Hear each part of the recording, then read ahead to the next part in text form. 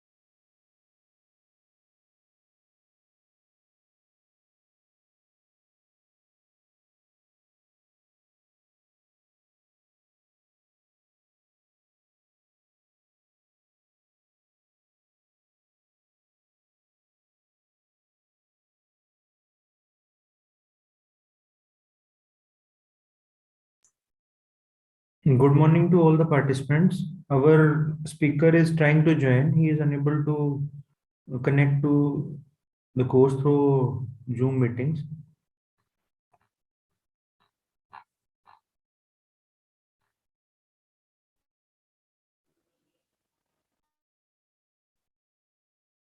FDP team Milap Punia sir will try to connect you.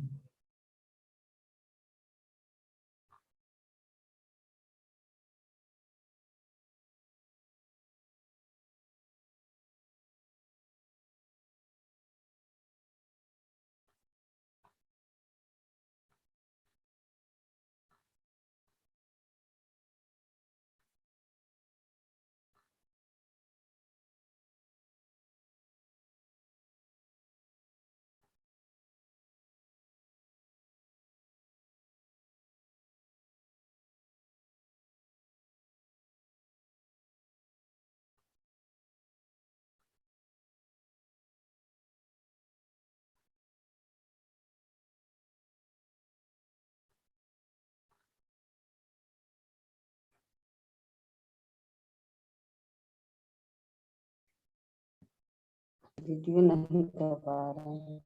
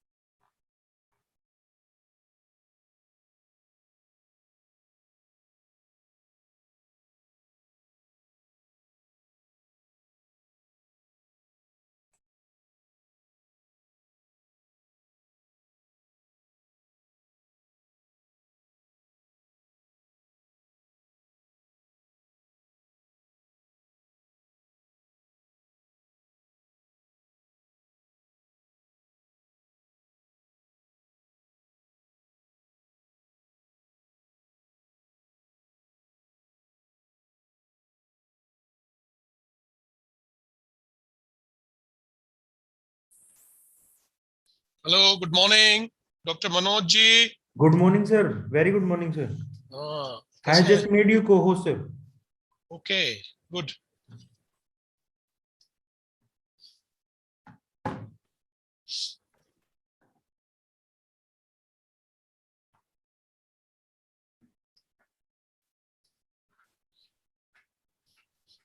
So should we start in next 2-3 minutes? Sir, yes. Okay. We'll start in 2 minutes. Okay, no problem. Okay, sir.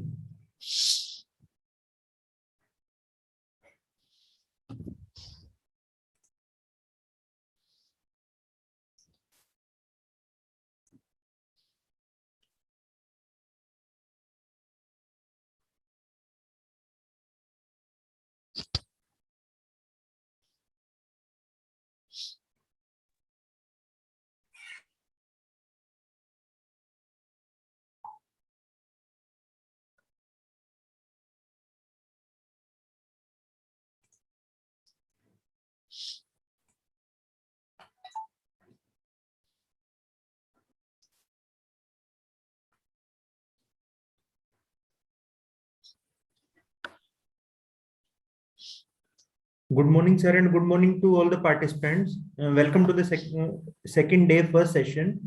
Professor Milap Punia will deliver his lecture in the morning first session and the third session of the day. Professor Milap Punia is professor and chairperson for Center for the Study of Regional Development, CSRD, School of Social Sciences, and one of the founding members of Special Center for Disaster Research, SCDR, Jawaharlal Nehru University, JNU, New Delhi, India. Professor Milap Punia studied at famous Birla School from 1991 batch. He is MSc in Geography from University of Rajasthan, MTech in Remote Sensing from Birla Institute of Technology.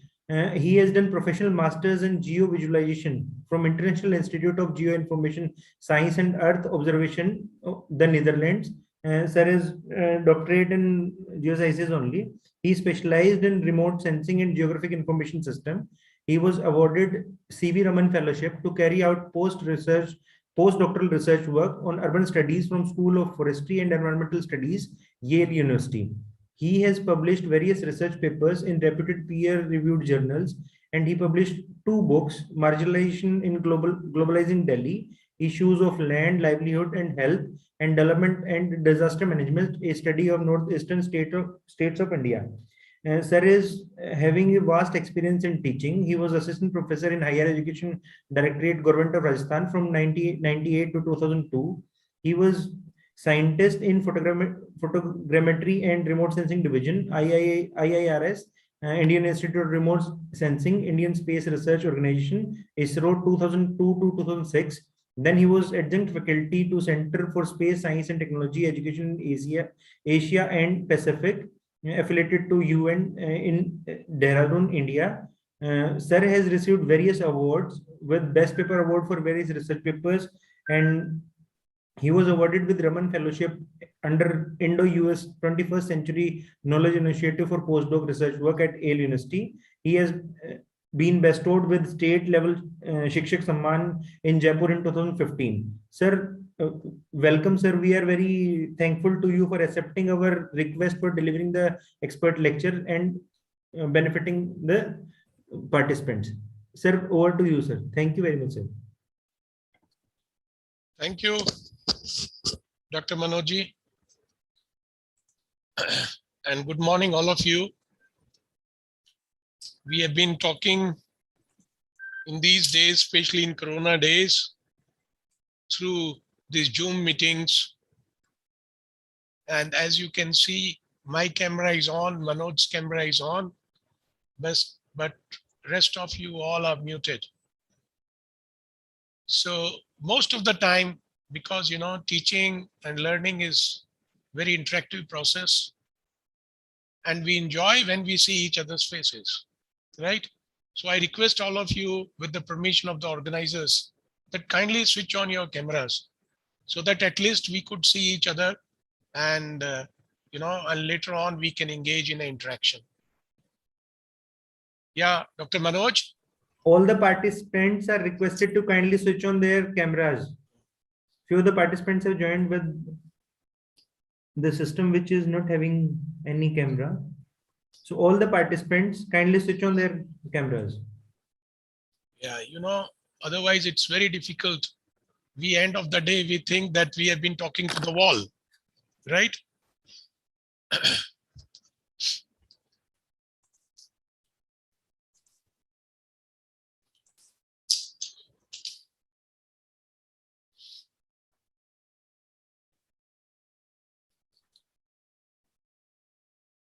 All the participants kindly switch on your cameras. And I request you, like what I will do is, first of all, I will talk to you for about 10 minutes about the urban planning and development. And then I will come to the geospatial part of it. We will not directly start with, say, resolution and pixels, but rather we will try to make it more interdisciplinary kind of lecture. And why there is a need to popularize remote sensing GIS, say for studying urban sector. So that is point number one. And then with the help of slides, we will be talking to each other. I will be showing you some of the graphics. Okay. And I have brought some slides of some of our projects that we have done in a recent past. Recent past means, say, from 2000 onwards. Those some of the outputs I'm going to share with you. So that's the plan for today's lecture. And as I could see, and Dr. Manoj has sent the information about the participants breakup. So it's a very diverse group. So nice to see all of you on this Zoom meeting. So as you know that urban sector is such that from 2011, so that is, you can say, watershed moment for India, because we added around, maximum number of urban dwellers in a particular decade. And our total number got increased to 377 million in urban areas. And second important insight, what we got from 2011 census was that there was increase in the census towns. Census towns by many folds. Like we have around 7,000 urban areas in the country. And as you know, there are different hierarchies of town. Towns which are more than 50,000 population, right? Towns which are more than 1 lakh, towns which are more than, say, 5,000 to 10,000, 10,000 to, say, 25,000, 25 to, say, 50,000, 50 to 1 lakh, or more than 1 lakh. The towns which are called, which have population more than 1 lakh are called class 1 towns. And the towns which have population more than, say, 10 lakhs, they are called million plus. So we have around 53 million plus cities in the country. Okay. So when I said that, in a decade from 2001 to 2011, we witnessed high increase, or say emergence, of census towns. That was more than 2,700 census towns in a 1 decade. So there were two important things that happened in the last decade. One is that first time we added maximum number of urban dwellers, and that was even higher than the rural counterpart. That is number one. Number two, we added maximum number of census towns in a say Indian modern enumeration after our independence. So what does it signify? See, and then third thing I would like to talk to you, what is urban? So we know about two parameters. One is population should be more than 5,000. Second, the density should be say 400 people per square kilometer. Third, which is very interesting and that cannot be mapped by the satellite data, that is the percentage of male population employed in a non-primary activity should be 75% in a particular urban area. And this cannot be mapped by the satellite data, right? So this makes it furthermore important that we need to integrate other kind of information with the satellite data. It means we need to get the information in a GIS format and somehow represent it over a particular region, or what we call in a technical terms, polygon.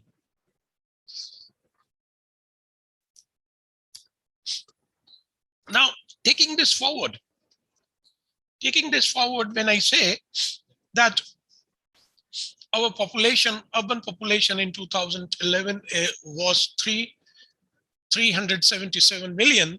And when we got independence, that time, that was our total population, right? Around that, that was the total population during independence. Now, these many people are only living in the urban areas, and maximum of them are living in a million plus cities. Now, taking it further, think about the future. What is going to happen, say 2050?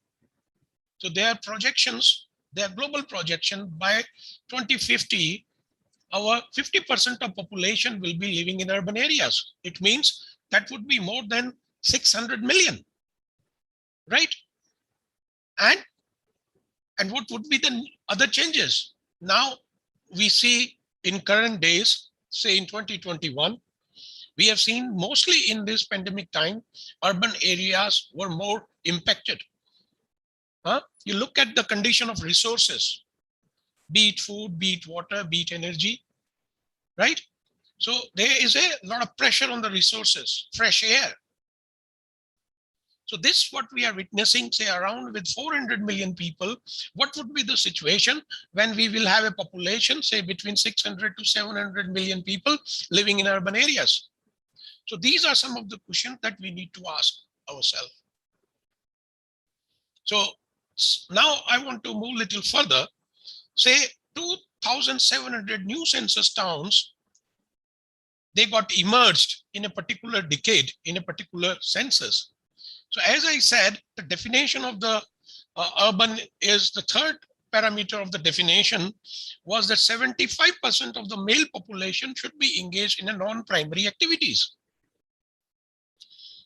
So what does this imply? Means when there is a 2,700 new census towns, so these new census towns are propelled by some kind of a growth, some kind of development, some kind of economic activity.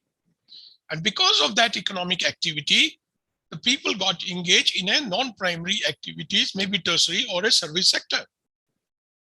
And because of that, they could sustain the definition of the urban, and Census of India declared them as a census towns. Okay, so I hope up to this, this is little background about the urban scenario in India, and a little bit what would be the situation, say, in the future.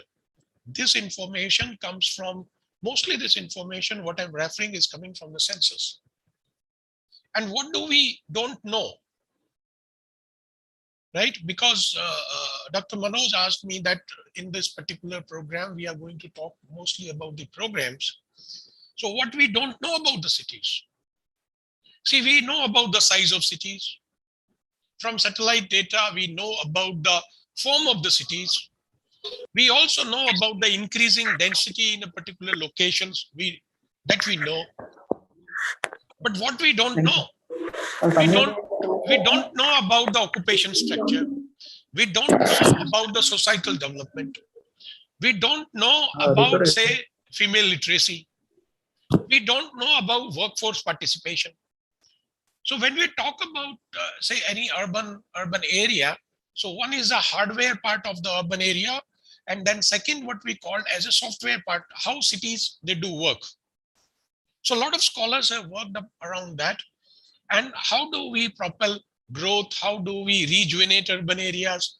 As you know that there are many programs from Government of India, like the latest one, Smart Cities Initiative. The main purpose is to, do the area development and promote the economy, so that there could be a location specific development, and that can further spread in the city. Apart from leveraging the technology and other improving, say, accessibility and connectivity things through road development and footpath development in some of the major commercial areas of the cities. But something that is very important in this particular program is area development. A particular area is being taken in some selected smart cities, and that is being developed. That is being developed as a state of art development and planning process, where again in terms of, say, hardware development of the city, remote sensing GIS is very important. But apart from that, any kind of technological development. See, as you know, any kind of technological development, be it a pharma sector, be it in a space sector, be it in a transportation sector, the main purpose is to improve upon quality of life, right? And how does technology can help you to do that?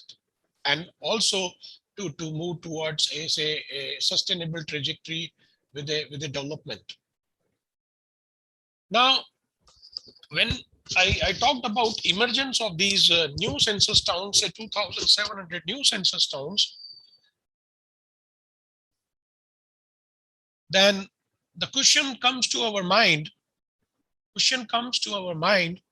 that where these new census towns are emerging, whether census towns are emerging in the peripheries of larger town or census towns are emerging in a isolated locations. And when we come to know about the pattern, then we also try to understand what is the reason that these towns are coming up there, whether there are any endogenous regions, whether there are any exogenous regions of economic growth, and how we can explain it, how can we understand it theoretically that this development is occurring in this particular state, or are there any other states which are following the same kind of a development model. So these new census towns, they help us to understand many of these processes, and what we call them as urban processes. They are triggered by the growth and the development. So one of the participants is saying that, sir, up slide dikhaiye. So I think I'm intentionally avoiding it, right? I don't want to jump to the slide directly. In the beginning, I told that first we would like to talk about the urban sector and what are the development that has happened in the last few years, both nationally and globally. I will discuss. Then I will jump to the slides, right? I will not directly jump into slides at an instant, say opening the Zoom and then coming to the slides, you know. And I also want to make it interactive so I can learn from you. It's not like that I'm here to deliver a talk, but you all are young minds. Definitely you have more thoughts and you are welcome to ask the questions. Right now, when I say, so we were talking about emergence of these new census towns in India, and how do we define the nature of development and nature of urban processes or kind of urban processes. So as you know, that India is about 31% urbanized. Some states are more urbanized than national average, mainly the southern states, like say Karnataka, Kerala, Tamil Nadu, Andhra Pradesh, Maharashtra, right? Gujarat. They are more urbanized than say national average. They are more urbanized, means say they are around 40%, right? And then you come to like say Rajasthan, which is around 29% urbanized, slightly higher than the national average. Haryana, that is slightly higher than the national average. Punjab, that is also slightly higher than the national average. Whereas Bihar, which is only 11% urbanized, right? So Bihar gives a totally different picture, right? Bihar has large villages, right? And it is there is a stigma of urbanization there, right? So what is the role of these large villages? Why villages are large there? There are some villages which have population, say more than 1 lakh in Bihar, but they are settlements. Satellite will pick up them as a built up. But economic activity, as I said, the third criteria of the urban, to declare it urban, it may not serve that particular purpose. Now, as I said, there are different level of urbanizations in the different states. So it also gives you idea about the states which are more urbanized. They're also contributing more to the GDP. Their economy is more vibrant. So we can drive a indirect proposition that greater the built up area in a particular urban area, definitely there is, it proxy, it represents to the economic activity. But what is the economic activity that is going on there that we need to understand, and for which we need a lot of other kind of data, right?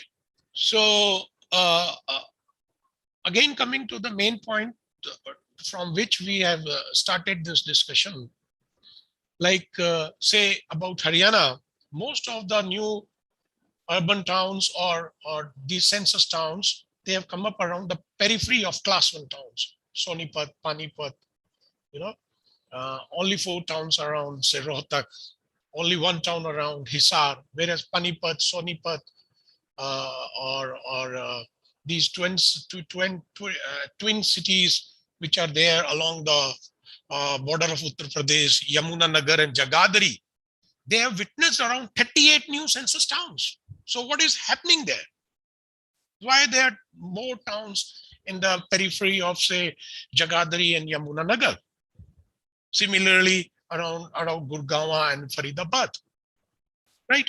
So these are the points that we need to understand when we because these, see, it is not only straightforward that from satellite data, there is a satellite data, then scholars are interested in what? They're interested in methodological part, how to classify the satellite data. So there is a X classification method, there is a Y classification method, there is a some other, say, pixel based or say spectral based classification method. But in order to take it to the, say, society, we need to think out what is the purpose, why we are doing it, right? So that is the larger question, and how does it is going to impact the policy. Now, we found through this particular insight that around 47% of the new census towns, they are in the periphery of large towns, right? So this we call as a peripheralization. And there is a high dependency on the large towns. On the large towns means there is a commodity flow. There are people who are going outside the large town and they're doing some business, they're selling something, they come back.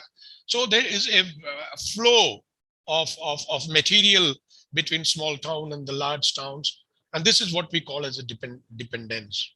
But as I said, only 47% new census town out of 2,700 are in the periphery. What about others? Some of them are in isolated locations, and mostly these are in the states which are low developed, which are less developed, right? Okay, so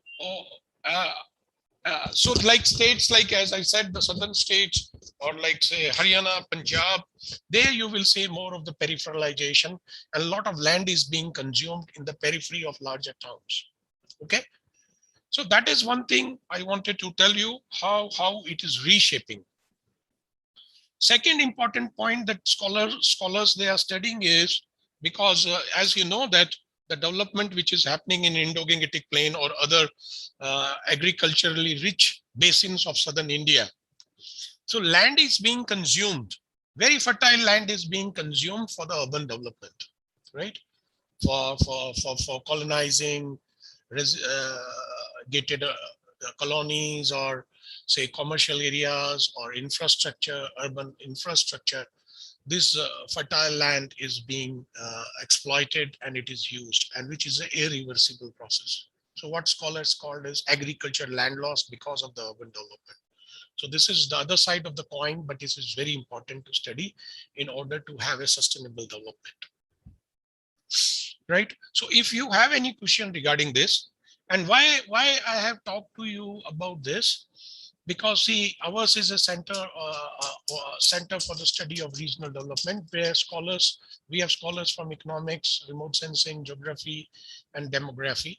So we try to bring all these data sets, we integrate it so that we can have a better development, better regional development. As you know, we also study disparities between the regions, and we highlight them so that some better strategies could be applied, be it say education sector, be it say other livelihood options from rural development, and also say strategies for street vendors in a particular rural area, urban area, so that development can be done in a very good manner, right?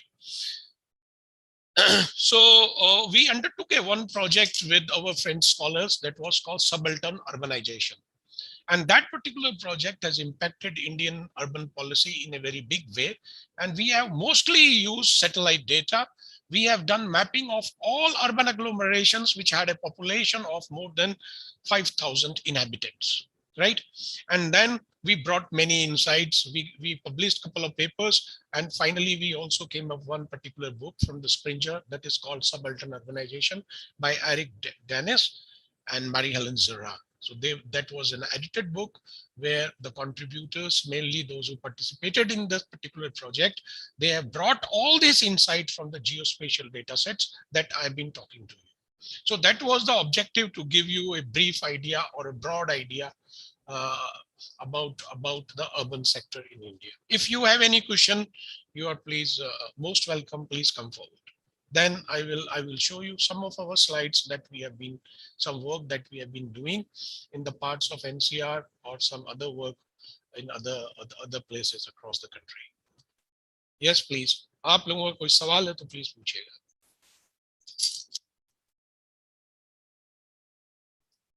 I know it's difficult on Zoom, but to make it interactive, we have to take a pause and I have to talk to you. Hello. Hello, sir. Yes. Actually, sir, kind of query. So, as we are focusing right now on the urban planning and development, right? But and we are also talking about the disparities. So, if we don't rely on the or develop the rural areas, so disparities will always be there. So, we have to focus on the rural development part as well, I think. Yeah, you're right. So, There is no disagreement about that, what you're saying. yeah, if we only rely on the urban development part, so urban areas will automatically develop and develop, then the disparities will automatically be higher. So Yeah, that's true. But my dear friend, see, most of the economy, most of the GDP contribution is coming from the urban areas, right? So yeah, this is our nature of development. Our planners, our national planners, or our various departments, ministries, they have been focusing on urban. And this, your point is very pertinent, but how do you take this point further, right? See, employments are there in urban area. So why a migrant? Why a migrant, say, from a less developed districts of Bihar, Uttar Pradesh, and Bengal, they migrate to the urban areas for, so in search of livelihoods, in search of employment. And what does happen? Their per capita income increases. And when they come to the urban area, they do some work, and this remittance they send back to their houses, and because of that money, their family runs.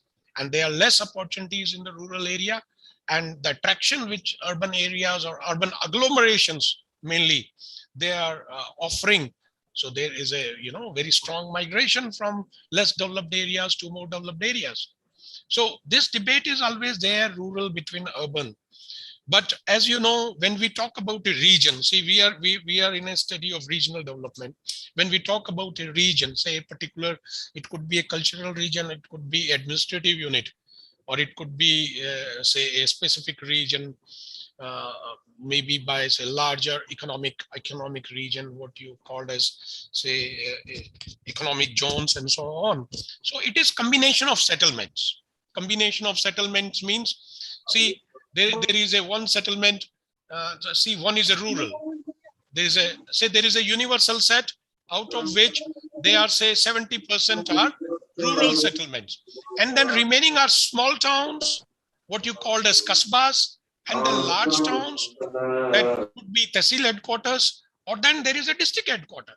So this is a combination of human settlements which we have divided for our convenience. And as I said, the definition of the urban, the third criteria, which is very, I can say globally, it is a very strict definition, right?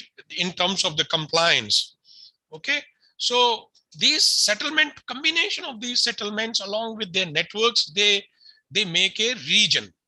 So whatever development that is happening, say in a small town economy is totally depending on, say, rural hinterland. See, people, those who are engaged in a agriculture activities, they come to the small kasbah, and from small kasbah they purchase some equipments for say agriculture equipments. They purchase some seeds, they purchase some food stuff, and they take it back to their villages. So this is a interdependence kind of flow, and that we need to monitor in order to better regionally plan. So definitely, see, one suffice, one serve the purpose for other.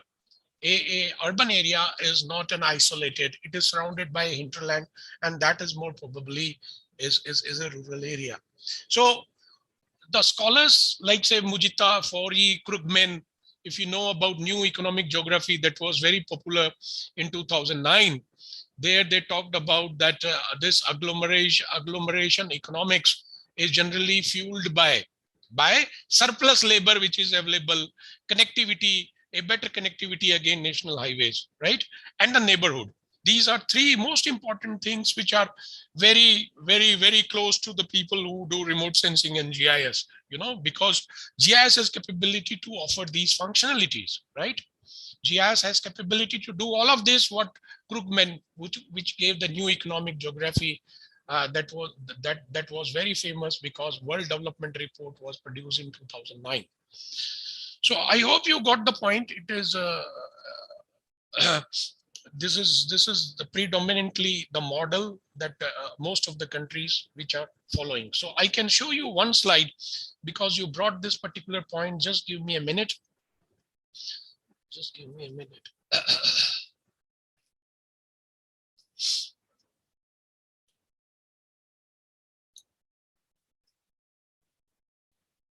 I'm sure this slide is visible to you. Yes. Manoj ji, visible hai? Sir, yes, it's visible, sir. Right. See, I would start with the last one. She was a very prominent scholar in US, and she wrote a book, The Economy of Cities, right? And one of the chapters in 1969, Jan Jacob, the scholar, she wrote a one chapter, Urban First and Rural Development Later, presuming that they will be trickle down of the development, right? So I hope you got a few insights about this particular debate, right? Okay. Yes, sir. Yes. Yes. Sir. Yeah. So Rural development later. Yeah. Yeah. Anybody else who want to ask question? What we have been discussing so far? The first part of the lecture. Good morning, sir. Yeah. Sir, I have a question. Like we always say, urban towns provide people migrate from the rural areas and provide better living conditions, living standards to them. Instead of, like focusing on urban centers, why don't we shift our, importance to the rural sector and we try to develop them? Like we are on one hand we are providing metros and making smart cities to the urban centers, but we are not focusing about the rural centers. If we give better job opportunities in the rural areas, why would people migrate? Because I think everybody loves to live with their family, live in the area where they are being born and brought up. So why are we not focusing on the rural areas? Very good question. किसी के पास पैसा ज्यादा है, किसी के पास पैसा कम है, ऐसा क्यों है? 3% of the population, they are holding most of the wealth in the country. Why is it so? Why there is a high inequality?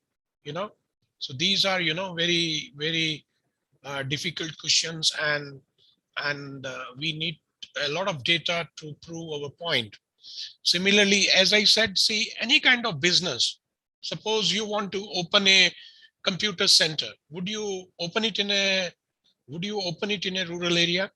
Because for that you need a good teacher, you need good service in terms of, say, for electricity, for water, and for internet, high speed internet, right? So since the density, the where there are more people living, definitely the economy is booming there.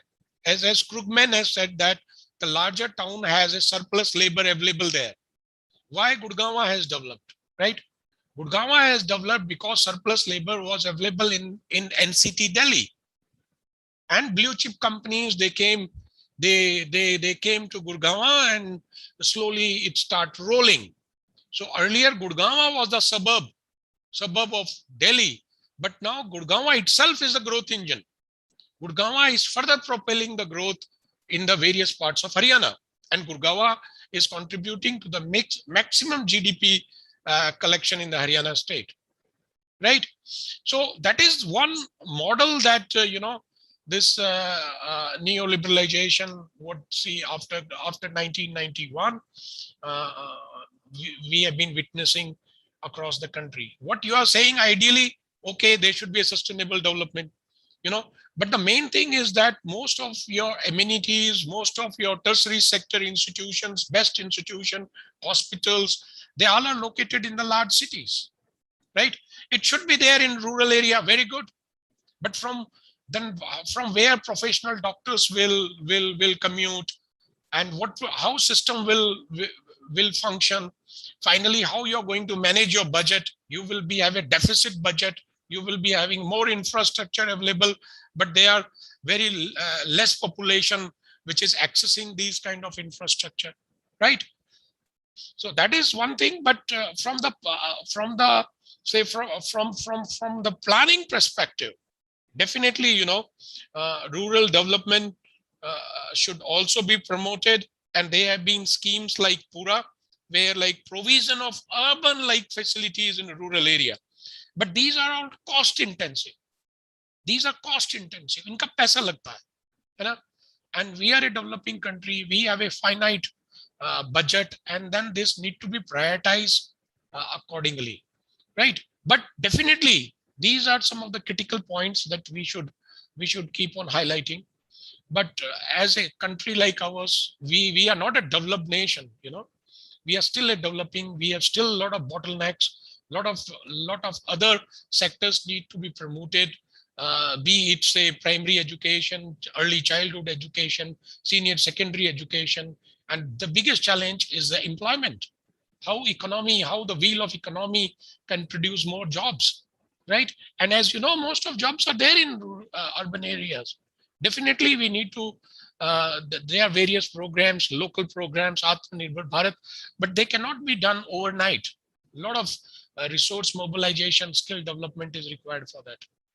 But this is definitely a very good debate, and rural areas should get the priority, but at what cost? It has to see, there is an economic model, so it should work as an economic model. If it is not a beneficial, then why investors will put money there? Sir, one thing can I add here? Yes, please. Sir, the thing is, in rural areas there is lots of potential, but the opportunities is very much less. That's why I have seen in my college days also with my friends, they are coming to Kolkata for their educational facilities and job purpose. So that's their opportunity not there in the rural area. So that's why they are forcing to come to the So city. this we have been talking, no, livelihood options are not there. Yes, sir. Yeah. We have to And this focus on that. they all are driven by economy, some business activity. So I would suggest those of you who are interested, they should study this Jan Jacob. And Jan Jacob is also very important because, say, in 1970s, US has gone through urban regeneration, right? Where they talked about in situ development of the slums, and also this smart city like initiatives were taken in 1980s in the urban US urban areas, right? And what trajectory we are following, you know. So I found this particular chapter very interesting in Jan Jacob's book, the question that is being asked by one of the scholars. I thought, because this question also comes to our mind, because we also come from, most of us who are working, say, in higher education institutes, they all come from rural area, and we want to see very vibrant rural areas. But question is this, see, there is a hand holding required, there are good institutions required, the skill set need to be taught to the students so that they can find the job, so but that level of development we don't have. Now another example, like I used to ask Good morning. Sir, can I please ask one more question? Yes. Extremely sorry to interrupt. Sir, I wish, I want to know your opinion on that a lot of these urban areas are only defined, but not governed as urban. And that makes these towns basically lack in many manners. So how you see this particularly? Means like we are aware that these lot many of these urban areas are only defined like urban, but it is not governed. So obviously it make it these particular towns lack. So how you see this particular thing that is making these towns or like lacking in growing in many manners? So they obviously, like we were discussing, rural areas also has their caliber, but then census towns being so much closely associated with the city area has their own different level of caliber. But only by this drawback that they are not governed as urban makes them lack in many more areas. So how you see it particularly? See, this is a very good question, and this raises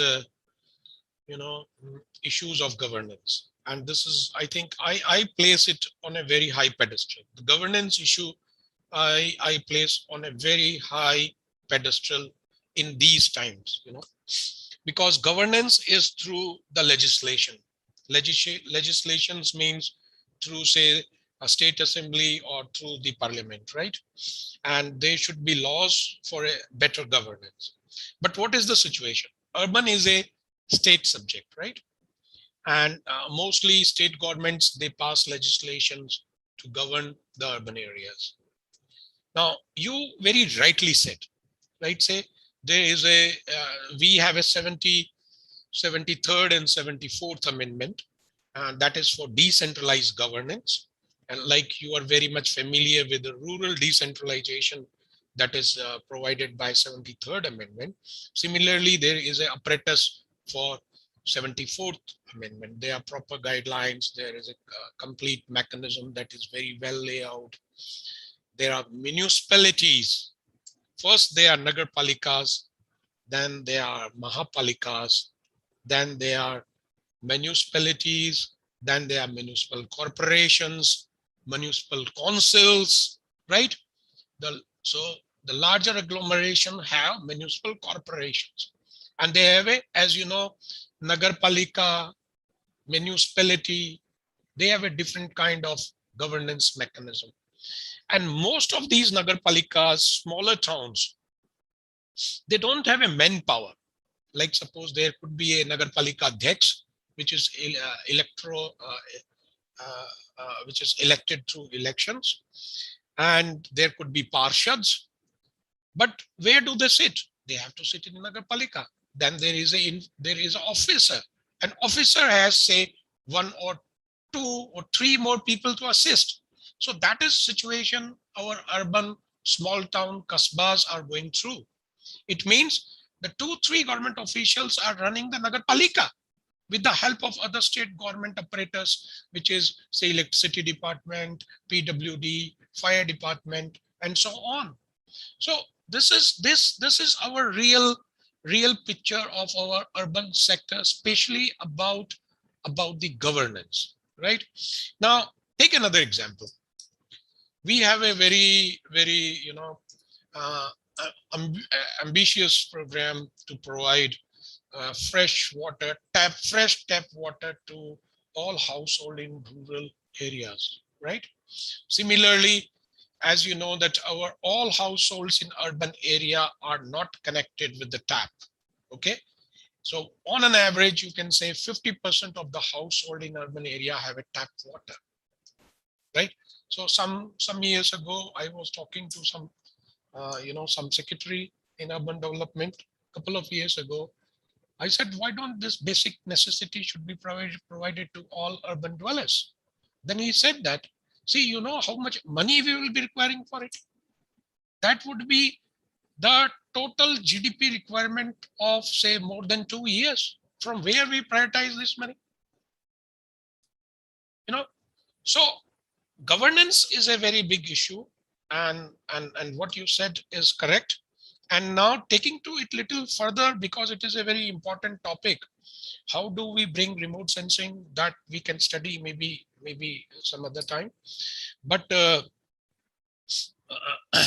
say there are two states. One is a Bengal and another was Kerala, where maximum census towns were recorded in 2012. So you can ask me, why was it? Is there any governance angle to you? Then I would say yes, definitely there is a governance angle to you, because CPI was having a better control over the panchayats. Panchayats were easily governed, and they had a cadre of the people to govern and to control the funds, right? So in 2001, they intentionally didn't declare them as urban areas, you know, though they might be following the third criteria also, because only of the governance perspective. Many of the urban areas in the periphery of large towns, we have seen, they wanted to be rural because of some of the social schemes like say Narega. The moment you declare it rural, you won't be beneficiary of that particular program. So governance is a very important issue, and there are a lot of challenges, and this should be our priority area of the research in say small towns. And if you look at say larger towns, since you asked this question, it is so important, you know. Now I can give you some examples, like say Bangalore, Greater Hyderabad Municipal Corporation, Chennai, Pune Metropolitan Area, Surat Metropolitan Area, Jaipur Development Authority Region, Ghaziabad Metropolitan Development Area. So if you see, when all these authorities came into picture, only last decade, Haryana government passed a legislation for GMDA, Gurgaon Metropolitan Development Authority, in 2017 only. So these are shift in governance paradigm. State governments are now taking more interest, because as you know very well that these larger towns are centers of economic growth. It has been widely recognized as a center of economic growth, right? But definitely the smaller towns, if you say Daruheda, you say Bhiwadi, they're definitely badly governance. Their lack of administrative staff, the lack of government officials, and the rules can easily be amended, can be easily, could be used. Like say panchayat, the areas where, as I said, some of the panchayats, though they are urban in area, but they want to stay as a panchayat because they want to make use of the funds. Most of the funds are available through say panchayat channel. Hope I have answered some of your questions, but it is a very interesting area to do the research. Okay, so I think we should move forward. I hope I answered some of your queries, right?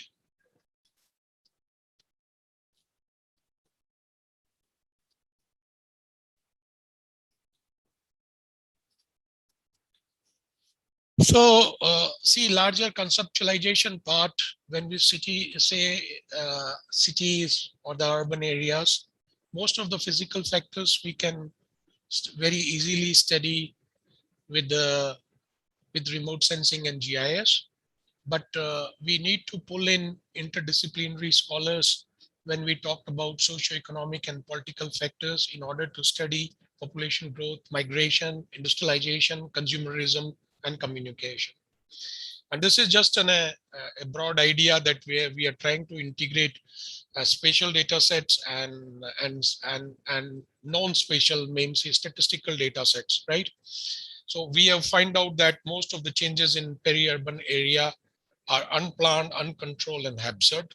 Though ideally, because we have been talking ideally that why rural should be, should be ignored. Ideally, it should be planned, controlled, and managed, but that's not the situation. And ideally, it should be sustainable, but this is not sustainable. This is vulnerable, and there is a high level of inequality.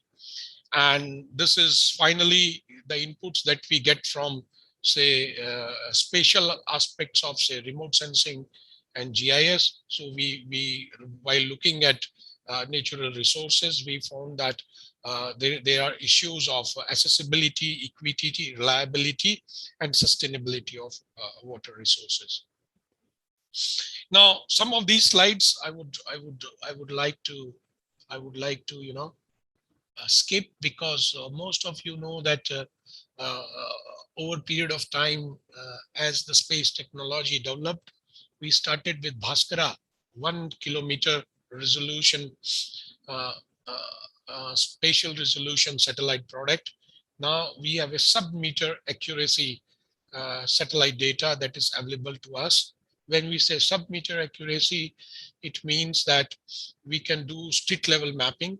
We can have information at ward level, and this can be further used for urban planning. Now, many of you are well aware that how a data selection criteria, so it depends upon both the bandwidth that is available, that defines our application. Like for agriculture, we are more interested in shortwave infrared, whereas for urban, we are more interested in panchromatic high resolution, or maybe the fused data with the multispectral. And that the repeativity may not be the issue. It means data selection can ignore the repeativity because of better spatial resolution, and one can have, say, maybe every year or after 5 years, or maybe a decade data would be sufficient for doing the planning process. Now, this generally I show it to my students because we are talking in a technological institute. So in technological institute, it is presumed that participants are more aware, they are more interested in technology, their bread and butter is technology.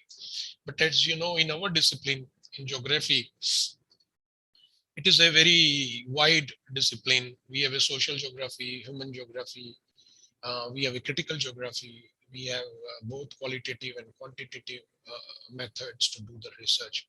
So many scholars, they still feel that remote sensing GIS is not our cup of tea. It is more technological in nature, and we should not be technological centric, rather than we should be more human centric. So we should study more about quality of life. We should study more about education. We should study more about employment. So these are two different paradigms, So here, this slide is basically unifying geography, because we have a common heritage and the shared future. We need to integrate all these, and how does satellite can help us in the form of, as you know, drones are becoming very popular these days, and Government of India has come up with very good scheme for mapping our rural farmlands, Swamitwa. Right, it is very ambitious. Some of states have already taken a needed action in this particular direction. And how do we also get the data from say, by in situ observations, by doing some kind of sampling, by employing some kind of equipment, and finally validating your results, what you get from remote sensing or aerial photographs or from drones, and you validate it on the ground and prove your point and add to the knowledge. This slide I would like to omit, and some of these slides I want to show you. There was one particular project that was taken by European Space Agency, and we also made use of their data sets, mainly for ecosystem services evaluation in urban areas. So as you can see in this particular slide, there is this Jawaharlal Nehru University is shown in between, and then there are two different colors. One is a magenta, then there is a red ochre, light red ochre and the dark red ochre. So it shows you areas where there is a red ochre color, where there is a development activity going on, and magenta where activity is complete, means now it is fully functional. A new institute may be commercial area or a residential area in picture. So it means we can track the development. We can track the development, we can monitor the development, or we can quantify the development, right? So if you look at say next slide, you will see, like say this, the two malls or Aruna Asif Ali Road that has come on on this particular road, on the, you can say, lateral road, the DLF promenade that has come in a, and you can also see the time period of the satellite data, year 2003, and prior to that it was say 1998. So between 1992 and 2003, you can see a lot of commercial activity coming across the road, and also in the parts of Basant Kunj and surrounding area. And this is 2010. You can see now that all development activity taking shape and fully functional. So idea of this particular slide was to give you impression that at a very finer scale also this development activity can be monitored, and later on you can aggregate at various scales and finally hypothesize as per your problem, and you can plan accordingly. Now this is another work that we did a couple of years ago when I was part of ISRO. So as you know, it was felt that since we do human enumeration every decade in form of census, we get to know about their demography, we get to know about their housing condition, we get to know about broadly about their occupation. So similarly, need was felt that we should have a natural resource census. Every year we should monitor the earth resources, namely different crops in agriculture, then built up, that is proxy to urban, and then say forest, like there is an agency for the forest, then rangeland, then there is a wetlands, then there is a wasteland. So all these, they should be a repository of these resources, so that we could find out what is change that is happening, what are the transitions which are happening. The transitions which are happening in the Northeast would be different from say Western India, or say from the Northern India, or from the Southern India. And what are these changes? So very interesting thing we find out in that particular study was that, say, between two time periods, between say 2004 to 2011-12, we found out that around 9,000 square kilometer area of built up is added. And which states are contributing to it, right? So this was a very important finding. Apart from, there were many other findings were there, but since we are talking about urban area. Now, if I ask you a question, right? How much area in India is under a built up, right? Okay. And this is a very important area of research and scholars. This area is attracting many scholars. So you will be surprised to know it is less than 1% of total geographical area. Okay. It is less than 1% of the total geographical area. There are a lot of implications of this, even within, 1% of incremental that, like scholars are interested in agriculture land loss at the cost of urban development. I will not touch upon that, I am just giving you the idea. This is that work that we have done that I discussed to you earlier. This is from Haryana. Most of the development is there along National Highway and Class 1 towns, what you see on the map. And there is isolated growth that is, you can see across the western part of Haryana. Very few new census towns in the periphery of district headquarters. Most of them are along the National Highway, better connectivity and Class 1 towns, right? And if you convert it into amount of land consumed, then the population growth, say population growth maybe say less than decadal, maybe less than 6%, but amount of land consumed is around more than 200%, right?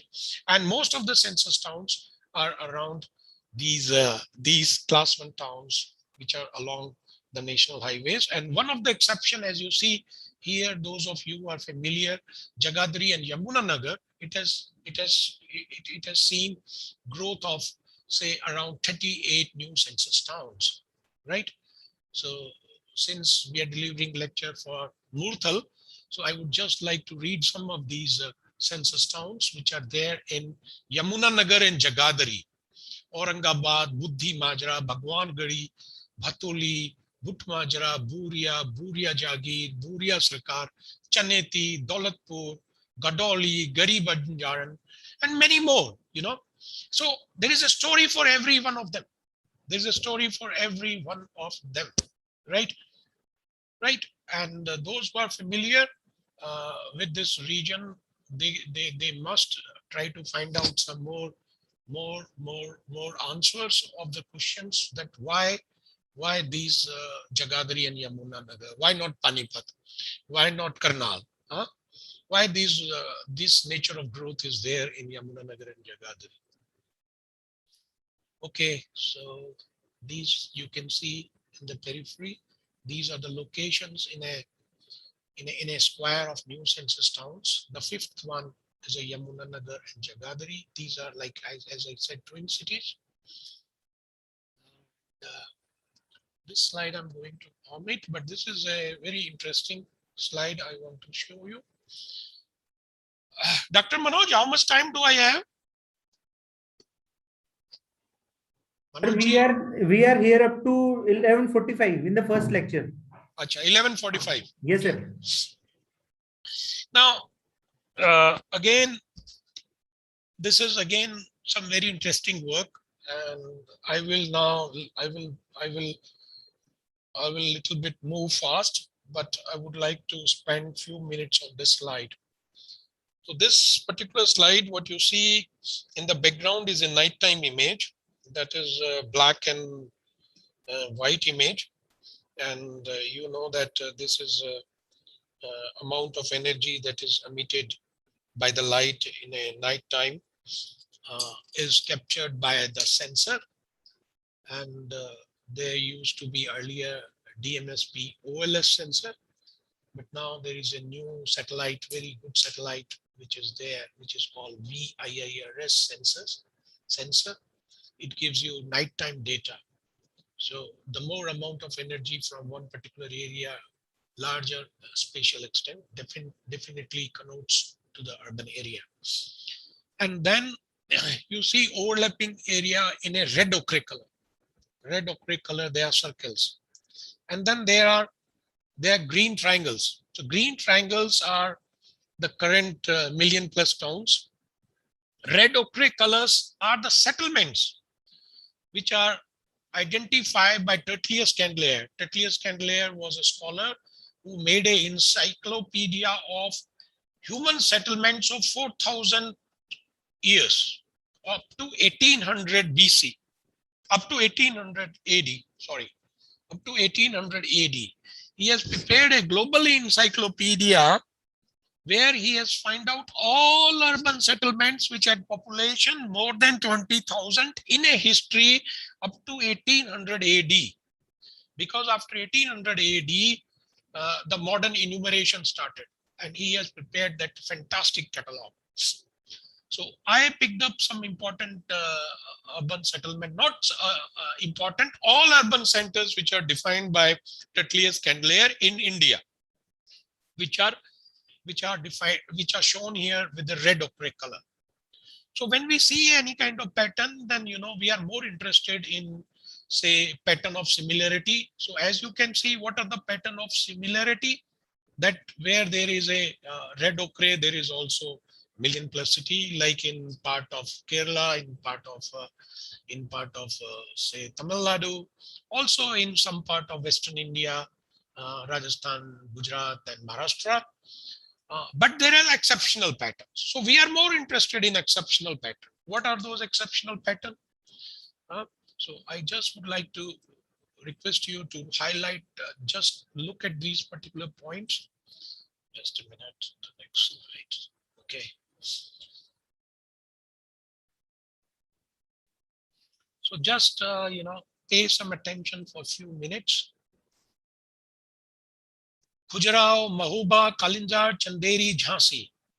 This particular cluster was very famous, and there is hardly any large urban area now.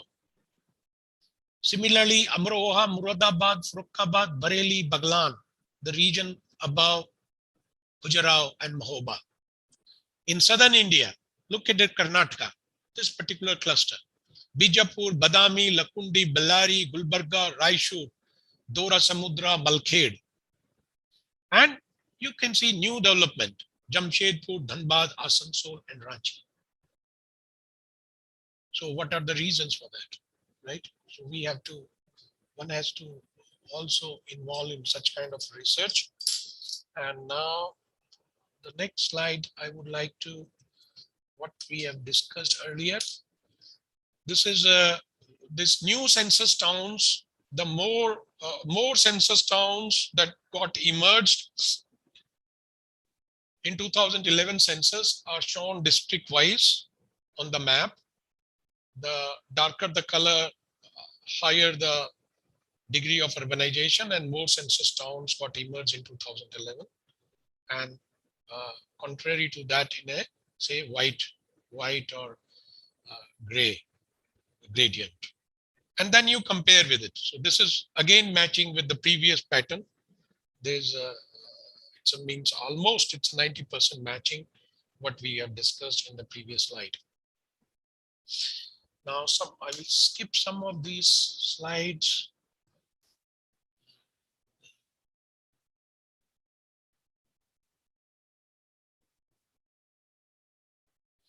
This is our ongoing work. We are working on NCR. At the tehsil level, in NCR, there are about 91 tehsils, more than 800 villages. So, and this is like say, in the surrounding areas of Delhi. Since our most of work is there in NCR. These are some of the pockets where I am with my scholars. We are actively engaged. Like in Ghaziabad, there is a suburb, or you can say municipal ward number 17, and it has a village called Karheda, which is along the Hindon River. So we did some work. I would show you some slides about that. And then we are also actively engaged in Noida and Faridabad area. And when I'm saying that there is a village, means we are trying to collect all data about all households in that particular village. So, and these villages, they have become part of the city, and they are now, as we have talked about, one participant has asked the question about governance. So that was a village. Now it is part of a municipal ward. So there is a lot of governance issues, which need to be, which need to be changed to address the current challenges, right? But they are being governed in a similar fashion, right? So this is that Karheda village that you see. And as you remember, I've shown you that slide where Jan Jacob work was there among the other scholars. There is another scholar called Ananya Roy. She talks about urban and informality, right? So as you can see, this is a village on the banks of Hindon River, and across the river you see Raj extension, which is like a gated community apartments are there. And this is a recent development. Recent development, I mean to say last 15 years development. And most of the land in this particular village is acquired by Ghaziabad Development Authority for developing green parks, like green urban parks. So what has happened over a period of time? The farmers who were growing say sugarcane, they have lost their livelihood, and they were not ready with some other skill set. So what is their status? So most of them are casualizing. They don't have any jobs. They don't have jobs, say, more than 180 days. They are doing some petty jobs. And then inhabitants from these gated apartments, they are coming and crossing over the river, and they are coming on their fancy bikes. They're using this green area, right? So this is, this is the nature of the development. So as I said, we used, there was a very good data repository that was not officially declared by government, but state government is having this data that I think many of you might be aware of, socio-economic caste census data. So that data was made available to the public domain in the PDF file. So our scholars, they downloaded all those PDF files and then further digitized them. So we have information about every household. So if you see in terms of residential vulnerability, about 21% of population there, they have this vulnerability. Whereas occupational vulnerability, that is the main issue in urban area, the jobs, about 98% people are occupationally vulnerable, right? And then there's a question of social vulnerability. About 23% of the population is socially vulnerable.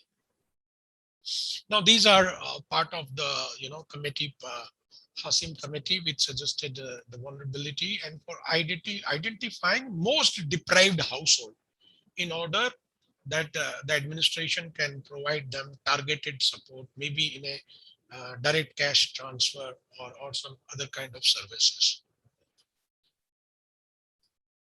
So these are changes over a period of time. You can see that we are mapped in a satellite through GIS mapping between 2004 and 2015. You can see the agricultural farms that are being overtaken by GDA and developed as a parks, right, as a large green patch in 2015. And you can also see the number of settlements have increased over a period of time. Now, this is another work that we did in Gurgaon. So you can see Gurgaon, we use high resolution multispectral MX product that was panchromatic and multispectral was fused.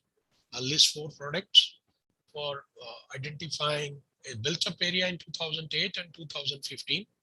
Between 5 years of time span, you can see how much urban development has taken place. And in this map, you can also see the municipal boundaries, right?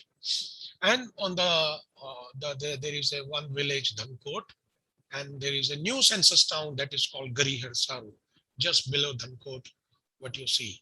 So it is a new census town that came in 2011. So you can see now in order to regulate this particular region, now 2017, Haryana Assembly has passed an act that is called GMDA Act, and they have envisioned 4 plans into that. It's not like Delhi has a DDA master plan for 2041, but here they are planning to come up with 4 plans. One is a mobility plan. Second is an environment plan that also includes water. So maybe we will discuss today afternoon the water issue. And then there is a, say, economic plan in terms of for employment generation and promoting growth. So we use the same data and the way I have shown you in the previous slide. Again, here in this, we have selected a municipal ward that is including DLF, municipal ward number 34. And then there is 2 villages in the surrounding area, Bhelpa and Fazalwas.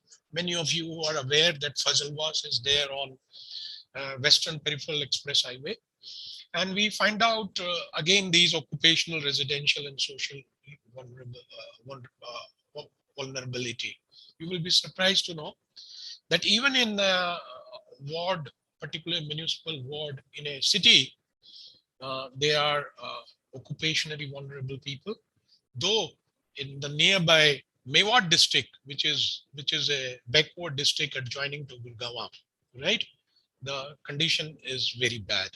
So our hypothesis was proved that there is hardly any trickle down of development from the more developed district to the less, or say a backward district, that is a Mewat.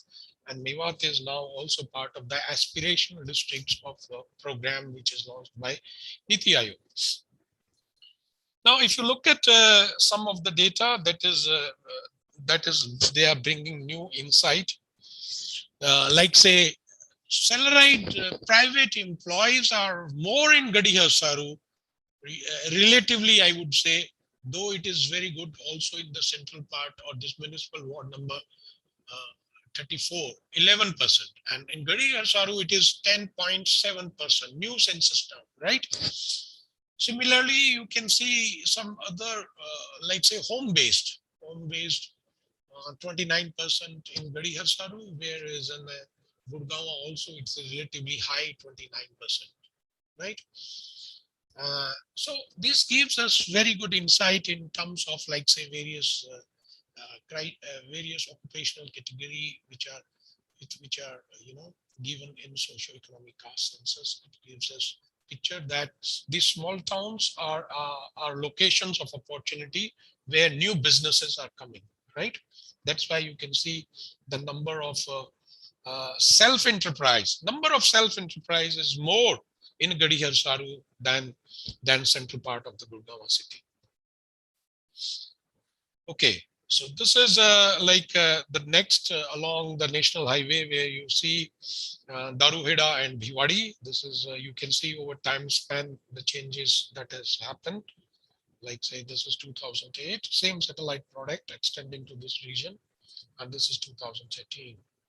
So Bhiwadi is now in the NCR from Rajasthan side. It is one of the towns which is witnessing highest growth. And there are two industrial areas. One is Karandi Rico area, and then another is Kushkheda, which is housing about say more than 200 ancillary units and major Hero Honda plant, and which is also promoting subsidiary. So here one can use annual survey of industry data and can get the registration of enterprises and can do some good economic geography kind of work and prove their hypothesis. So this, in continuation, this slide, what I have shown you about Gurgaon and some selected municipal area and gram panchayats in Mewat, we proved that this while doing this spatial planning, we wanted to find out whether it's trickling down or not. So it's not, and though it is enjoying the advantage or proximity to the urban agglomeration. Now, these set of slides from satellite data, you can directly see this is part of Delhi. There's a Indira Kalyan Vihar slum on the left hand side, what you see with a red arterial roads within the slum and yellow boundary. And on the right hand side, this green one is a Tekhand village, a circular village with smaller settlements, though slums are much smaller in shape and size. And in between there is a formal housing, middle income and high income. So when we look at a satellite data, high resolution satellite data, it directly gives a picture about spatial inequalities. Then we need to prove our argument further by bringing the data from the ground. As I have here very clearly shown, when you spend few seconds looking at this image, you can differentiate in the shape and the pattern that there is a high income housing. It is a very good pattern, a linear pattern. There are middle income housing groups, and then there is urban village, and then there is a slum. So these satellite products, high resolution products are a very good source of evidence-based planning to highlight inequalities, formal and informal settlements. And these slums are called as enclaves of misery. And then on the other hand, you see, parcels or gated apartments of the prosperity. So our students, they did ground survey, and they find out that annual income was very less in Indira Kalyan Vihar and Goila Dairy, which are part of informal settlement, where the Ganpati apartments and Sarita Bihar, where they are HIG and middle income groups, they have a better income. Now, this was another work we did lately, I think a couple of years ago, and we used information coming from Samajik Suvidha Sangam, that was mission conversions that was supported by Ministry of Social Empowerment, Delhi government. So it had information about 1.1 million individuals for all deprived households in the slums. Means the localities were selected only from the slums or say informal settlements. And then what we did was they collected only the questionnaire, and they had no idea about the spatial planning. But since they used the Aishar maps, Aishar Atlas of Delhi, and they have selected their samples through these Aishar maps and where there were slums. And they have given numbers to slums, and they have also given numbers to the slums with location to their questionnaire. So we made use of that particular digital data, and we brought it into ward level. And then we prepared you can say as a poverty index, depending upon social variables, economic variables, and other health variables. And finally, we find out the households which were most vulnerable or multiply deprived. So government officials should approach them first. So we had information of MIS of all households in a MIS format. We have information for each municipal ward, and that could be aggregated, say, at a district level, depending upon the planning process. Now, I think it's already, so what I will do is quickly, I will see some of other slides, the important slides, and then I would invite some of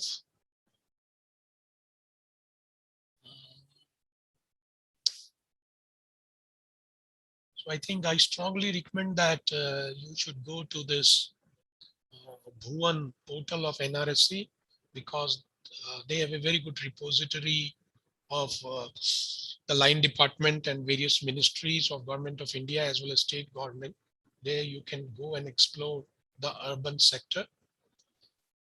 And we prepared one particular kind of app in a planet stat, what we call it. And this is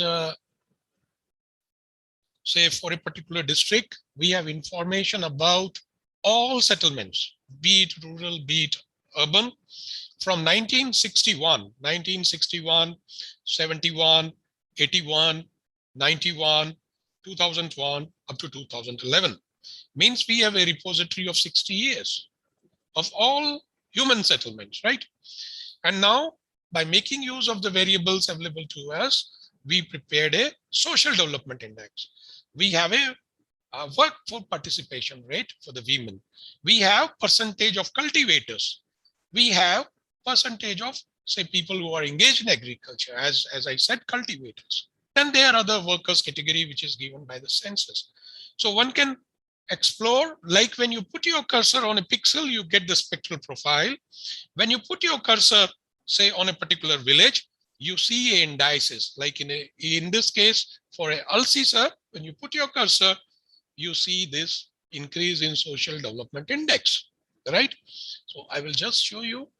This is highly interactive and highly exploratory, In this particular case, we have shown like percentage of agriculture workers to total population. Very clearly, it is differentiated rural settlements with the urban settlements, right? So they're all settlements which are on the right, yellow in color, which are selected, they are rural settlement, are urban settlements, where you can see the proportion of the agriculture worker is less. It satisfies the urban definition. And this is on the web. It is part of our learning management system, which I'm sharing with the students. They can play it. These were three books that we published in last, say, around 2016, 17. This one is, I already discussed to you about subaltern urbanization. Second is marginalizing and globalizing Delhi, issues of land and livelihood and health. And third one is development and disaster management. Mostly in these books, we try to make use of geospatial data sets to prove our argument. So thank you. If you have any question, most welcome. Anyone from participants, if any question is there?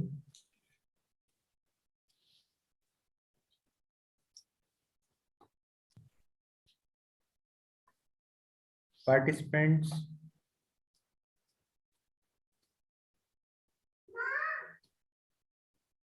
I think one participant, Nishu Bhardwaj, has asked the question: as your study shows land use is increasing day by day, how to manage water resources using geospatial techniques? I think in afternoon session, as you have placed my another lecture, we will take it there. And one has asked about urban migration is majorly due to opportunities, but does it also increase the vulnerable groups? Is there any sizable limit for urban expansion in terms of population size and boundaries? So I think the first part of the question, I'm sure participant is knowing, but second part is very interesting. Is there any sizable limit for urban expansion in terms of population size and boundaries? I think there is no. There is none. And you know, our most of cities, the growth is jumping over the municipal boundaries, right? And this is what we call as unplanned development or sprawl that is happening. Because governance come later, development come first, right? Whatever development is done, houses are built, then there is a governance part come. People start digging for sewage, people start digging for the water and so on. Then roads, they come, you know. So that is our nature of development. That is Indian nature of development, right? And then, okay. I think this is a very important area of research, and migration, people are engaged into it. Because of migration, there is increase in vulnerable groups, definitely. As you have seen, even during these recent COVID times, that these migrants have not received any support from urban dwellers, I would say, the elites of the city. During disaster, they have to, you know, they had no other option other than running away, you know, and that was very bad, and they are definitely, these are vulnerable groups, you know, and more research need to be done at this particular you know, area. Okay, so now there are two more questions. How can we protect agricultural land and inevitable urban expansion? Very pertinent question. How to do it? So I think there should be strong regulation. Only regulation, that is again from governance mechanism, this can be done. And we should promote smart urban development rather than, you know, government should completely regulate sale of the land. And they should, in urban areas, means high-rise buildings with a green cover. So these are some things which like Western countries are also adapting. But we cannot compare our development, our requirement with Western countries, right?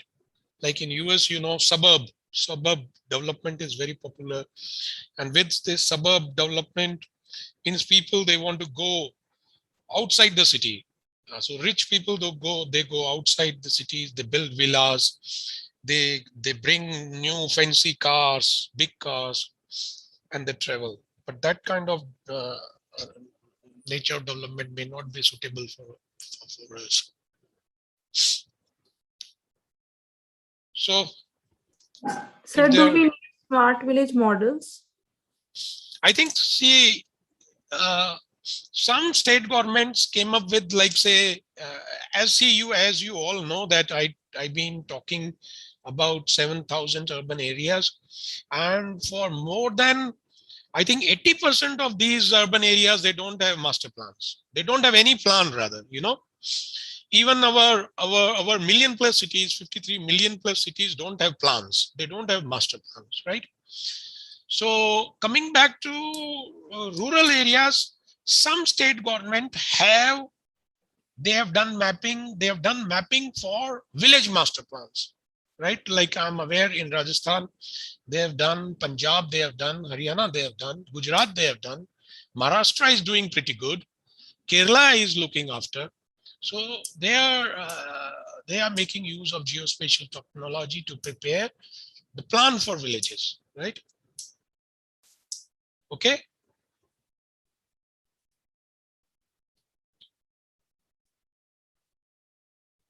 And since our country, we don't have a land use planning policy, right? So that is one problem, another problem. Okay. So urban sector has their own planning, agriculture have their own planning. Overall, we don't have a land use planning. Okay, Manojji. Sir, thank you very much. Thank you very much for the informative session. Starting from the urban analysis, monitoring, and then making control mechanisms by using remote sensing and GIS. And the discussion led to integration of physical expansion, then social, economic, and activity patterns were discussed, leading to the vulnerability issues, leading to this geographical expansions. Sir, it'll be very helpful. Like yesterday, also participants discussed, and we discussed before the start of the session, that if you can show some of your projects which are in, let's say, actually the exercise in mode, the lab exercise mode, if you can show in some GIS, ArcGIS, QGIS, or let's say ERDAS work, so that'll be very beneficial in the second session. If it is possible, kindly do that. It does means you mean hands-on experience. Sir, kind of any of the project. Oh. That how the layering. वो तो बहुत मुश्किल हो जाता है ना, क्योंकि वो तो फिर आपका ट्रेनिंग सेशन बिल्कुल. Anyway, we will see how to go about. Sir, if any sort of things can be possible. नहीं ठीक है. I think output can be seen. I think Manoj ji, इसमें क्या है, the participants have to ask the question. वो सवाल नहीं पूछेंगे और आराम से बैठे रहेंगे, तो वो तो भैया देखो, हम तो उतना ही भजन गाएंगे जितना आप बंद ऑनलाइन में आप करवाएंगे, है ना? आप सवाल पूछिए, यानी practical oriented. Definitely I would love to engage, Sir, if somebody want to ask some question from practical aspect of this particular lecture, I would love to answer. Sir, I tried this texture and grain size of object identification based analysis for the case of Delhi only for slum identification, but couldn't succeed because of the size of the pixel was not available for that particular purpose. I went to IRS also, so couldn't succeed. So how is it that possible? Is it possible that this socioeconomic data that you have already put it on GIS? No, we will. In remote session be helpful. Manojji, we have this data.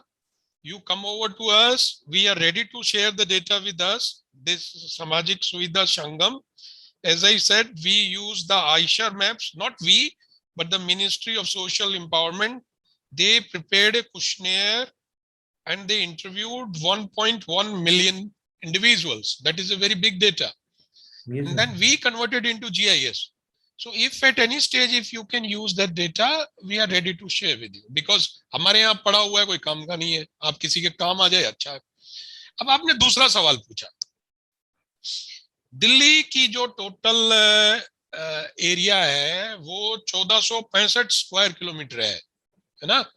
यानी 1465 square kilometre area is the total Delhi NCT area, right? And it has 374 municipal wards, right? Earlier 272 थे, अब बढ़ गया है, ठीक है? और अभी 2021 में और बढ़ जाएगा, 500 के आसपास आ जाएगा, है ना? तो अब आपने बोला, सी in remote sensing people approach a problem from methodological point of view. Methodology means classification method that need to be used in order to classify. आपने कहा मैंने ऑब्जेक्ट ओरिएंटेड मेथड यूज किया। ऑब्जेक्ट ओरिएंटेड जो method होता है वो fuzzy membership लेके वो क्या करता है, वो किसी ऑब्जेक्ट को उसकी शेप और साइज के हिसाब पे एक्सट्रैक्ट करता है ना? So it is a limitation. The best method for identification of the slums is the textured based classification, जिसमें आप फूरियर एनालिसिस करें. That is the best method if you want to identify from high resolution or a medium resolution satellite data your informal settlement including slums.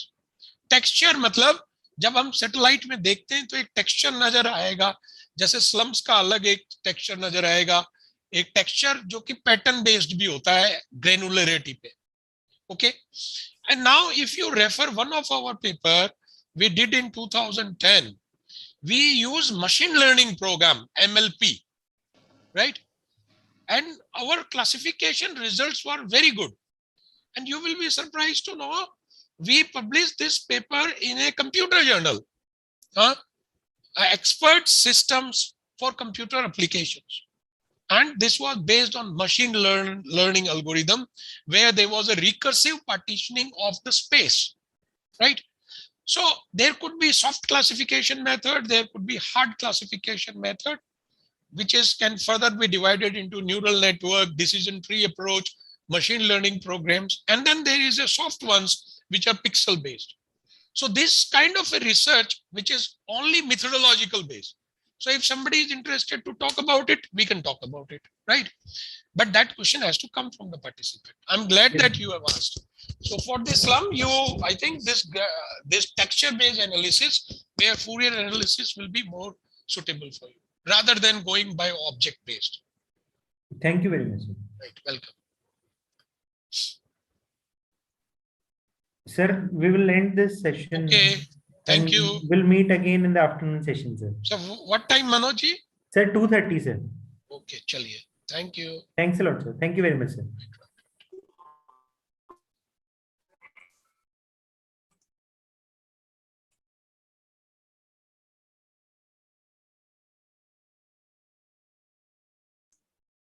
For all the participants, like you, most of the feedback things that have been, sir, I have analyzed my study area.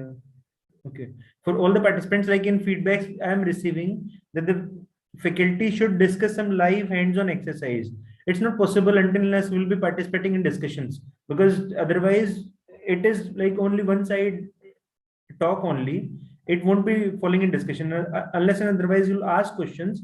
It won't be feasible for the expert also to provide some kind of hands-on exercise. So I can request, because there are speakers who are well known to me, so I can request them to show something, but unless and otherwise you'll ask questions, they won't be able to communicate in the manner that the physical class mode or the offline mode we can do. So the best thing is you ask questions. That's my request also. Professor Poonam might have joined. Yes, Dr. Manoj, I have joined. Ma'am, Good morning. Good morning, ma'am. Good morning. Ma'am, I'll make you co-host. Yes.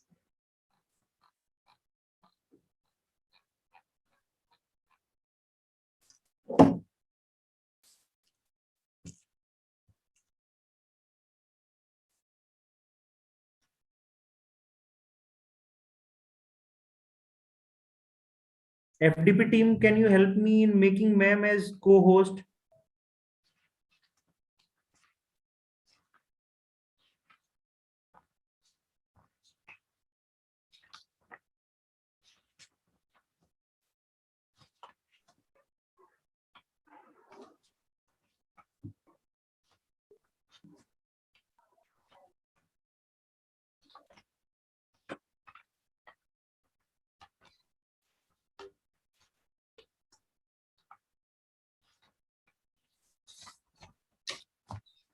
Ma'am, good afternoon and welcome to the second session of the day. Thank So you. all the Thank you, Dr. participants, Professor Poonam Sharma is professor in geography and she is director for Center for Research Disaster Management Studies in Shahid Bhagat Singh College, University of Delhi. She has an experience of more than 2 decades of teaching and research. Her research interest includes urban geography, development studies, environmental studies, remote sensing and GIS. Ma'am has published work in national and international journals. She has 3 books to her credit, which includes one authored book titled Structure and Growth of Megacities, an industry analysis published by Concept Publishers, 2 edited books titled Sustainable Smart Cities, Challenge and Future Perspectives, Geospatial Technology and Smart Cities published by Springer in 2017 and 2021 respectively. She has contributed as content writer and recorded video lectures in EPG Pathshala program of UGC, Ministry of Human Resource Development, Government of India. She has also been involved as subject expert for preparation of geographic dictionary under Commission for Scientific and Technical Terminologies, Ministry of Human Resource Development, Government of India. She has completed research program jointly with Institute for Studies in Industrial Development on Urbanization and Human Capital Development in Assam, sponsored by Indian Council of Social Science Research, Ministry of Human Resource Development, Government of India. She is co-project director. She has been invited to deliver expert lectures at subject expert various institutes and universities in India and abroad. She has organized national and international conferences, faculty development program as convener and co-convener. She has been awarded with Meritorious Teacher Award in 2017-18 by Department of Higher Education, Government of Delhi. Ma'am is like, for the informal point of view, I know ma'am from various FDPs that I have heard her. So she explains from the very ground rooted things and then she takes to the level of analysis that all the participants might be looking forward to. So I welcome you, ma'am, and thank you for accepting our request for delivering the expert lecture. Over to you, ma'am. Yeah, thank you, Dr. Manoj. It's a wonderfully conceptualized program, and the sessions are very, very nicely developed and designed. So first of all, I must congratulate you and your team for organizing this and also for inviting me and giving me the opportunity to interact with the participants. Thank you very much, ma'am. Yeah, so I would be I would be managing today the session on land use, land cover analysis. Let me just share my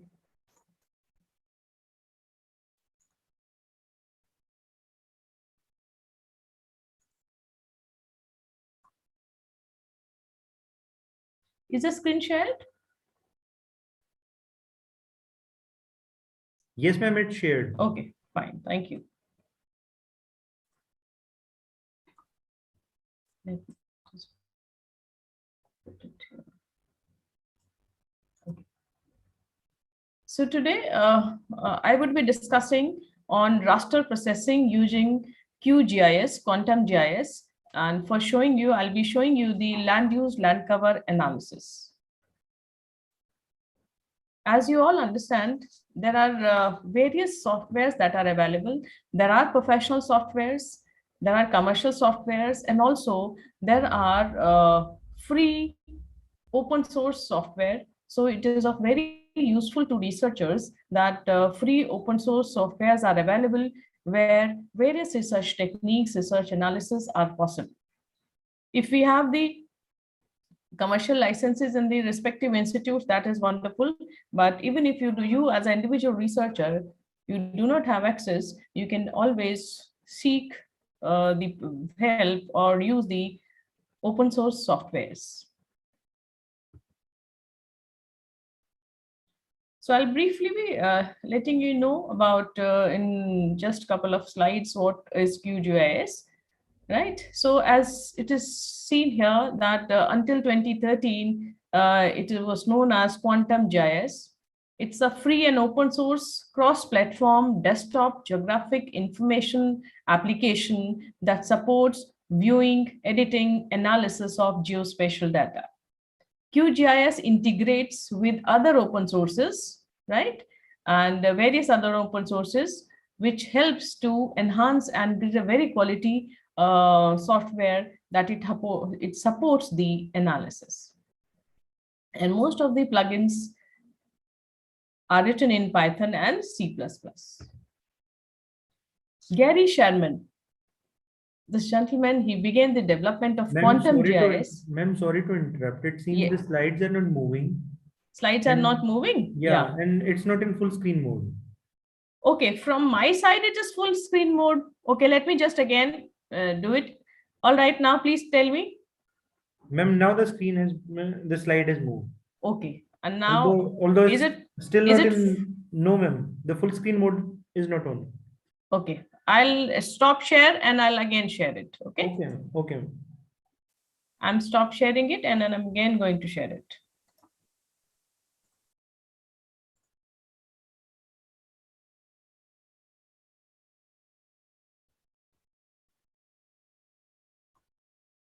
Is it on full screen mode now?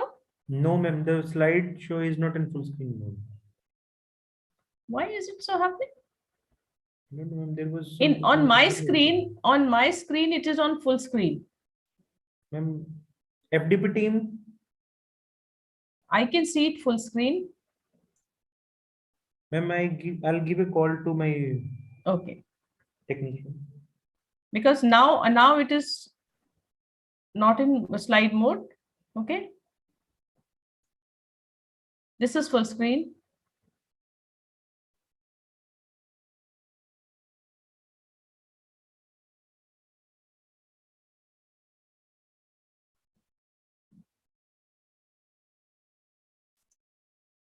Yeah, please let me know.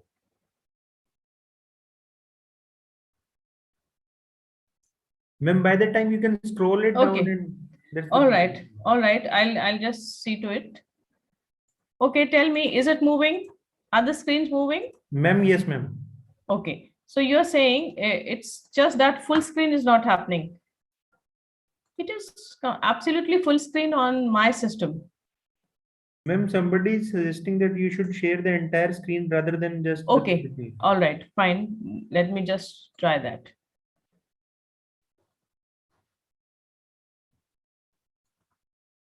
I should share the entire screen.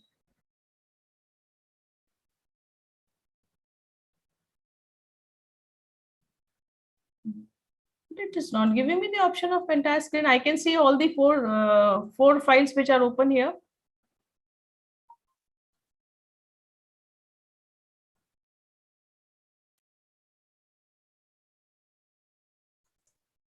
Now, for example, if this particular screen is seen, how is this screen seen?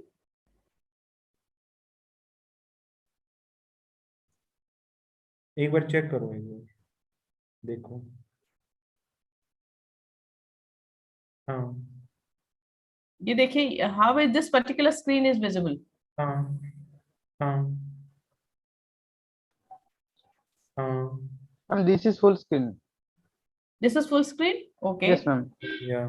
No, I'm checking my PowerPoint now. PowerPoint should be full screen. Now, is this PowerPoint visible? Yes, ma'am. Yes, ma'am. It is visible, but not in full screen. Okay. On my system, it is now on full screen. No, ma'am. No. Okay, so when we do share, and okay, why it is so happening?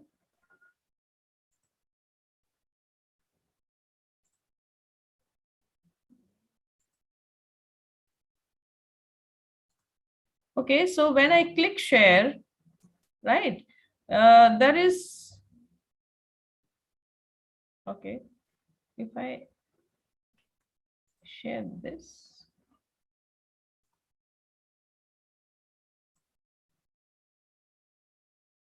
is it full screen? Ma'am, yes. Okay. Yes, ma'am. Thank you. Thank you. All right. So I was talking about quantum GIS. Gary Sherman is a gentleman, who began working on developing of quantum GIS in 2002. and it became an incubator project of open source geospatial in 2007. And its version 1.0, it was released in 2009. From 2013, along with the release of version 2.0, the name is officially changed from Quantum GIS to QGIS to avoid any kind of parallel confusions. QGIS is maintained by volunteer developers. It's very interesting point that it is maintained by volunteer developers. Even if person like me or anybody, any participants, right? Any one of you, if you have something, some zeal, some passion for developing any kind of a geospatial software, this is QGIS is a platform for you, not only as a user, but also you can contribute as a developer, right? So as of 2012, developers have translated QGIS into 48 languages. It has further increased, and the latest version of QGIS is 3.22, which has been released on 17th of December. So QGIS not only offers you the platform where you can utilize it, it also offers you the platform where you can contribute, you can join it as a developer. For more details, you can log into these website www.qgis.org, right? And a lot of tutorials are also there. So it's absolutely very user friendly. A lot of information and tutorials are available there. And there are various Google groups, Facebook groups for QGIS where people are using QGIS, and also people are discussing if they're facing any problems. I'll be discussing importantly onto land use land cover classification, how land use land cover classification is done. I'll be discussing supervised method and unsupervised classification. In case, I did mention it how to download Landsat data, but in case any participant is interested, I can quickly show you that how you can download the Landsat data, else I'll proceed further. Yes, ma'am, please show this. Okay, you want to see that. All right. I'll just show you. Yes, ma'am. Yeah. I'm showing you the screen. I have to show it as, is my Google screen visible? No, ma'am. Okay. I have to make it a new share. Just give me a minute.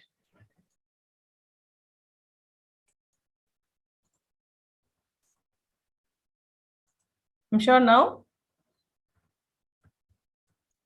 Yes, ma'am, it's visible. It is visible. All right. So it's www.usgs.gov. usgs.gov. Or even if you just write Earth Explorer, you will go reach there itself. So usgs.gov.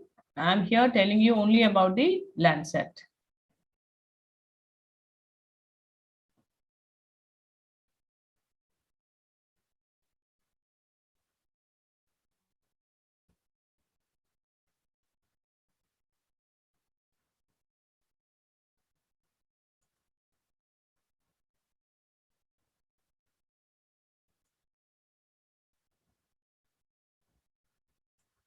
Just a minute.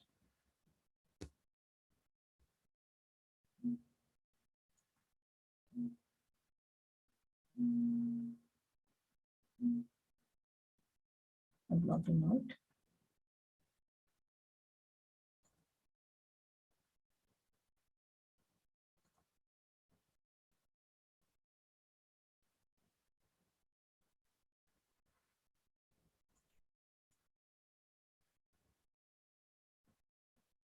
So USGS Earth Explorer, right? That's the place. It takes you at this point. You have to create a login. For example, my login is already created. Else, when you say login, it'll ask you to register.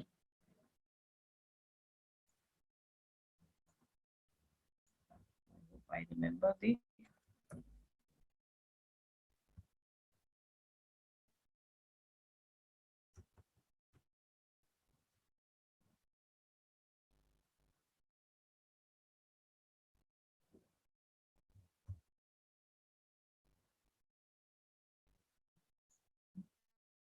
just a minute. I'm trying to remember the okay.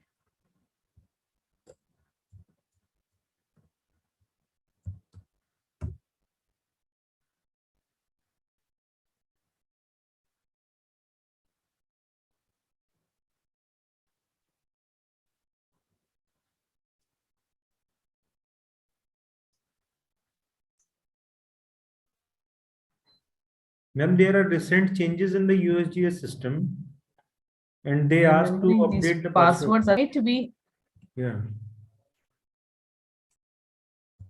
yes. Oh, just give me a minute, huh? I am trying to remember and recall my password. These passwords are really a big task these days. Remembering the passwords.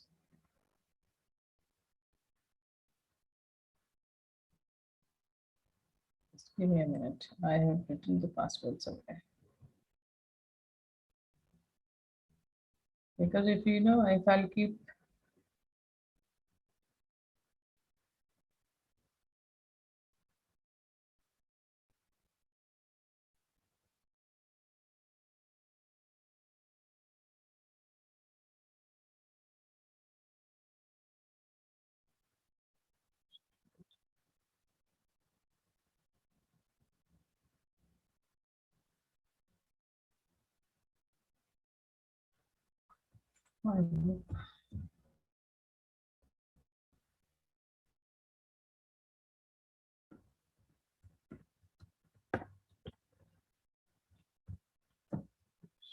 I hope this should work.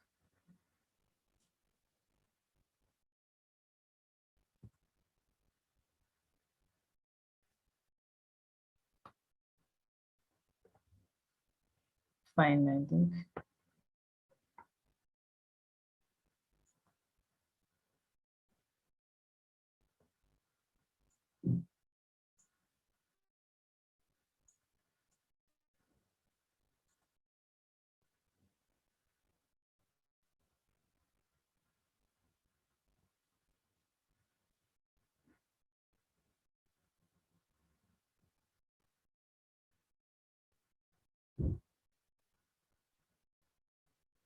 I didn't realize that it will be taking that much of time, which is otherwise, you know, it just happens, it just happens in same second that you are using it. It does not take that much of time. Ma'am, once you'll refresh this, you will again be asked to continue as Poonam Sharma.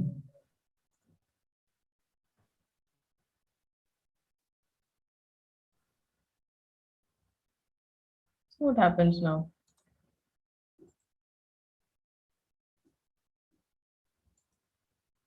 Continue.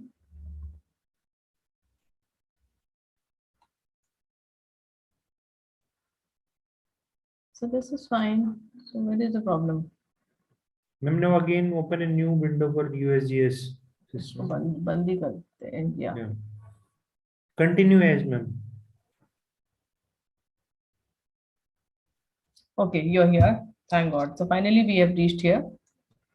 So for example, whatever area, your study area that you're looking for here you see, you have the search criteria, you have the kind of data set, any additional criteria that you want to set, and your final results. So right now, if you see here the search criteria, enter your search criteria here, right? It can be select a geocoding method. Either you write the feature that you're looking for, write the, if you know the path and row, each satellite data has a particular path and row. If you have the path and row, then you write the path and row. If you just want to write the address, you don't know. For example, if I see, I don't know, I just want to know Oh, I want to see, say, for example, I want to see Gurugram. Okay. Though it is very simple, you just type it out, the path and row for your study area, you will get to know that. Here, this path and row is here. This has come. I have just typed this, show.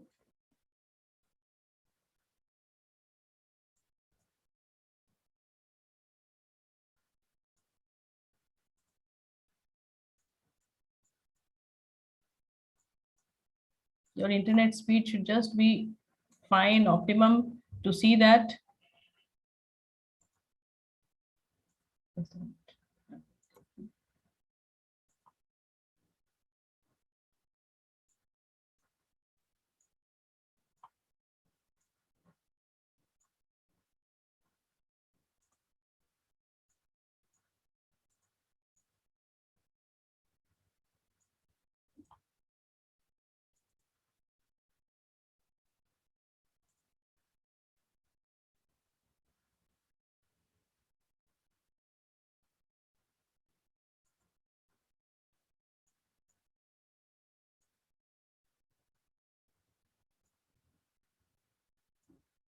So, say for example, let me just enhance further. Here these districts are seen. Say for example, if you want to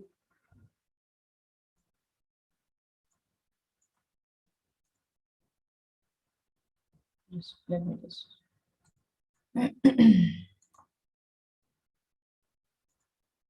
Mhm.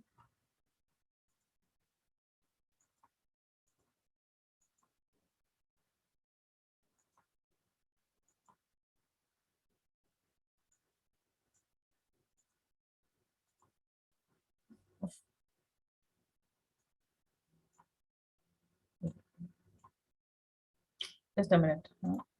Let me do it.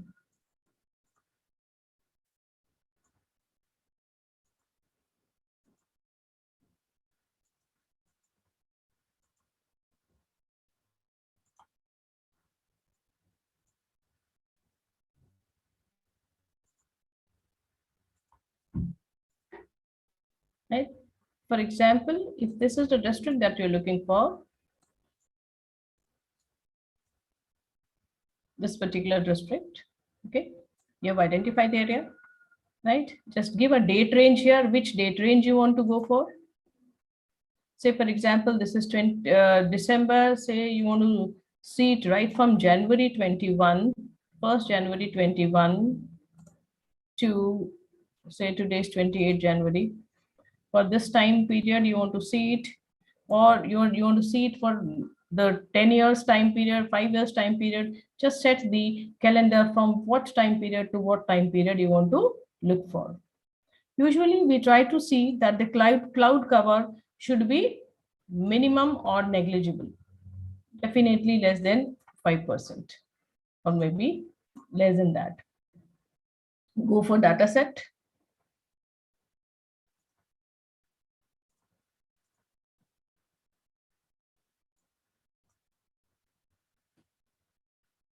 Landsat.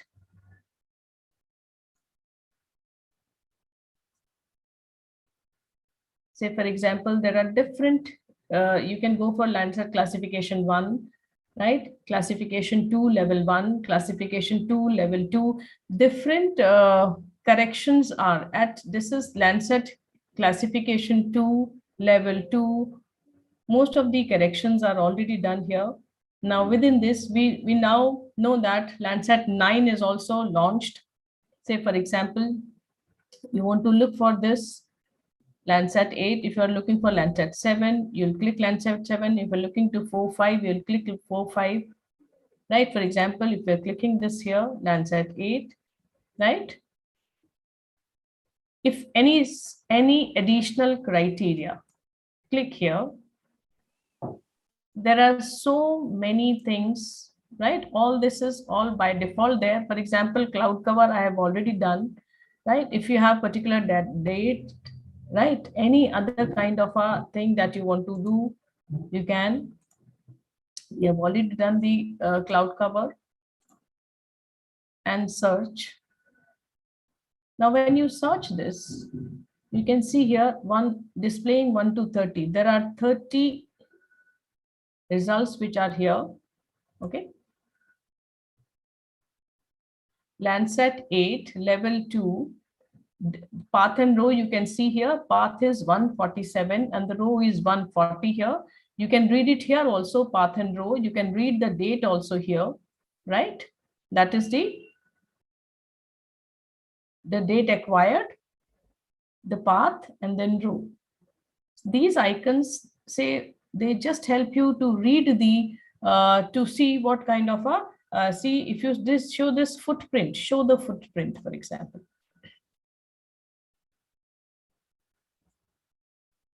Now this will help you that this is the area that you're looking for. This particular tile is covering up till this point. Now if your study area is here also, so that means you have to look for one more tile. Your entire study area is not getting covered. This is 147.41.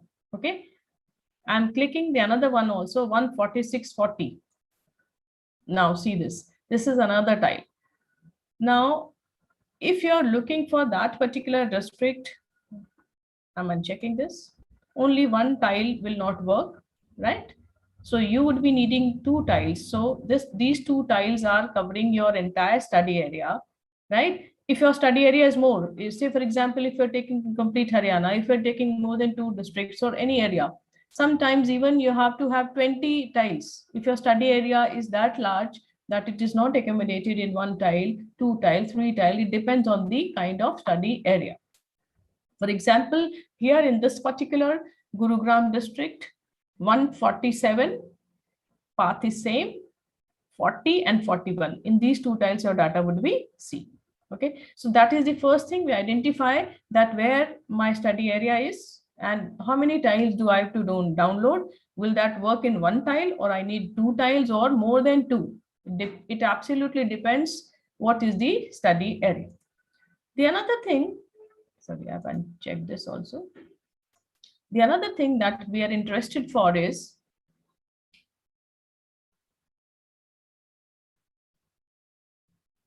metadata. You can see now this gives you the entire information, right? It also tells you, you can see what is the, how does the image appears here. Okay. It tells you complete name and a date and all aspects. WRS path, row, the nadir, the date, product. There are different kind of aspects. So for example, day night indicator, this particular is day. This particular image was taken during the day, right? Because we know the satellites are capturing day and night complete capture. So it is giving you the information. It is giving you the cloud cover, right?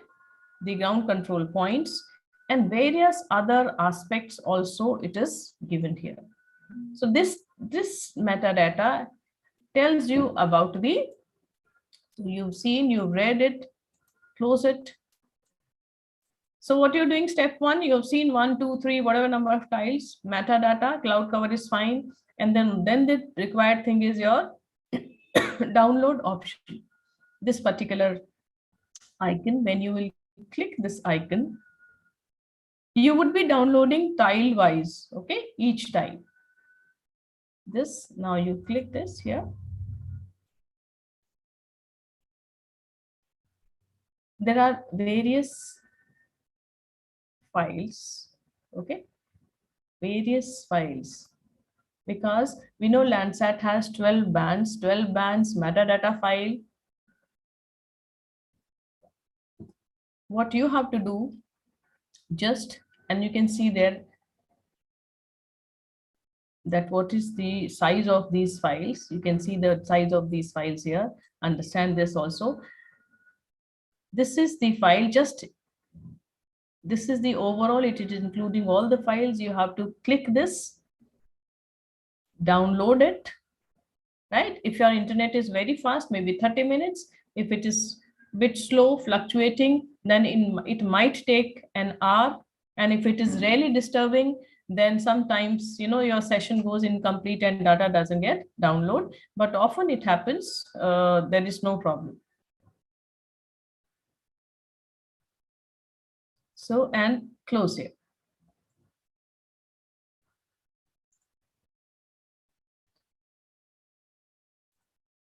So this is how now, for example, you have seen this and you found there's a lot of cloud cover and this is not suitable. So just keep checking and unchecking and identifying if there are 30 tiles for your area here. Keep checking it, that which suits you, which does not suit you. Like this one is here. For example, you had the another tile this here, right? If this particular tile doesn't help you or has more clouds, you may take this tile. Maybe that is covering your area. So you have to just keep checking if your tile 1 is all serving the entire purpose perfect. The dates are mentioned here. What date are you looking for? Sometimes you are looking for with reference to season, maybe post monsoon, pre monsoon, particularly in India, or if you have doing some comparison or so maybe certain date is important for you. So maybe in that case you're looking for a particular date. So these are various aspects that you look into it while downloading the data. So in your that query, there are 30 results that have been shown of different dates in that in that time span that you have identified. I am not clicking download because it will be taking a lot of time, right? So it is very simple. You just have to set your search criteria, set your data set, which data set it is. Here, Ma'am, what are the other tools in the palette? okay, so here if you see, you have search criteria, you have data set, which data set that you're looking for. You're looking for Sentinel, you're looking for Landsat, right? And there may be certain products which are not directly available to download, then you have to write them, this is that you are looking for. There are various, see, within Landsat also, you're looking for Landsat 4.5, you're looking for 7, you're looking for 8, right? You have to see in collection, Landsat collection level collection 2, level 1, then Landsat collection 1. So there are various products here, and it is very simple. You just have to Google it and see that in which particular, what kind of a product are you looking for.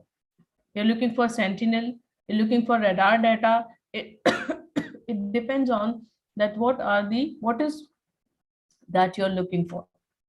So you just make your account here in USGS Earth Explorer, right? Do some experiment, some hit and trial, and you will get to, if you know you have the search criteria, place, either place or path and row, right? That's it. Find just zoom in. This is here is zoom in, zoom out, right?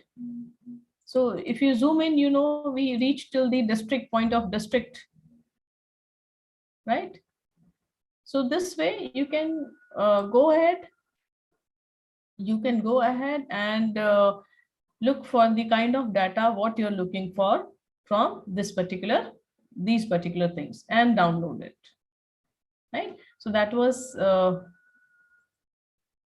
one simple thing that I wanted to tell you.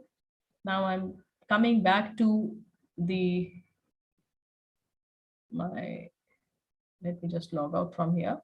I'm logging out from here. Anyone want to have any query? Then I'll move to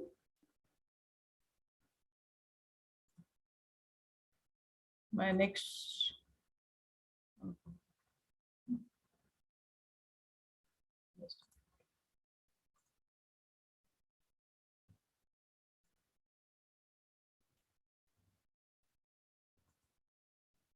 Yeah, is this screen full screen?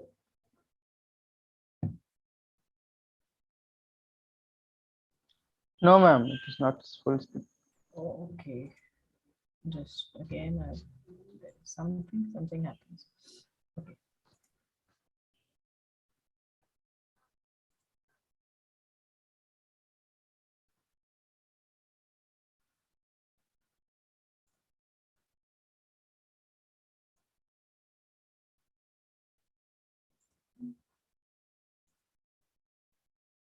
Why does it not show full screen? I'm wondering.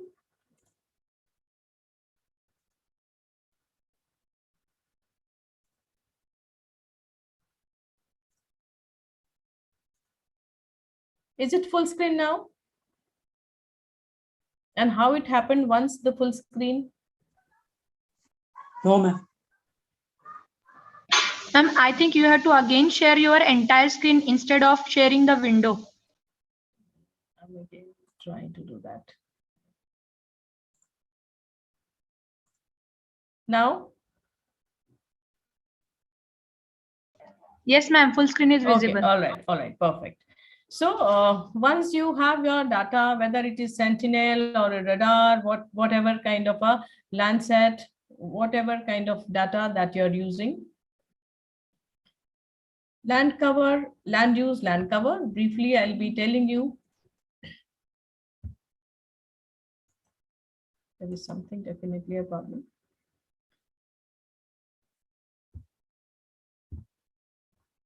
This is just when, if you are working for example, if you're working on two band sets, right? For example, here I'm giving an example of Landsat 7 and Landsat 8, maybe now for Landsat 9. So we should always, make the bands available to us so that there is no confusion, particularly if we are into a position where 7 and 8 are happening parallelly. We must ensure that the right bands we are using. For example, Landsat 8, this particular band was added, which was not in Landsat 7. Blue was your band 1, whereas in Landsat 8, blue was your band 2. So this kind of a readily details of the band set we should be keeping whenever you're moving ahead with any kind of image processing using these softwares. So, although we do refer land use, land cover as, often interchangeably used, but there's slight difference. So land cover relates mainly, particularly when we refer is to natural features, whether natural features, vegetation, water body, or any kind of. So when we are looking for identifying the land cover established, the baseline, it gives you the baseline information for thematic mapping and change detection. Land use mainly relates to human activity or economic activity, right, which is associated with a particular piece of land, whether it is residential, recreational, industrial, commercial, or agriculture. So when land use land, when we refer it together as LULC, that's a categorization or classification of human activities and natural elements within a specific time frame based on any established method. So remotely sensed data that is used for land use and land cover may be at different scales, whether it is at global scale or national scale, regional or local, any micro level study you're working, or you're working at a macro level study, it's absolutely ready data is available. And LULC maps plays a very significant role for planning, management, and monitoring programs at various levels. So when you look for, say, classification. So initially, when we say we want to do just a level 1 classification, so the initial classification may be built up area, agricultural area, forest land, water body, or the wasteland. If we go for level 2 classification, then within built up also we are interested. We are interested for built up urban. We may also be interested for built up rural, mining, industrial, commercial, maybe various other. There are just 3 listed here, but there are various other categories within built up. Within agriculture, there can be further subcategories. Within forest, there can be further subcategories. Water bodies also, they can be further subcategories. Or to that matter, wasteland. When we go for even further, that is the up till much more detailed level 3, then within built up all these aspects that we're looking for, core urban, peri-urban, right? Within rural built up, there can be further, right? Within industrial, we may look into more details, what kind of industrial, right? So each category, each level of land use, when they're further, how detailed initial land use level, level 2 or level 3 categorization, and maybe depends till what detail a person is interested to investigate.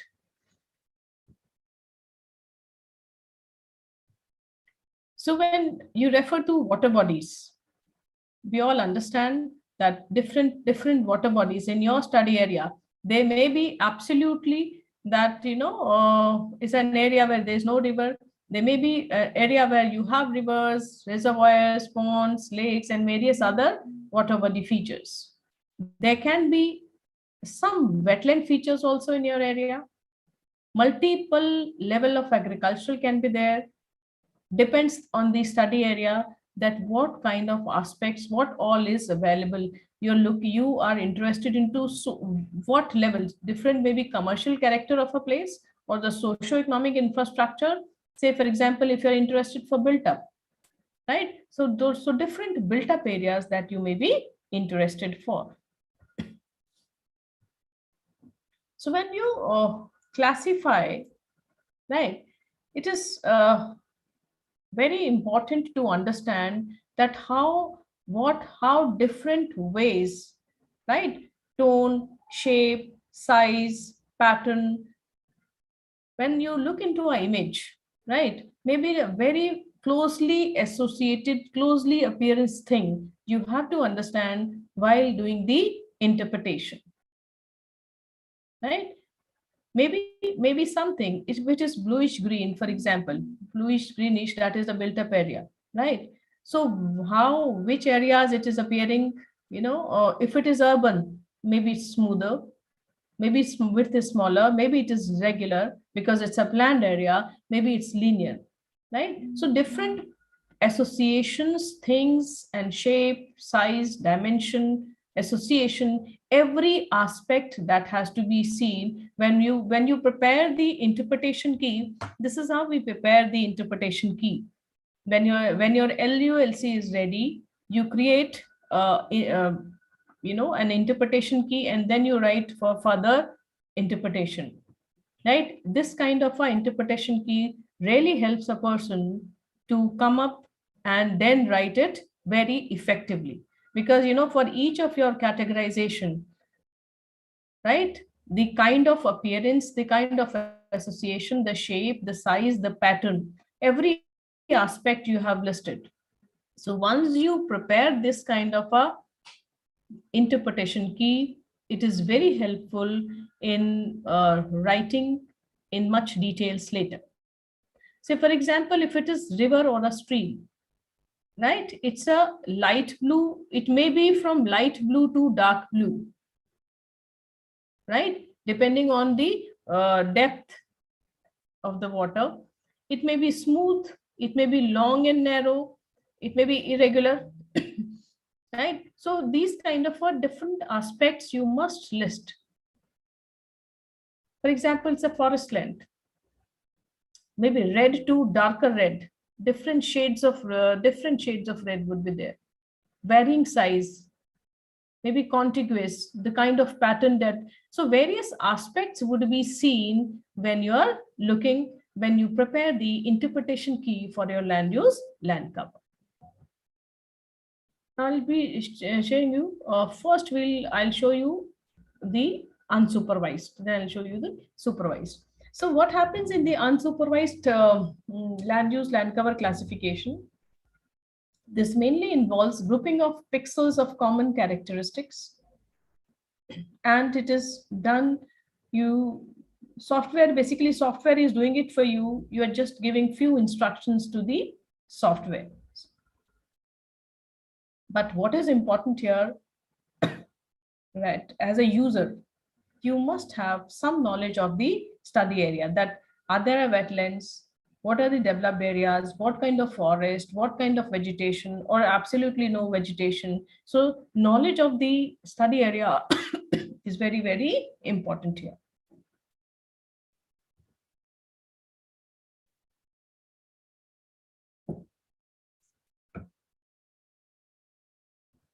In unsupervised classification,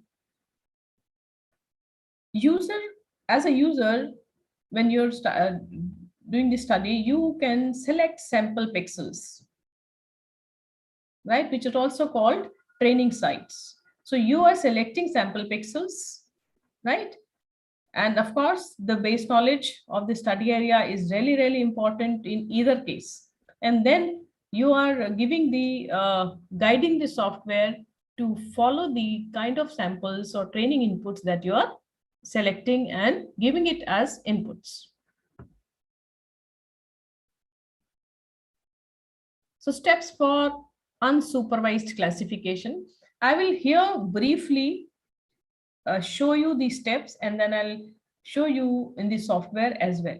So if you are doing the unsupervised classification, see, many people, when they actually writing a research paper or maybe working for a project, before attempting the supervised classification, people do attempt an unsupervised classification just to understand that when I as an investigator, I am not guiding the software, let software on its own give you certain classification. So to know the study area more in detail, people go ahead with the unsupervised classification of multiple categories, not the 4, 5, 6. Right? Sometimes to know the study area, if it's a really policy oriented work, and you know, something really important from your study, some really important decisions has to be taken, then a very detailed unsupervised classification to know about the area, people first do that, understand the area, and then they go ahead for the supervised classification. So what all the steps are involved? In brief, I'm telling you here, you have the downloaded data ready, whether it is Sentinel data or whatever data you are using. Conversion of DN values to top of the atmosphere reflectance, if it is not corrected. Okay, if you are using collection 2, level 2, then it is already corrected. Okay, if you have to convert this, then this is the formula. I'll show you also that if it is not corrected, then we're using these reflectance of multiple bands, DN values, right? Into DN values, I'll show you the formula, plus reflectance additive band and sign of sun elevation. If it is corrected, then we need not use this. It's just here in the raster calculator. I will show you in the metadata when I'll be showing you that this equation, the calculator expression is written here, and you just have to press it OK, and it corrects your image. So once your image is corrected, you are creating a virtual raster, right? I will show you that how a virtual raster, for example, the number of bands that you're using, right? So at you'll go to raster. In the miscellaneous menu, you have the build virtual raster, right? Once your build virtual raster means you're stacking the bands together, right? Then you're clipping the virtual raster using the extraction command, right? And whatever your study area, from the tile you're extracting your study area, right? Once your study area is clipped, extracted, band is corrected, then you're applying the clustering using k-means clustering for grids formula, right? Yeah, this you will find in processing tools, right? Apply, select the raster that you have created, right? Of course, then you will write there what kind of iterations or number of clusters that you're looking for. Save, and it is ready. Once your classification is done, you'll again, it has given you the classification into X number of categories that you're looking for. Say, for example, you have classified the entire area in 20 categories. Okay, then you are naming your categories, right? You're naming your categories, that what all, maybe you're using the quick map service plugin or Google Earth Pro as your base map, or you're going to the field and ground truthing that whatever land use land cover classification that has come, how close it is, right? And then we, of course, we check also the land use land cover classification. We do a check that what percent, how much percent it has come close to what is actual. No, sorry.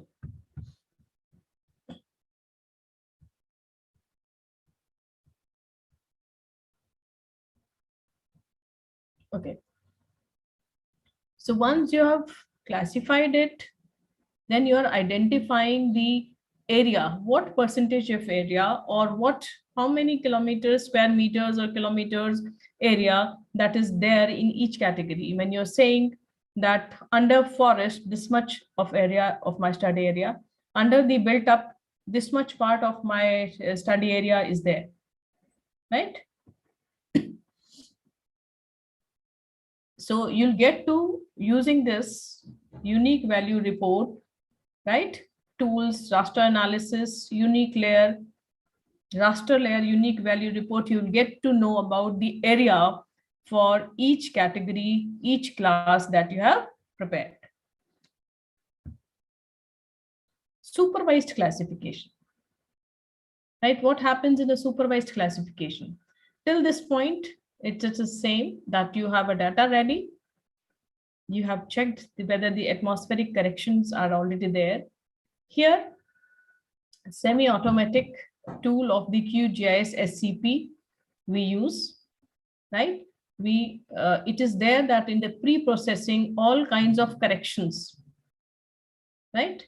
You'll be taking, selecting the bands. You'll also be giving the MTL file, right? For DOS1 atmospheric correction. So this is the step for correcting. In the previous one, I've shown you the steps for correcting in using the raster, and here we are using the plugin SCP.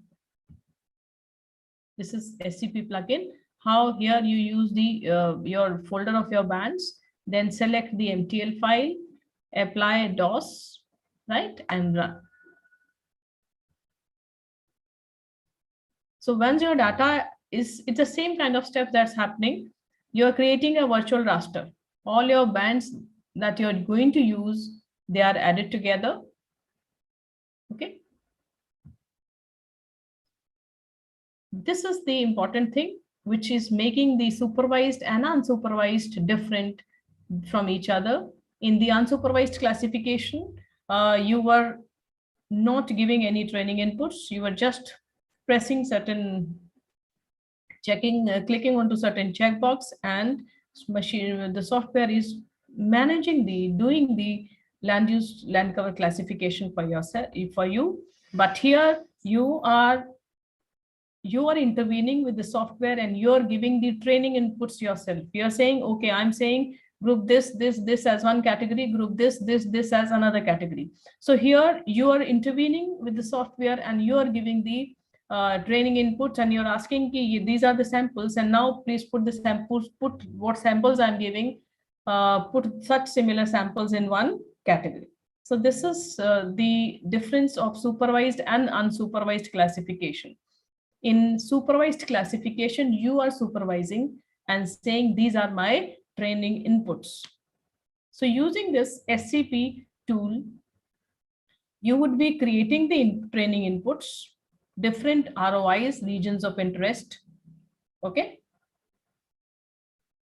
You can draw these ROIs as we draw the polygon, or we can activate the ROI pointer as well. So once you create various of these samples and save them, you have a table ready that for these categories, category 1, 2, 3, 5, 6, whatever number of categories that you want to do. You want to do built up, you want to do agriculture, water body, etc. land use that you give, and you create the ROIs for different classes. So once you create the ROIs, you have given the sample instruction to the software, right? And then just you have to classify band processing and classification using the MCIDs, the macro IDs, and select an algorithm, right? There are algorithms, you can try that also, whether my LULC is coming best with maximum likelihood algorithm or spectral algorithm, right? So you have to see that where you are getting the best output. So once you prepare, say for example, whatever algorithm you select, and your the software will give you the land use land cover classification for your study area. Say for example, here this is unsupervised classification, and it is into these categories. You see built up area, there's bare land, vegetation, agricultural land, fallow land, and water body, right? You can see the built up areas here.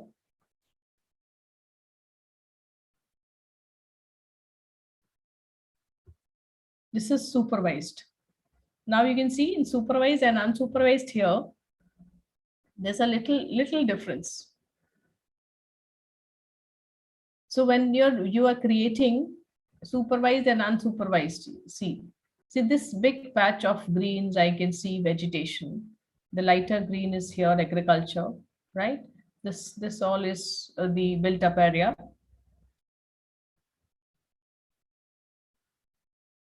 This is just different color scheme, different, right?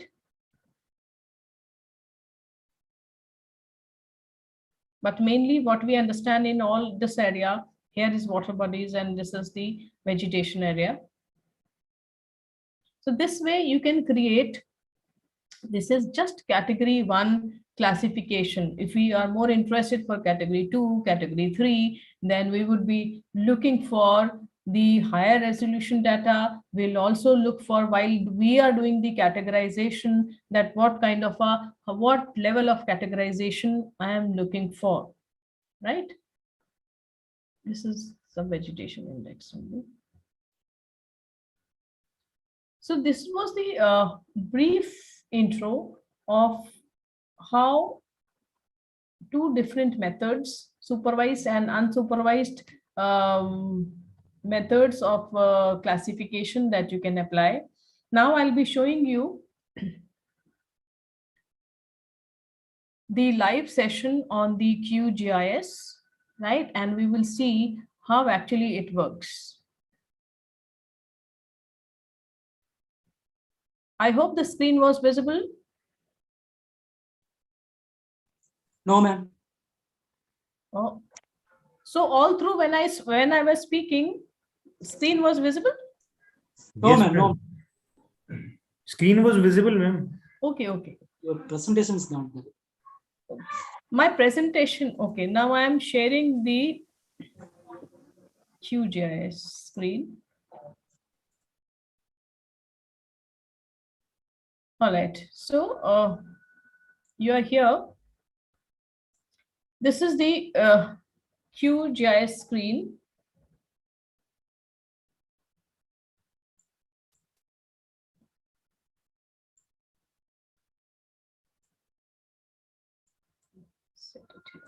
Is this screen visible? Yes, Ma'am, ma'am. it's visible, ma'am. Okay. So see, once you're here, and I am trying to show you. Okay, let me just show you one more thing here, that how when you download the data, your data is in folder, right? And how does it appear?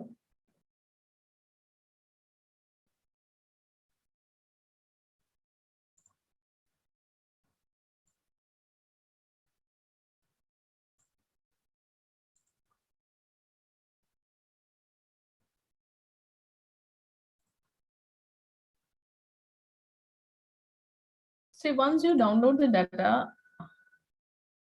this is how your different, this is the downloaded data. Okay, you can read the dates. This is 28 September 2020, and you can see here band 1, band 2, band 3, 4, 5, band 9, band 10, right? And also you can see the metadata file. Okay, It so is there not are visible. okay, it's not visible. What happens in this thing?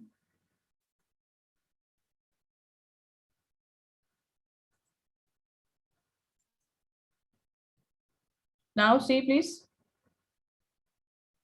It's just a folder. Yes, ma'am. Yes, ma'am. It's Okay. visible.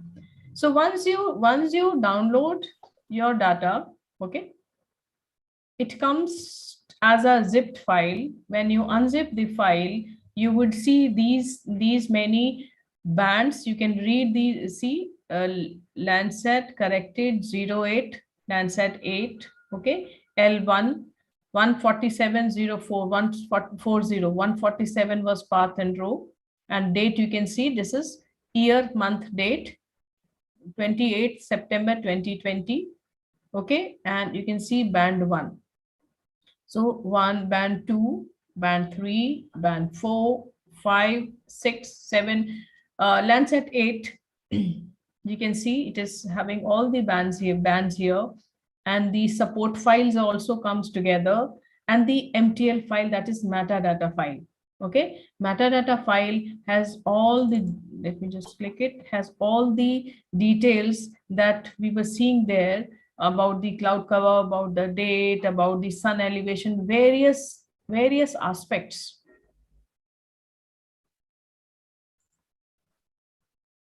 Various aspects of the complete, every aspect of this, all technical aspect of this particular file that you had. You might not be needing all these. Sometimes they are extremely technical, right? So all aspects of the file are here.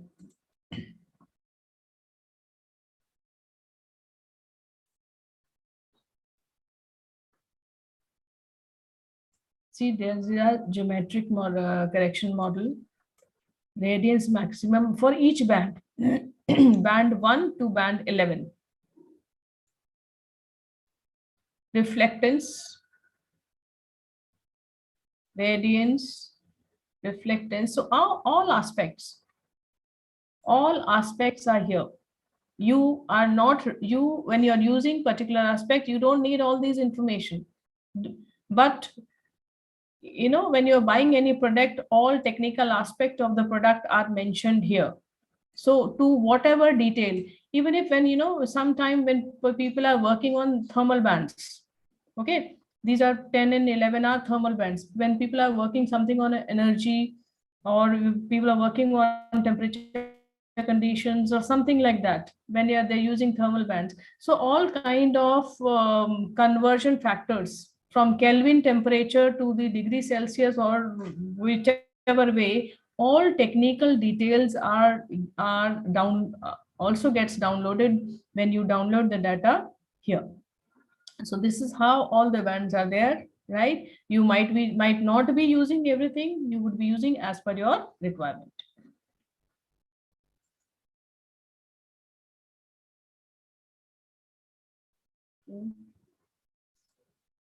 Just a minute. Now I will share the next.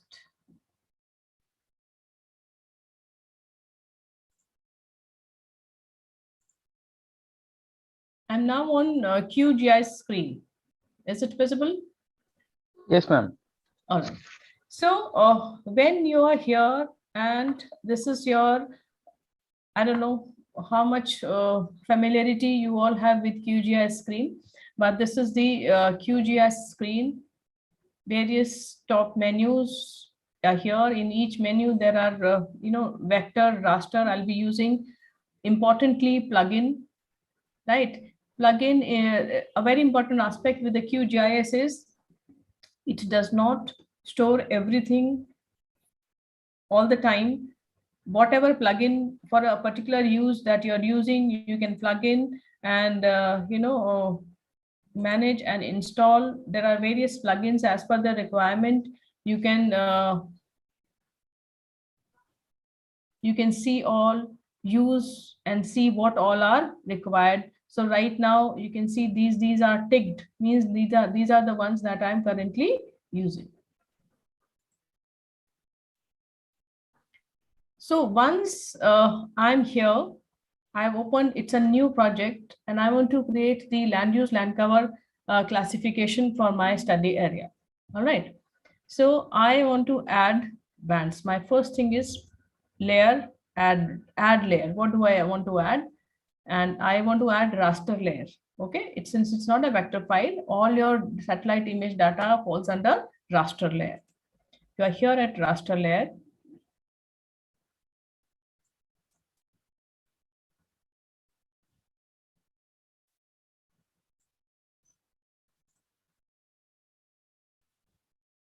Wherever the things are saved,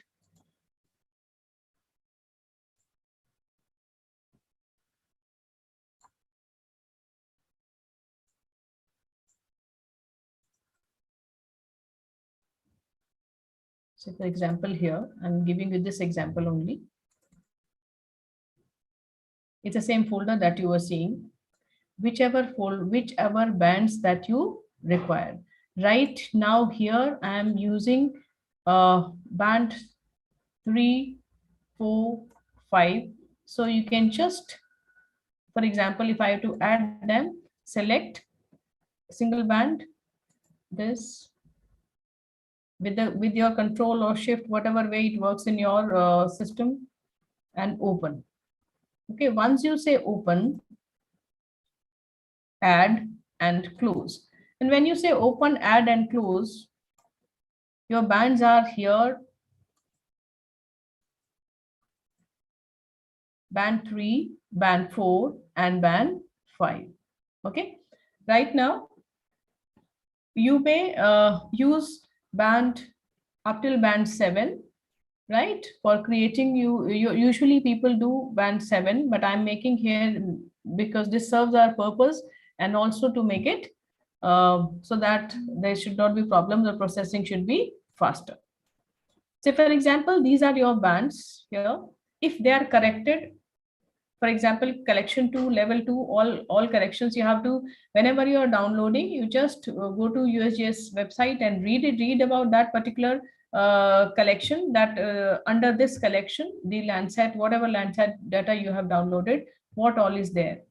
And if you are applying some kind of application, so you have to again read their tutorial that for doing this correction, because in different level of corrections, they give a complete tutorial that if you are using this particular, then follow this methodology, right?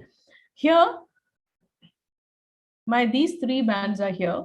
Okay, and let me tell you what I was telling you for the correction, that how you can write down the correction for it. Okay, and how you can read the metadata for doing the correction, that I'll show you quickly, so that we should be able to cover also.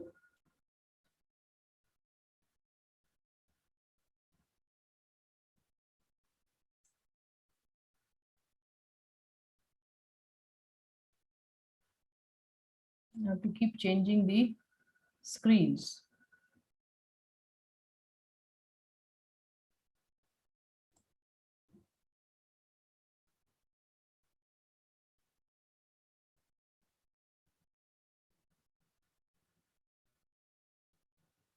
Say, for example,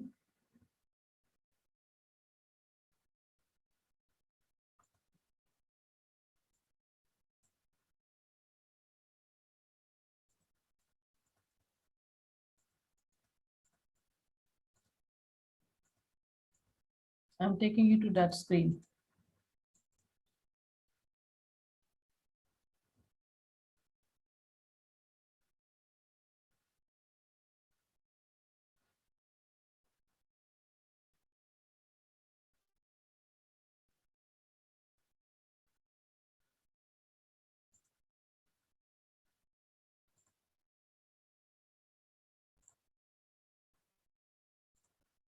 Okay. So for that, what I need for correction, band specific, particular band specific multiband value into DN value, right? Multiband value into DN value plus the reflectance band elevation, right? And here,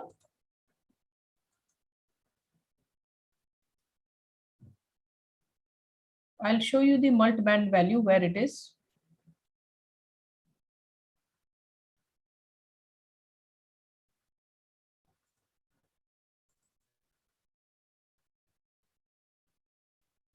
And now on the folder, is the folder visible? No, ma'am. Okay.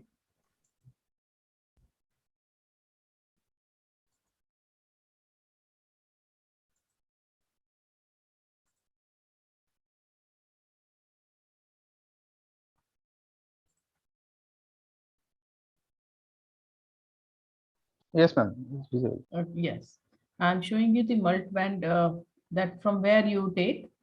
But nowadays, if you, I would suggest go for level 2, collection 2, level 2, so that this kind of a step can be ignored.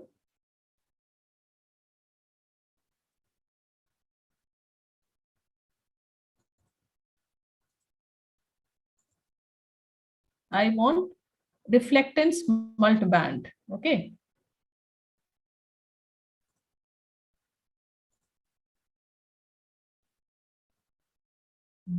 Where is the screen?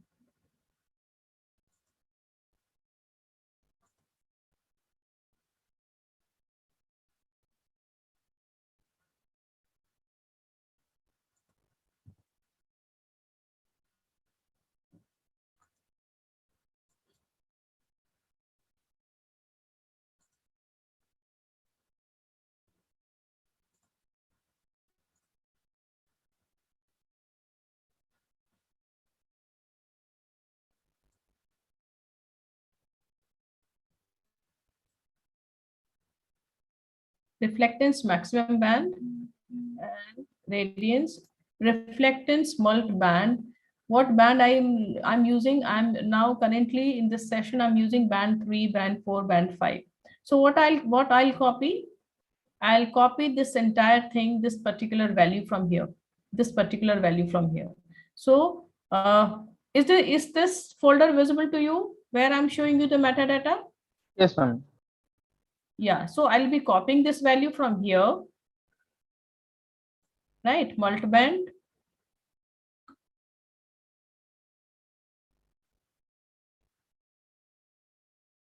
Right, and here when you see,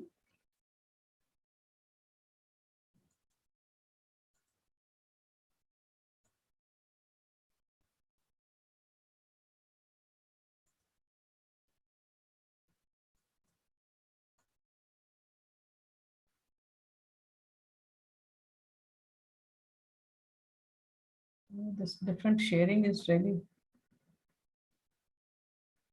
troublesome.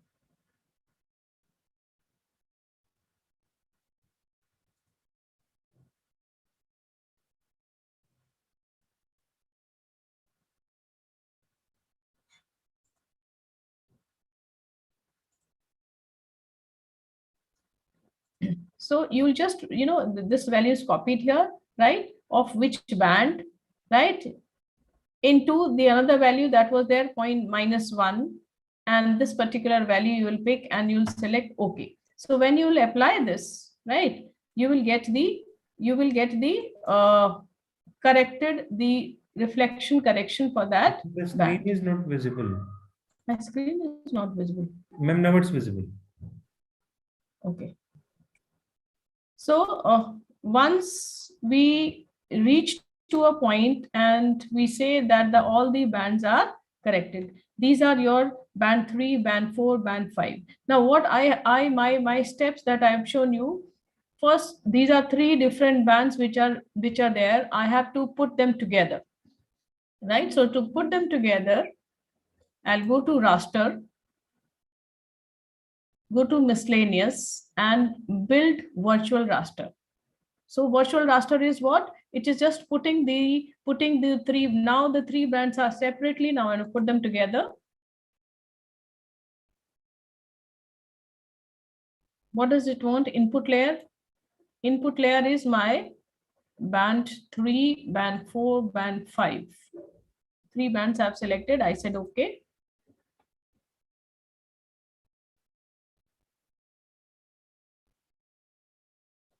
Let it all the default settings there. No data is 0. Okay.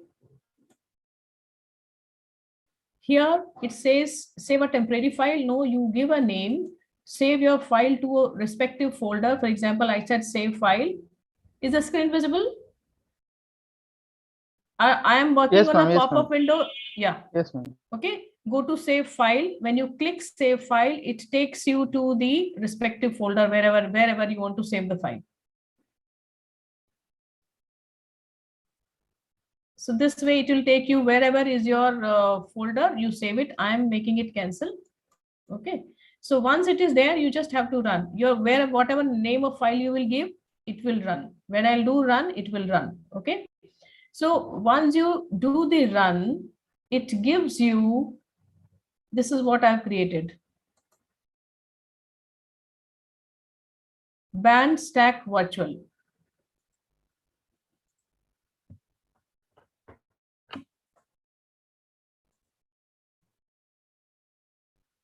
I have unchecked these bands.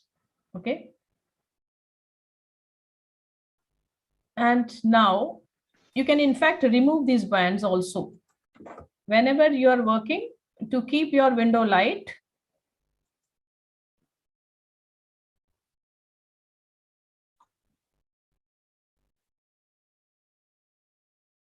remove layer, you can just select them.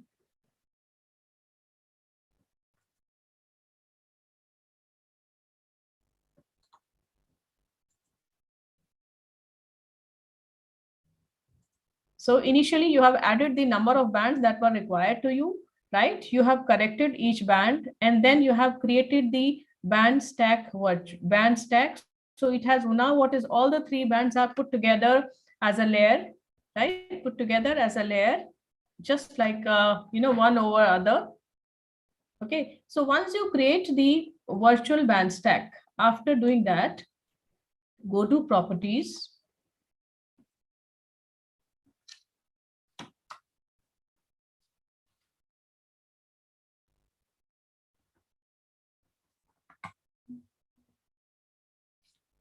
It's just that it has become slow. A lot of live things are happening. So is this new pop-up visible to you? Yes, ma'am. Yes, ma'am. New pop-up window? Layer properties, Okay. band stack. So, virtual. Yes, ma'am.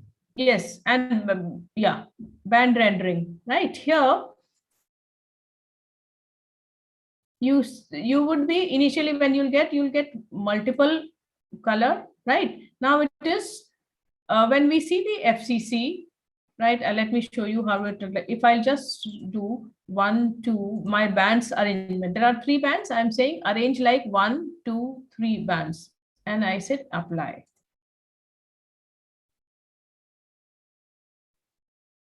Okay, then this is how this image, the style is appearing. Okay, and when I want to see in a FCC format, I am saying make it 3. Arrange my bands as 3, 2, 1. And apply, and okay. Now here in this particular case, my vegetation cover all will appear in this FCC format as in the shades of red. So once this thing is here, now I want to clip my area so that a neat thing, because it's a big data, extraction, clip raster by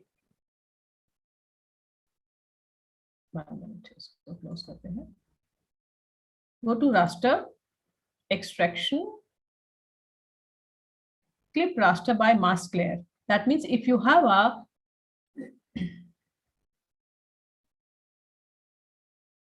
my file is here, Gurugram, right? And I don't have to do anything. I will just run. Okay, I will just run and it will create for you. When I do clip,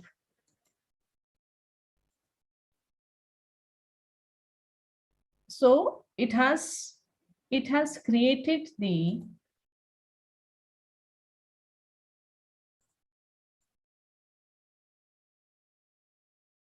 this is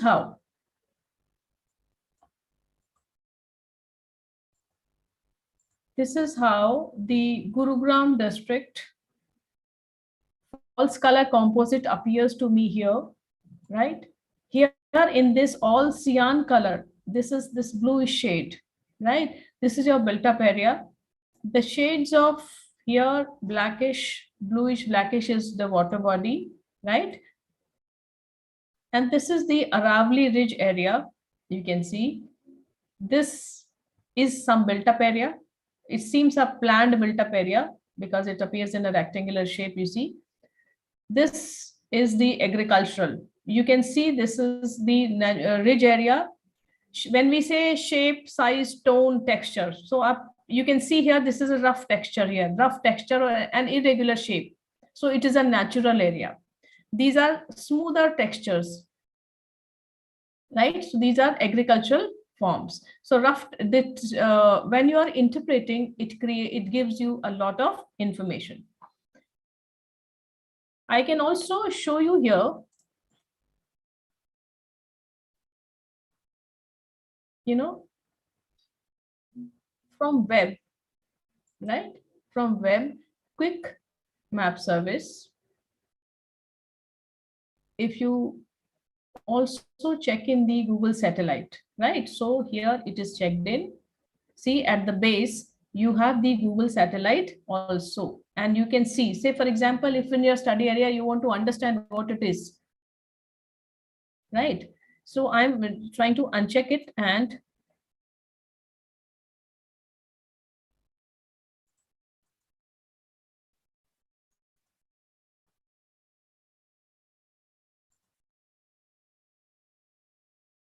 in the live session, the only thing is it becomes a little slow.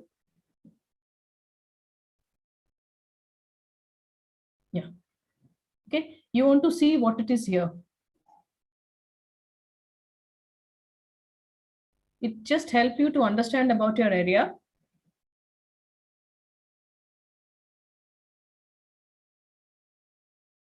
See this all which is in your image data that you have, which is showing water body, right? This is the Nazafgarh Lake area.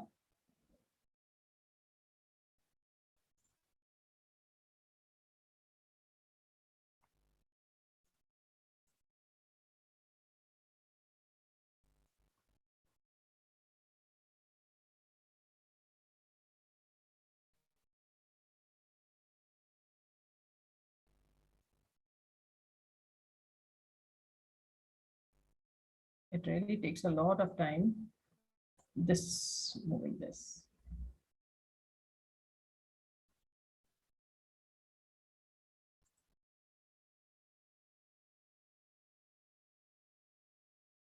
Now the rectangular thing, what I was saying here,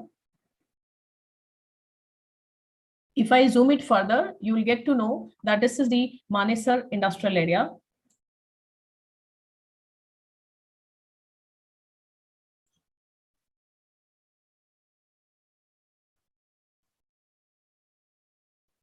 You really need to have a very good speed of your internet.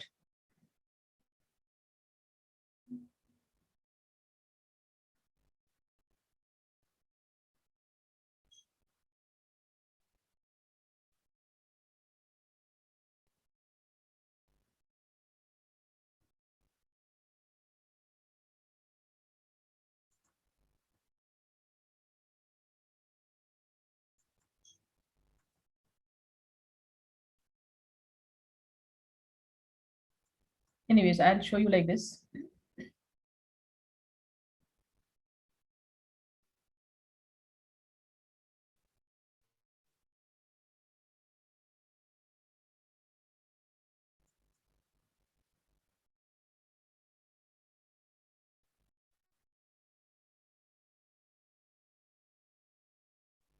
It's a huge data, so it is taking.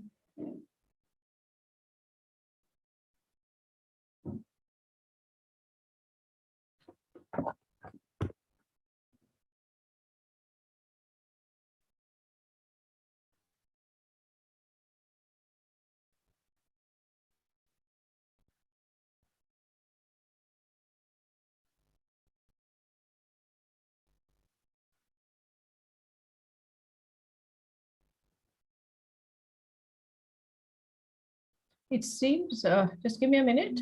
It seems I've disconnected. I'm connecting it.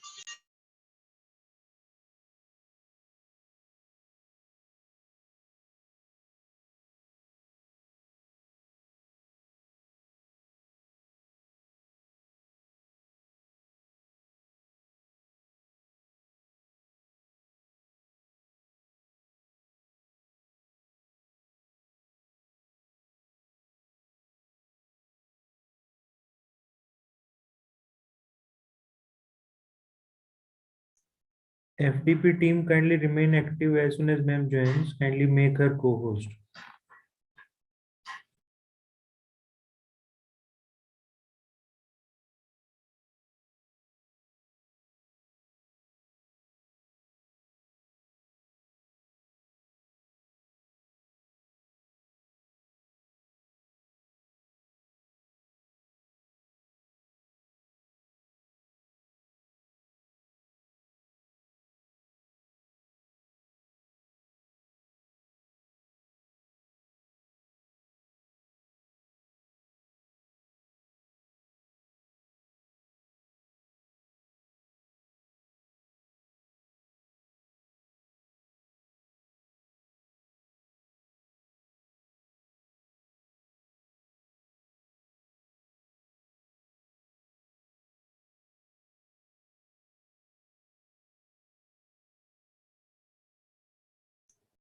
By the time ma'am joins, these kind of exercises when you're doing in QGIS or let's say ArcGIS, there are different tools that people prefer. For the sake of let's say like I use basically ADAS Imagine for these kind of exercises for any kind of classification because saving and the hello, ma'am, are you there? Because a saving of information as soon as like we are when we are using this ArcGIS tool or QGIS tool, we'll need to save it more number of times at regular intervals, and we cannot keep on working like let's say for 5 or 6 hours because at any point of time these file crashes. So I prefer to work at like let's say ArcGIS for model making of these kind of things, and then for visualization purpose these kind of things can be visualized in QGIS or ArcGIS. That makes it easy for like the researchers to work upon a particular area, the domain area.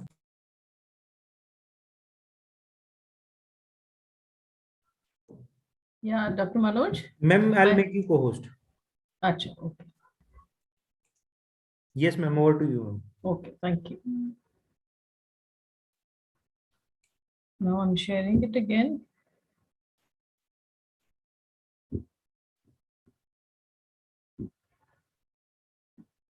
Yeah, is this screen visible? Ma'am, the notice is there, but the screen is, yes, ma'am, Okay. it is visible. Yeah, it might take some time. Okay. So here,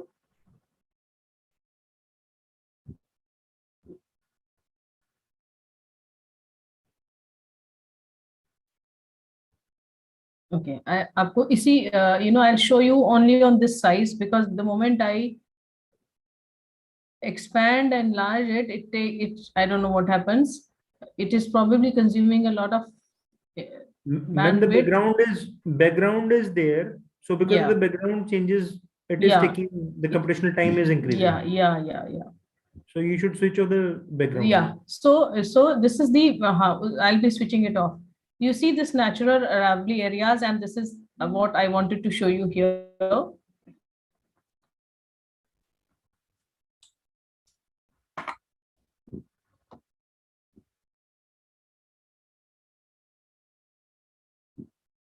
And I'm now unchecking Google Satellite, because that is what is takes a lot of time to reach to that point.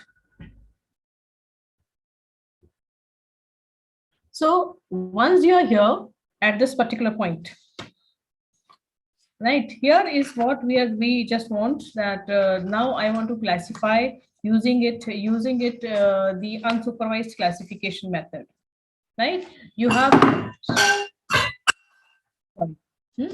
you just have to see, you have created virtual raster, and now you're going to create the how we are going to create the unsupervised classification. You just have to go to processing, go to toolbox. Here we need to search for, we can directly go to raster analysis, right? And then search it.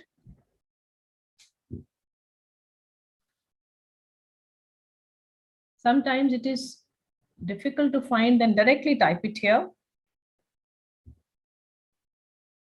Okay, it will come. K means clustering. K means clustering for grids. Just select it.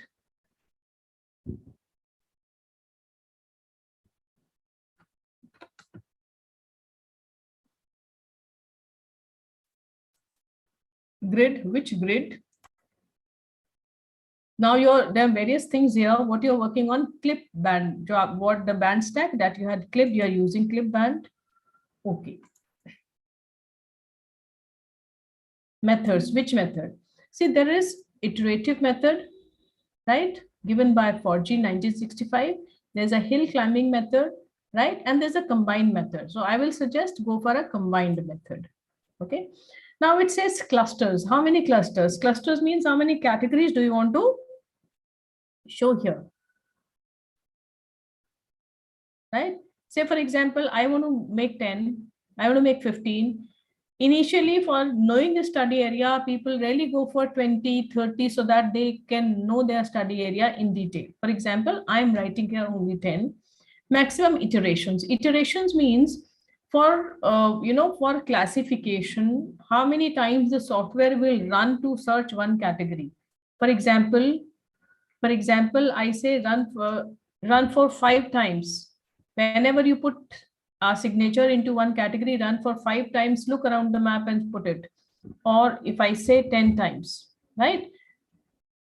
To make it shorter, I'm writing 5. Okay. Otherwise, try attempting 10 to 15 times. Okay. Iterations. Now, file cluster.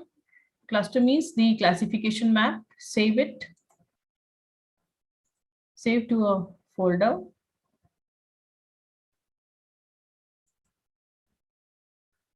Say, for example, I am creating a new folder here. And I'm saying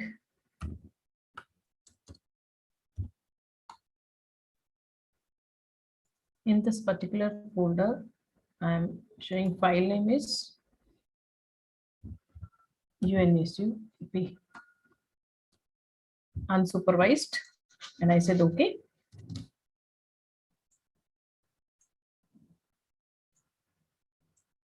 And just you have to run. I hope it should not stuck anywhere. if the process is happening.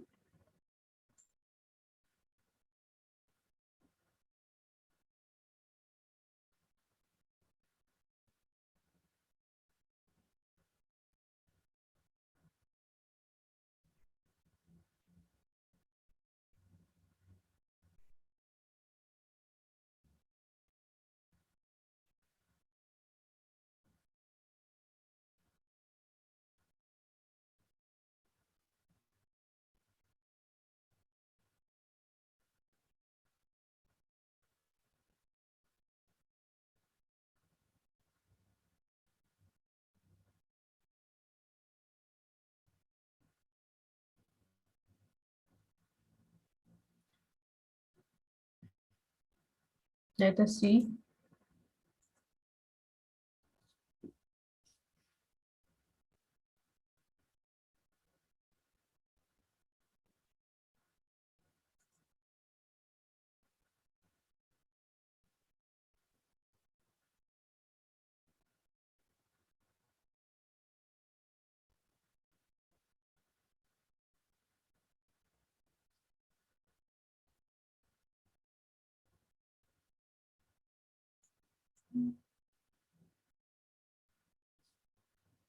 Anyways, it is phase.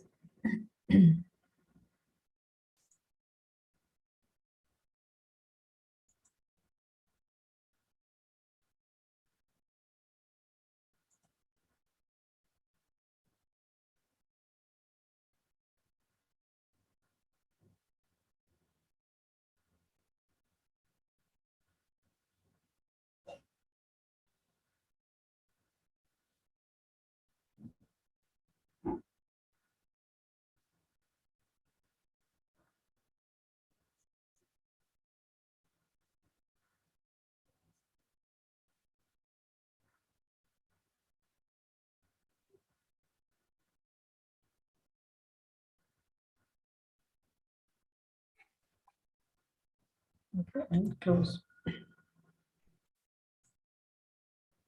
All right, close. So once it is ready, right? Once it is done, for example, इसको हम uncheck करते हैं. This is what it has come. You have created this file. You have created 10 categories. So once it reaches to this point, whatever process, as many times you will run, it will give you this kind of a thing only. Okay. You want a multicolor.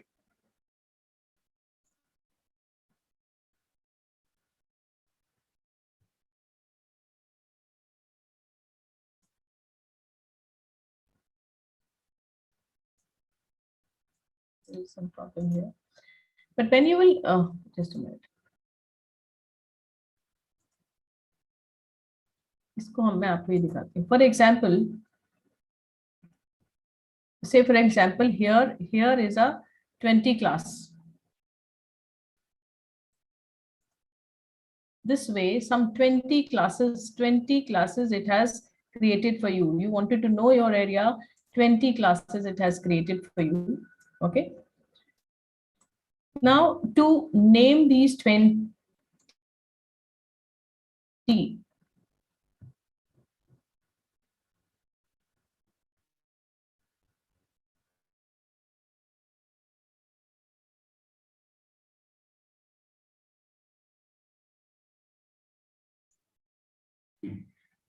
for making all these classification systems work, when we are making these, let's say 20 classes or 36 classes or number of classes that we require, we will start merging these classes.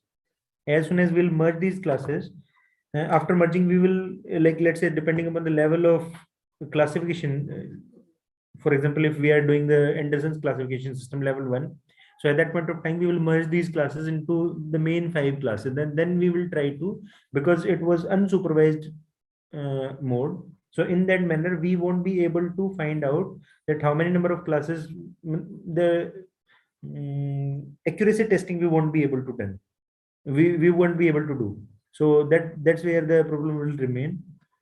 So that's why we prefer to go with supervised classification system, where we are well aware of, let's say, the land covers or land uses that we are trying to classify. So that remains there. Ma'am will join again. although the time is almost over. It was because of some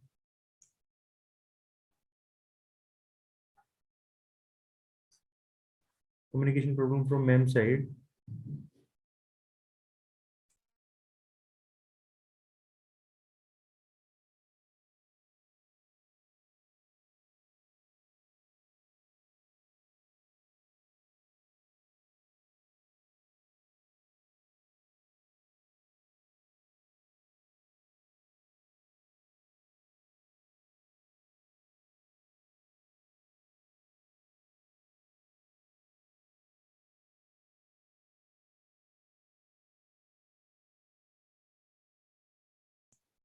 We are having one more session with Professor Poonam Sharma.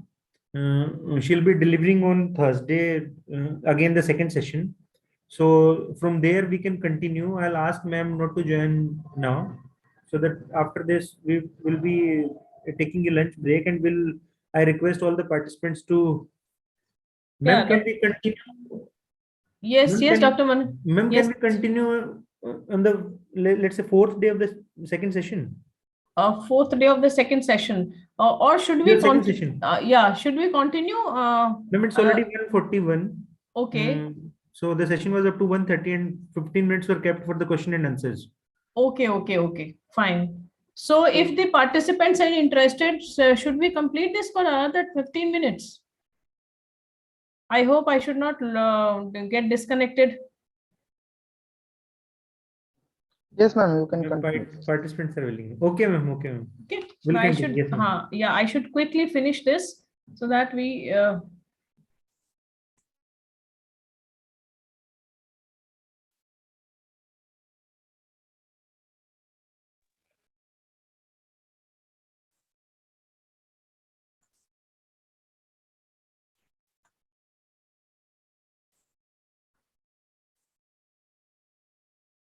Okay, here.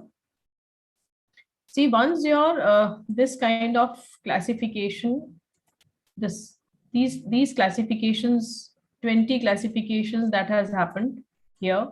Okay. Right.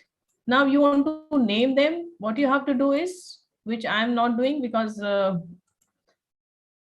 just on the Google satellite at the background, right? Or Google Earth Pro, right? Keep checking, unchecking, and seeing what you know that what it is. For example, this area. Okay, you know what it is. Like check, uncheck. Zoom in further, right? I'm not zooming in because it somehow I get disconnected when I just do that, right? And I'm unchecking this. Say, for example, if you want to see this one particular classification one, I'm double clicking it on. This is my classification one. I am to see in my entire map. To make it simple, just use a black color, which is not here. Okay. And I said apply. So wherever was this one category, it has turned into black, and then you identify what it is. Say, for example,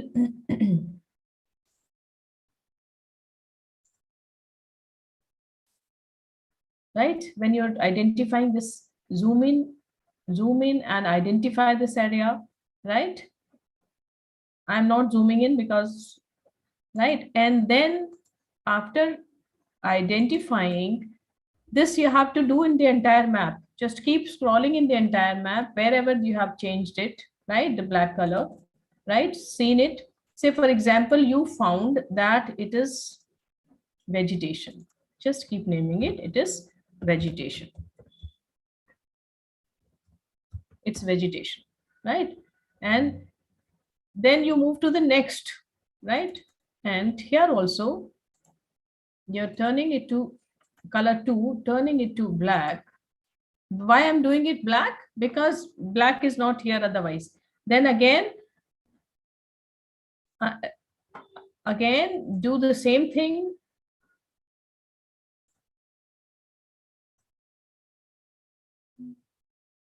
Your Google Earth map, these are zoom it to this level, that what to identify what is this land use particular here.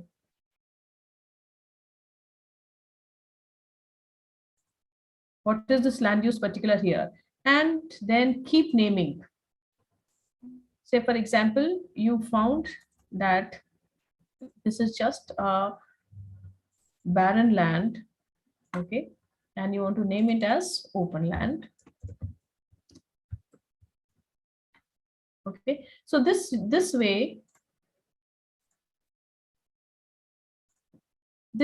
you will be naming all these 20, right? And once you have named all these 20, the next thing that you are interested to know, the next thing that you have classified, then you want to know the area, that how much area in each of these categories is there, right? You will go to processing toolbox, raster unique, इसे देखिए आपको यहाँ मिल रहा है क्या ये raster में, or you can just type it so that it's faster. Unique value report, click it. This is the category, right? And you want to create the unique value report, save the file, right? I'm saying unique value report.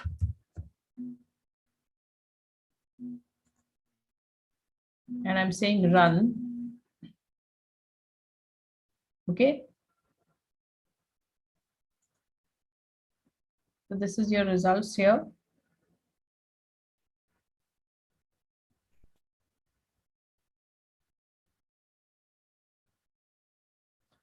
Right, so these are the results. You can see this, your 20 categories, each category area in square, area meter square. Is this visible to all? No, ma'am. No? Okay, new share, I'll show you. Is this visible now? Yes, ma'am. Yeah, so when you run that process, right, it gave you the entire thing, your all your 20 categories, right? How many pixel values were there? What is the area? From here, it is saved in your folder, respective folder, right? Take it to your Excel sheet, right? If you merge the areas, whichever areas you want to merge, for example, you found that 3, 4, 5, all 3 were agricultural. So you can merge these 3, 4, 5 as category, right? That as agriculture. So obviously you're not making it a 20 category. Then you will be adding the areas that, okay, these you found as goes as natural, 8, 9, 10, 11, 12. You found that these are your 8, 9, 10, 11, 12 are your natural vegetation area, right? So you're putting them as natural vegetation area. And then you find that these are your built up areas, right? Then you're adding into these built up areas. So each of your different different categorizations and classifications, you will find the value for in terms of area, and then you can calculate, create graphs, create percentage of area into each category is that you will get into. So once you, I'm closing this. So this,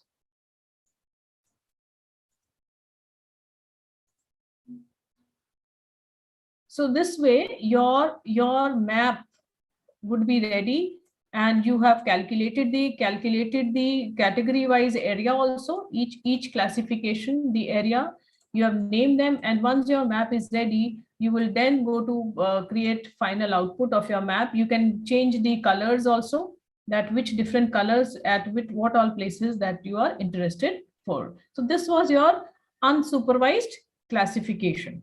Okay, so for supervised classification, if you give me at least 15 minutes, then I can complete, else we'll complete the other day. Yes, ma'am, completely. Dr. Manoj, whatever you say.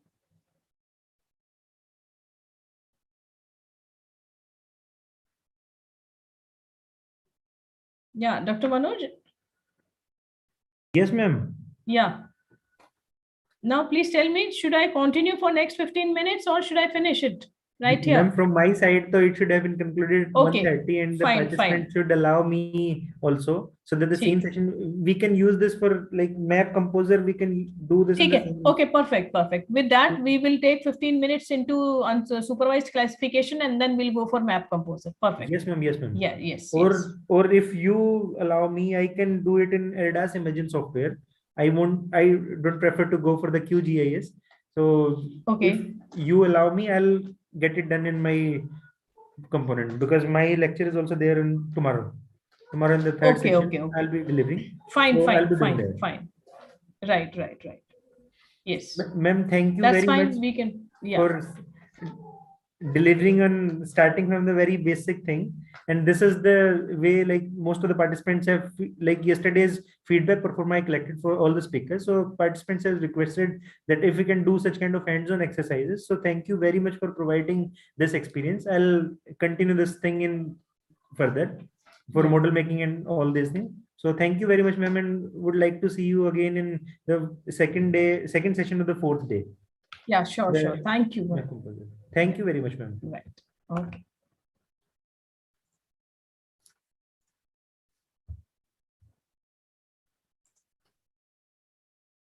For all the participants, will be joining back again at 2:20. The session will start at 2:30. The ma'am session will continue on fourth day, session 2. Yes, yes. Yeah. All right. Thank All you the very best, much. all the best participants. Thank Thank you. you. Thank you.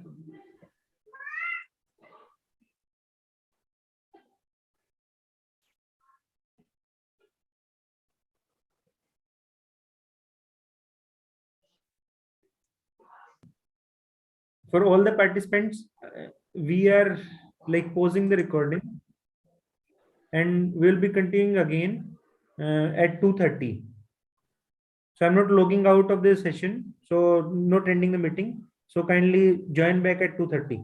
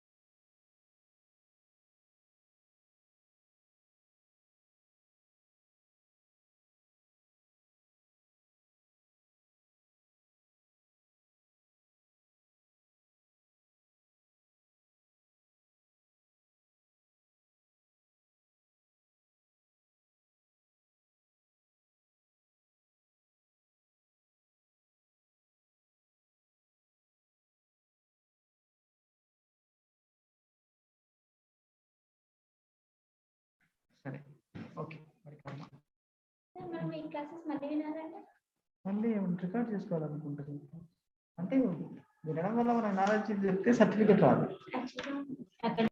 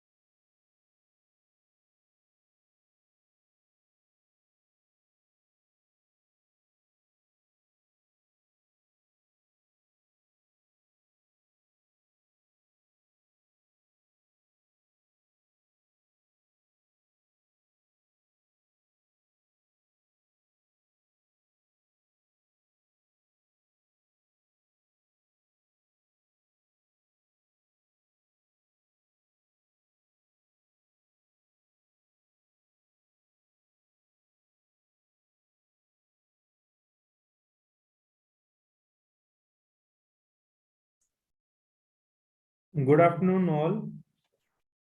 To the best of my knowledge and in discussion with Professor Milap Punia, he wants to interact rather than just delivering one-side lecture. So you all are requested to kindly make the session more interactive. The more questions you'll ask, more answers you'll provide, and more the type of discussions that will lead to some kind of, let's say, problem identification or opportunities that we can identify for the future research areas. So you all are requested again to kindly interact rather than just sitting idle.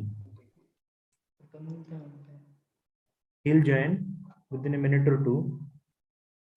Sarah has already joined.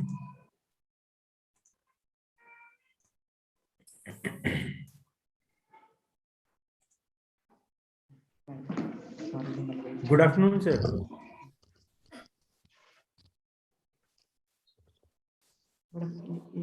చిన్న చిన్న correction చేసేస్తాను అంటే దాంట్లో అట్లనే ఉంది sir Sir, good afternoon, sir. ఏం కాదు madam మనం పెడదాం okay sir Good afternoon. Good afternoon. Very good So, greetings, participants and Professor Milap Punia. Welcome to the third session of day 2. I request sir to continue from the same point from where he left and discuss on like the discussions that we had, that he'll be discussing more about the water sustainability issue. So over to you, sir. I have already requested all the participants to fall in discussion rather than just sitting idle and listening from one side. Over to you, sir. Okay, Dr. Manu, just give me a minute. So your participant mostly are from which state? Sir, all the participants are across India. They belong to 22 different states. No, but maximum contingent is from Maximum 27 participants are from Haryana. Okay. And then from 26 from Maharashtra, then Pondicherry. So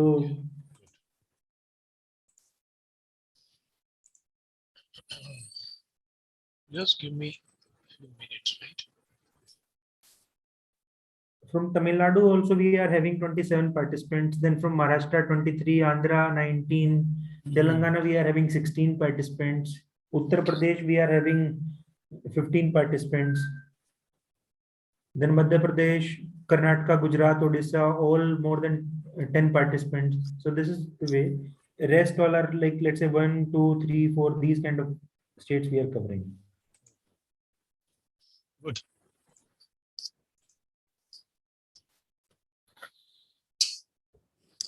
So Murthal got some rainfall now, just now. Murthal में बरसात हुई है क्या?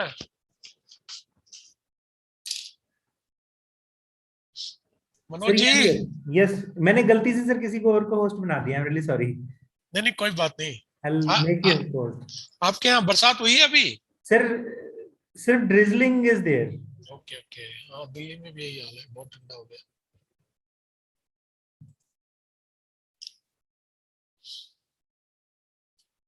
Okay, so if somebody has some question, some practical question from the previous first lecture, we can take up that and then start water resource sustainability.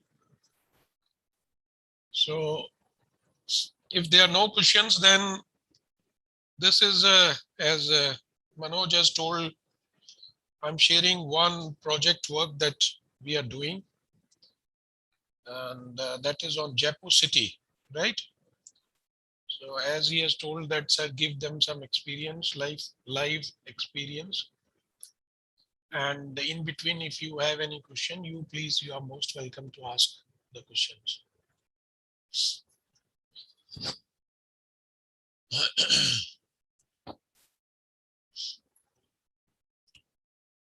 So let me share the slides. Just a minute. So sustainability.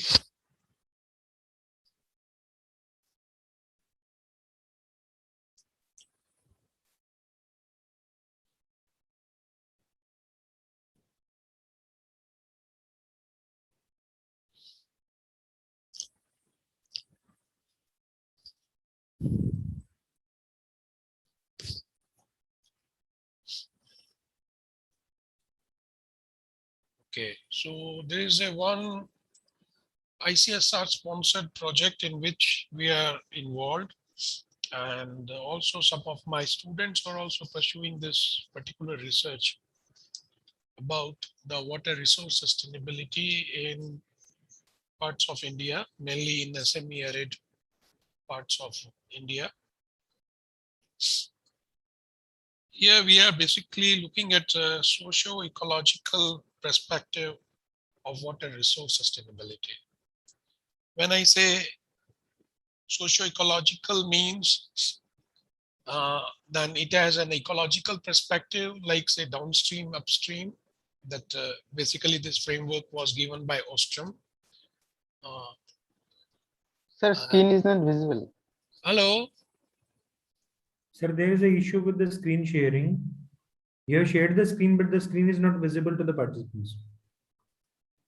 ये कैसे हुआ है? But you are able to hear me? Yes, sir.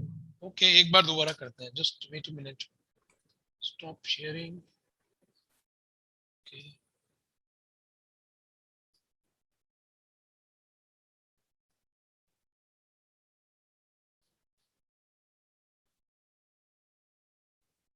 Just a minute, just a minute.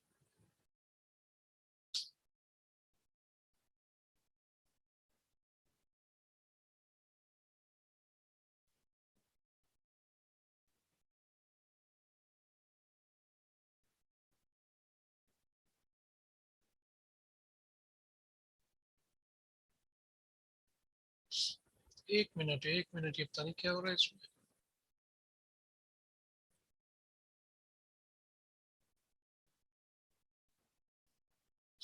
Is it visible now?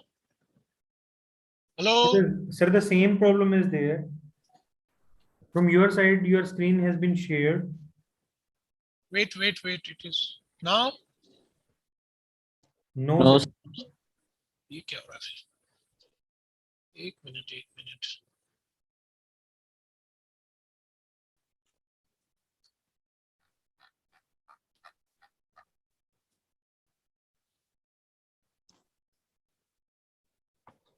FDP team, Sumit is there, Kuldeep is there. Yes, sir. Sumit, kindly try to resolve the issue. एक minute करते हैं इसे resolve करते हैं. एक minute.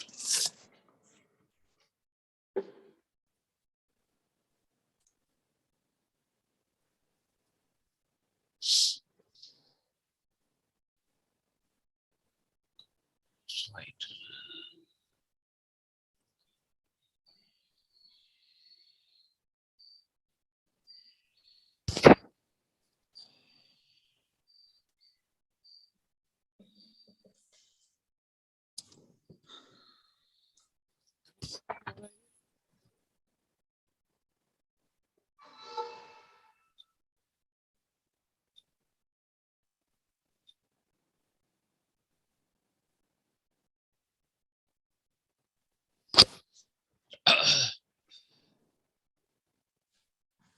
Sir, Just FDP, sir.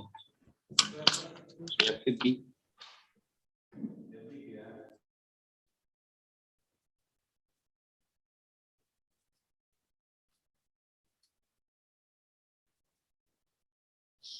now is it okay? Yes, Sir, sir. it's visible, sir. Yes, sir, visible, sir. Okay. Fine. So in continuation to what I was talking in the morning, and I also gave you a brief idea in the beginning,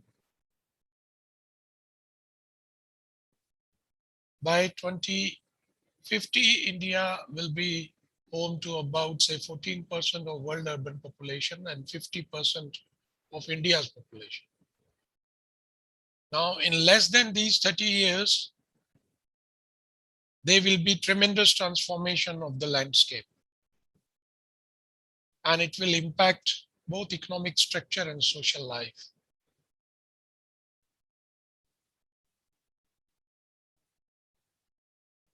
And you are well aware that something that is, academically accepted that we are going through the Anthropocene time, and there are a lot of impacts of it. And one of the impacts that is quite visible is the alteration of terrestrial water cycles. That is changes in river courses and flow, depletion in groundwater, modification of biogeochemical cycles, both nitrogen as well as carbon. And the most important is on the extinction of live species and reduction in biodiversity. This particular lecture, we will be more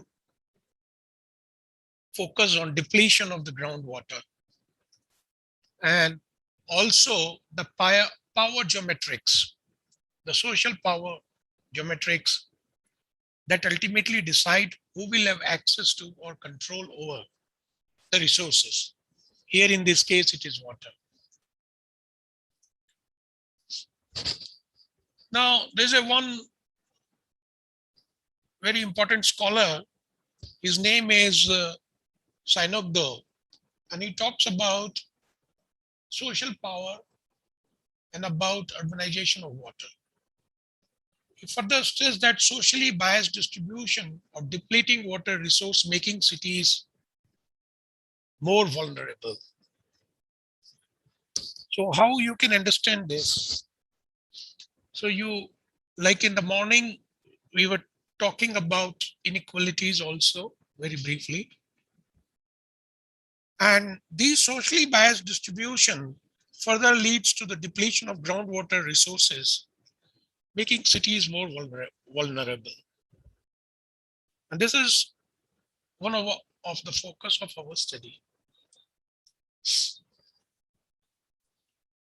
Now, this particular slide I have shared with you in the morning, where I explained that on the right hand side, we can study urban form, shape, size, and about resources by making use of, say, remote sensing and GIS techniques. And one such, just a minute, एक minute, हाँ बेटा, मैं अभी मेरा lecture है, उसके बाद मुझसे मिलना. अमीशा, क्या नाम है? हाँ, अच्छा, मुझसे मिलना जरूरी है आपका अभी. हाँ, तो आप एक 1.5 hour बाद आना, ठीक है? So one of the effect on natural resources for water is generally on the scarcity, availability, pollution, and finally it leads to the groundwater depletion. When we talk about sustainability, it is a combination of social sustainability, economic sustainability in terms of access, access to the household, access to individual, and also question of equity in terms of resource, how much resource is available, physical sustainability and ecological sustainability. And also it includes political sustainability, means something that we should make use of around these 4 pillars, larger 4 pillars of sustainability over a period of time for future generations. So in this particular work, we have made attempt to study all of these sustainability pillars. Now this is same figure that I have not shown you today in the morning, but these are all class 1 towns over India, right? And as per 2011, there are 3 cities with, say, population more than 10 million and 50 cities, as I said, more than 1 million. And the only top, say, 8 or 10 cities are contributing to the 15% of GDP, right? And these are the total numbers of settlements, urban settlement that we also discussed in the morning. Now, some of the questions that came, like somebody gave example that why in West Bengal that People have to travel more from rural areas to urban area. So if you look into this particular map, you will see parts of the Bengal. Calcutta is a primate city. But if you draw, say, 100 kilometers of buffer around Calcutta, they are not more class 1 cities in the periphery, right? Class 1 cities. I'm talking class 1 cities. Means more than 1 lakh plus. But whereas if you look at Mumbai, you look at Delhi, which is situated there in Indo-Gangetic Plain, there are many class 1 towns around Delhi within the buffer of 100 kilometers. Same applies for the Mumbai.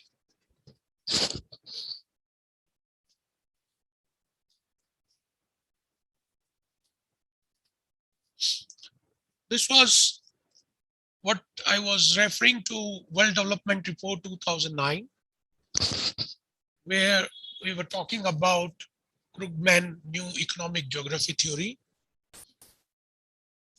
So on the left-hand side, this is how we perceive it. But on the right-hand side, this is the reality, where there are settlements, rural and urban settlements, but there is also a larger agglomeration that is there. So you can perceive this larger agglomeration, which consists of urban and also rural, like this right side realistic representation. So say large city in between in a metropolis is Delhi, and surrounding cities are, you can say, Gurgaon, Faridabad, Ghaziabad, or say Sonipat.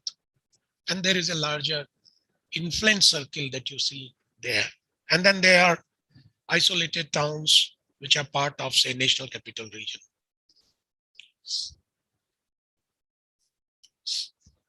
Now, similarly,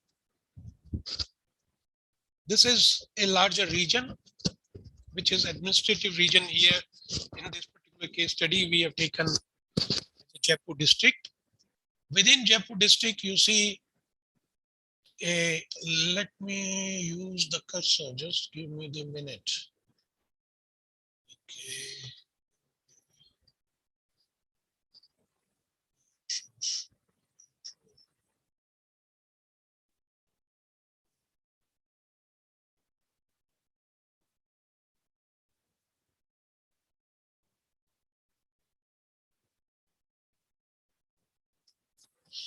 Manoj ji, इसमें cursor का कैसे use होगा? Sir cursor आपको दिखाई दे रहा है सीधा सीधा ही? नहीं, मुझे नहीं दिख रहा है इसमें सिक्योरिटी। ये मुझे नीचे वाला पैनल दिख रहा है, ये आपका participant security stop video pause remote वाला यही दिखाई दे रहा है। कर्सर कहाँ है इसमें? आपको आप वाले में दिख रहा हो? आपको दिख रहा है आप वाले में? सर मुझे आपका कर्सर दिखाई दे रहा है जैसे आप मूव करते हो।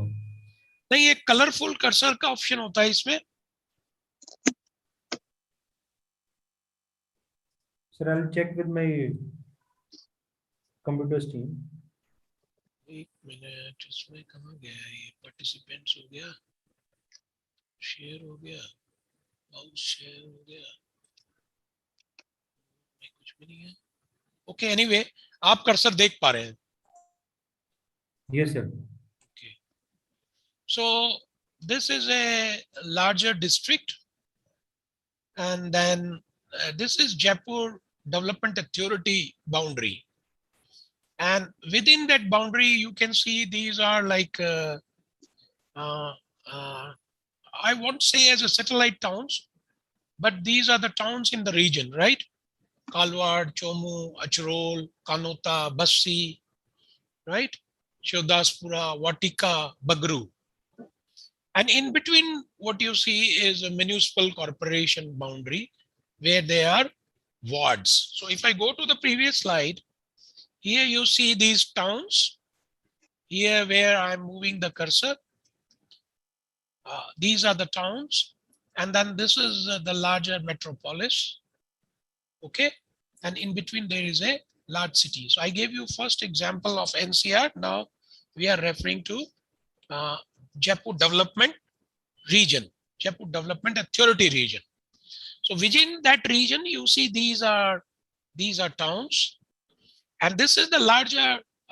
This is not a metropolis like NCR, but this is the larger urban area, which is other suburbs like Sanganer, Amer, within its municipal boundary.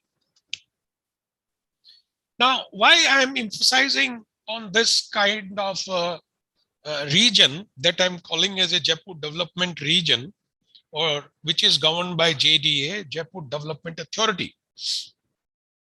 Because geographically, we call them larger metropolitan areas. Like now, when we say city, so managing city independently won't solve the problem, as most of the cities drawing their water from the surface resources, say a lake from long distance, or maybe some wetland that is there in the proximity, right? So we have to plan it as a region which is surrounded by, say, city and the region. So there are long series of lectures that scholars they refer to is city and the region. You can say, quote unquote, city and the region. Region plays a major role.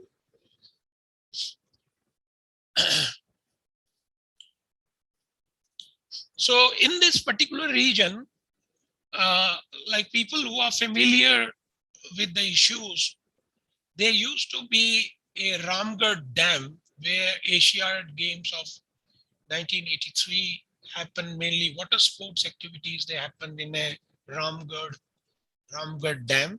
That nearby there is a town called Jamwaramgarh, and it used to supply water to Jaipur city. But now, if you visit Ramgarh Dam, you could hardly see any water there, right? So that surface water has completely dried away, right? Similarly, there are other water bodies which are there, like you heard of Nareta, you heard of Galtaji, that is there in a municipal boundary area. And they have a very limited scope in terms of supplying drinking water. Now, they are bringing water supply to Jaipur city, say, from more than 120 kilometers from the north of Jaipur district, means beyond this district boundary. On the south, there is a Tonk district, and from Tonk district, they are bringing the water to the city, right? So the broad idea that I'm giving you, like say total MLD water that is required. So these are not updated figures, but I will give you some updated figures. The total demand is of say around 150 MLD. And you can see that over a period of time, the per capita consumption has increased. So this 750 MLD water is the total demand, out of which around 400 MLD water per day is brought from Bisalpur Dam, right? That is around 120 kilometers from Jaipur city in the south of Jaipur district. Now, rest around 200 MLD water is exploited from the ground, what we called as a groundwater, right? And that groundwater is mainly exploited from the municipal corporation area, or also say beyond the municipal boundary area in Jaipur Development Authority region. Now rest, say around 150 MLD water is supplied by private tankers, which store water or which collect water from private tube wells and distribute to the city.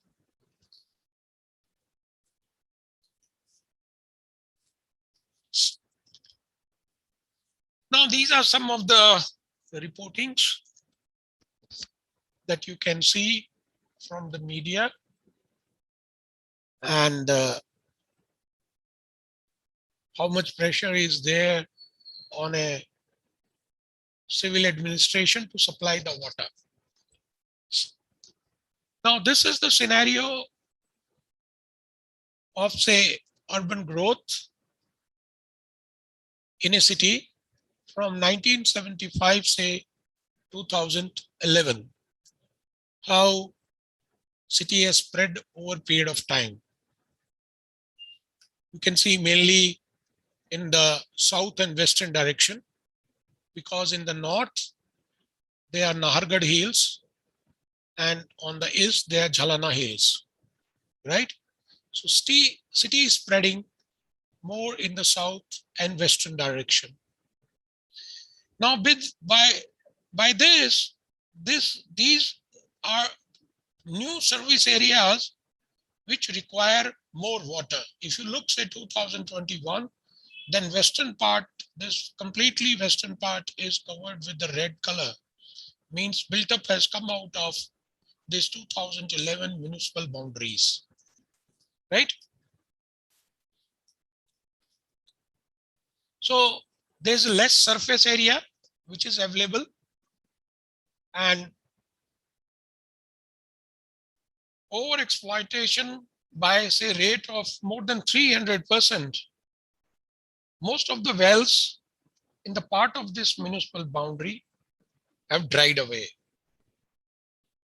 Now, with time, say between 2006 and 2011, they were exploiting water from the peripheral municipal wards of Jaipur city, like, say, Sodala was supplying water to the civil lines. But now situation has arrived in 2020 that even Sodala don't have a water. So there's a lot of demand from these colonies to get the share of water from Bisalpur that has been brought from 120 kilometers south of the city, right? Now, these requirements, what I'm saying you, I'm discussing with you, they are calculated, say, as per the population of 2011 or then projected population with the rate of growth. So that time population was 35,000. But now in 2021, population is, say, around 50 lakhs. And there is an increased dependency in Bisalpur Dam. Okay.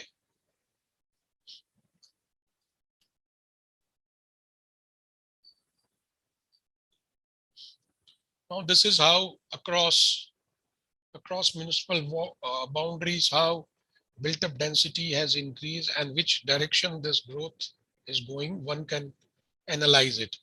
We published one particular paper because we made use of here Shannon entropy based estimation of urban growth, and we published this paper in the Indian Society of Remote Sensing, that is called ISRS journal, that is published by Springer. So about 10 years ago, we published this particular paper. Now, you can see that with time, most of this growth is happening in the peripheral areas where there is more consumption of the land, and it is converted for, say, for the urban growth and residential purposes. This is what I was referring to about that particular paper, where these maps are reflecting spatial pattern of urban growth using Shannon's entropy index. You know, as the entropy value increases, there is a decrease in heterogeneity and more like a homogeneity. So one land use gets predominant. So first there is a increase, then there is a decrease when we talk about Shannon's entropy. More the heterogeneity means there is a more mixed land use. Homogeneity means it could be entropy value is less and it may be fully built up or it could be fully rural.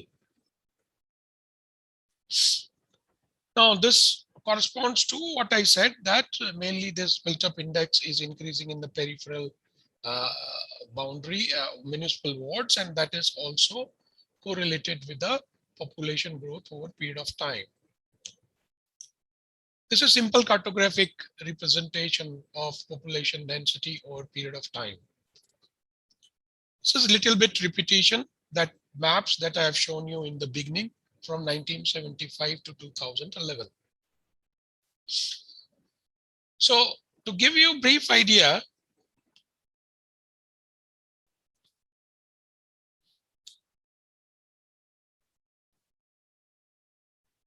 in 1903, during British time, there was construction of Ramgarh Lake, and main purpose was to supply water to the Jaipur city.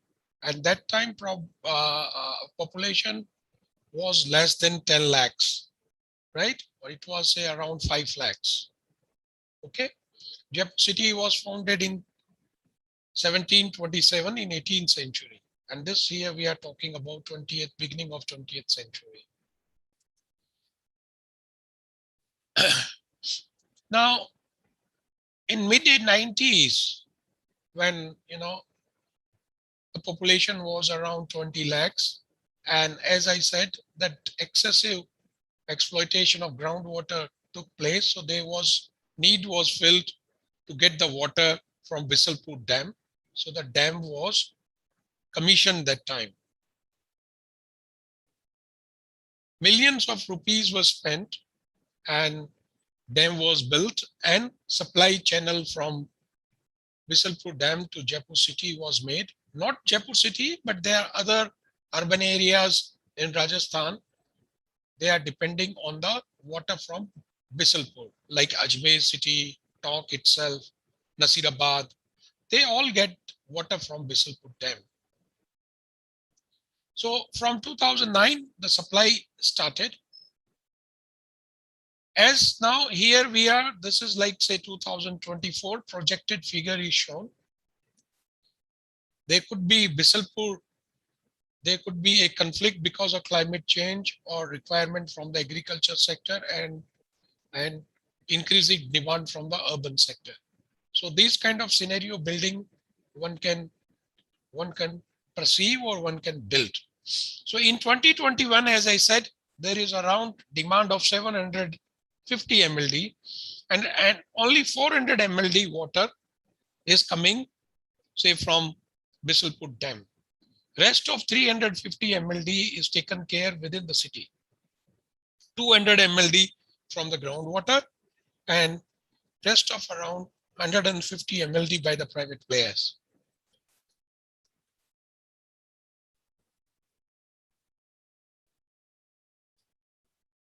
Now, these are some figures that we get from NSSO, that is National Sample Organization, a statistical organization which do national surveys for various, say, like employment, income, and also for the water that is related, not precisely water, but also with other variables.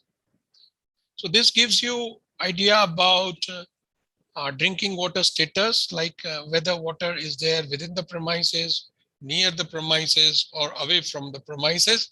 And this is the only data which gives you idea across the social category, like how much access is there to the households which are from scheduled caste, from scheduled tribes, or say from other communities. Now this 6-world classification information is also available from the census, right? So these kind of information is very helpful when we talk about social sustainability or economic sustainability. Now these set of maps we have prepared, say, from 1991 to 2010. This is provided by Central Groundwater Board, and where fluctuation of pre-monsoon and post-monsoon water table, that is in BGL, below ground level in meters, it is shown. And over a period of time, how much water table has decreased in meters, one can make an idea from these set of 6 maps, right? So one can see that the central part, most of the water has gone down, right? And one can find the difference that it is approximately around, say, water table has gone or completely dried away. Say there's a drop of about 40 meters, right? So this substantiate what we said, that the groundwater got depleted. Now this kind of study can also be substantiated by making use of gravity anomaly data. Some scholars have used this methodology in remote sensing, where there are two satellites, GRACE 1 and GRACE 2. By combination of this, they provide the data, these layers. So one can stack these layers, and finally one can calculate total water storage or total water depleted. Okay, so over a period of time, one can find out, as I'm saying, this is from GIS data, like Central Groundwater Board through its piezometers, they are maintaining the water level and other quality parameters. They are taking the observations. So this analysis has come from that. So this is a ground observation, but this can further be corroborated with the GRACE data, the way I have just explained to you. One of the paper which was published by Rodal, right, a decade ago in Science Journal, it has completely highlighted that the completely western part of India has witnessed overexploitation of groundwater, and there is stage of tremendous water stress in the region or scarcity in the region. Now this is, we translated into the municipal wards, where means this gridded data, what you saw in the previous slides, is further analyzed and generalized and reflected at a municipal ward level. So which municipal wards have shown, say, more depletion of water over a period of time?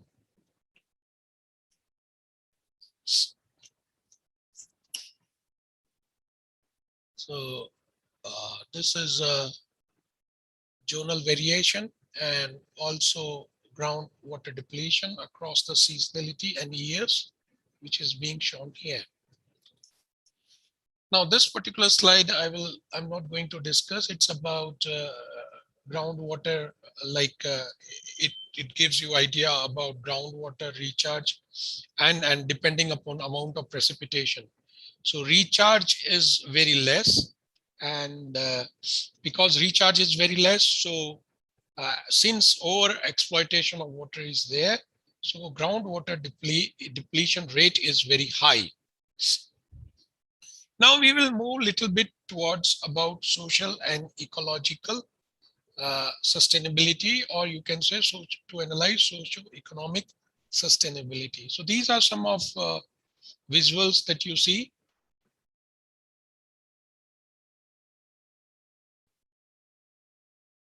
You can see that how much pressure is there on drinking water.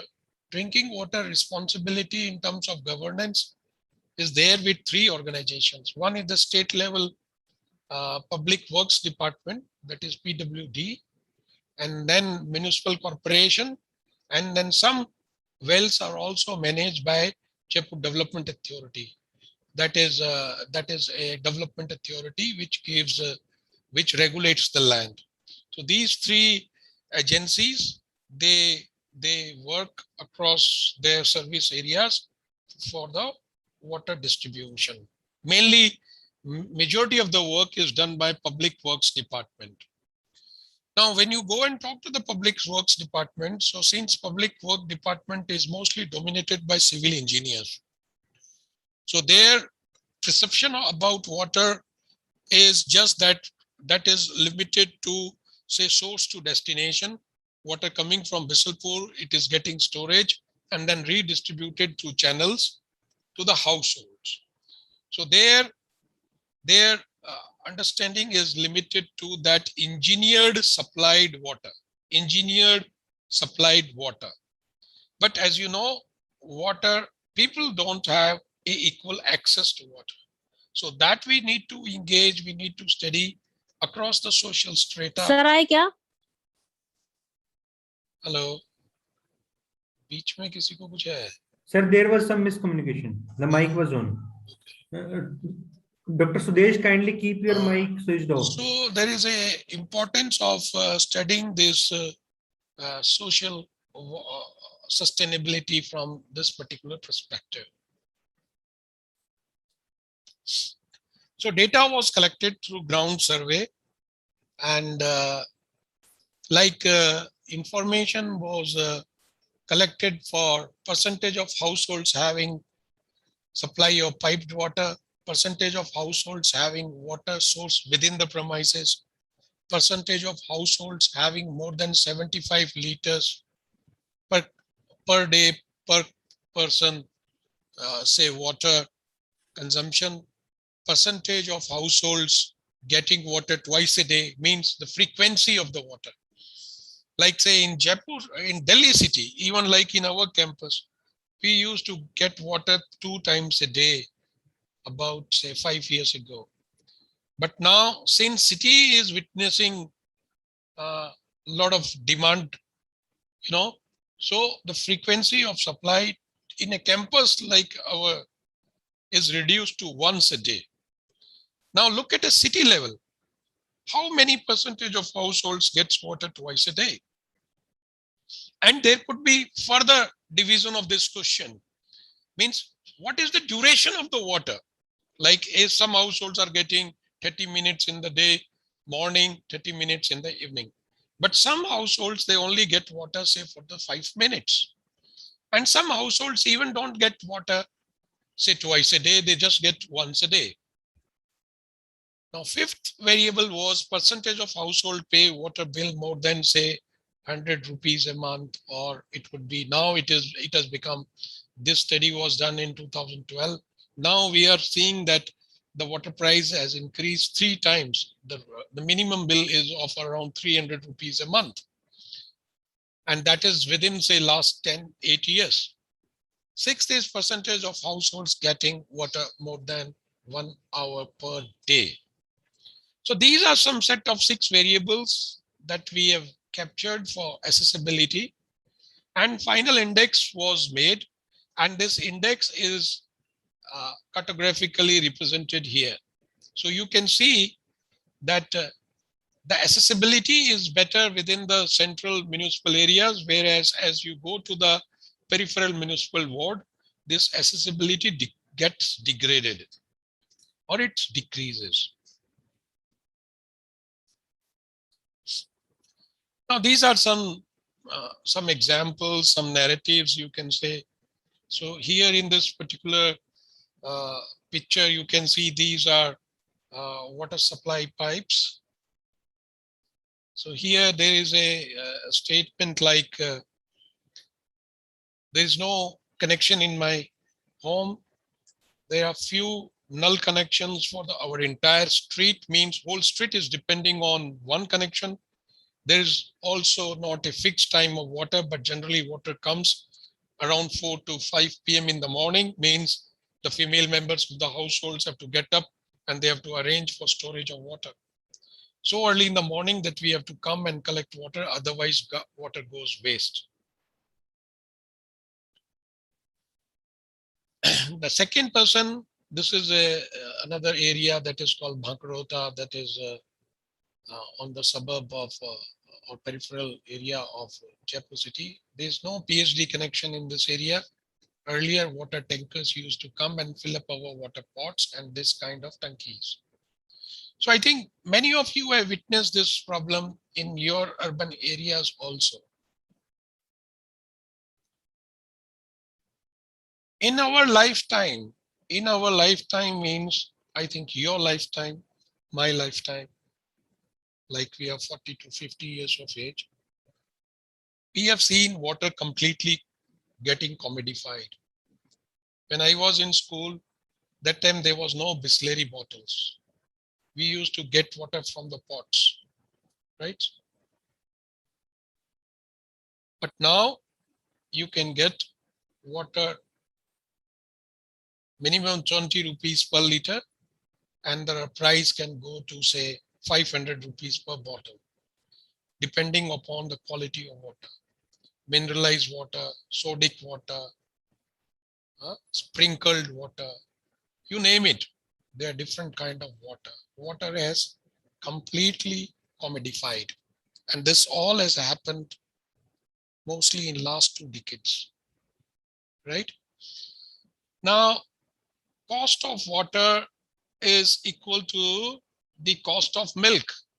If you go and talk to the farmers, how much they are getting for the milk, because these milk producer farmers, those who are maintaining the dairy, right? They have to feed their cattle.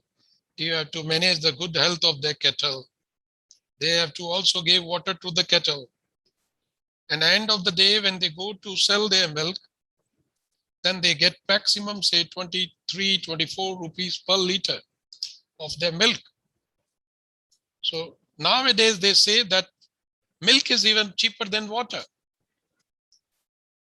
And I think it's very hard to get a water bottle less than 20 rupees.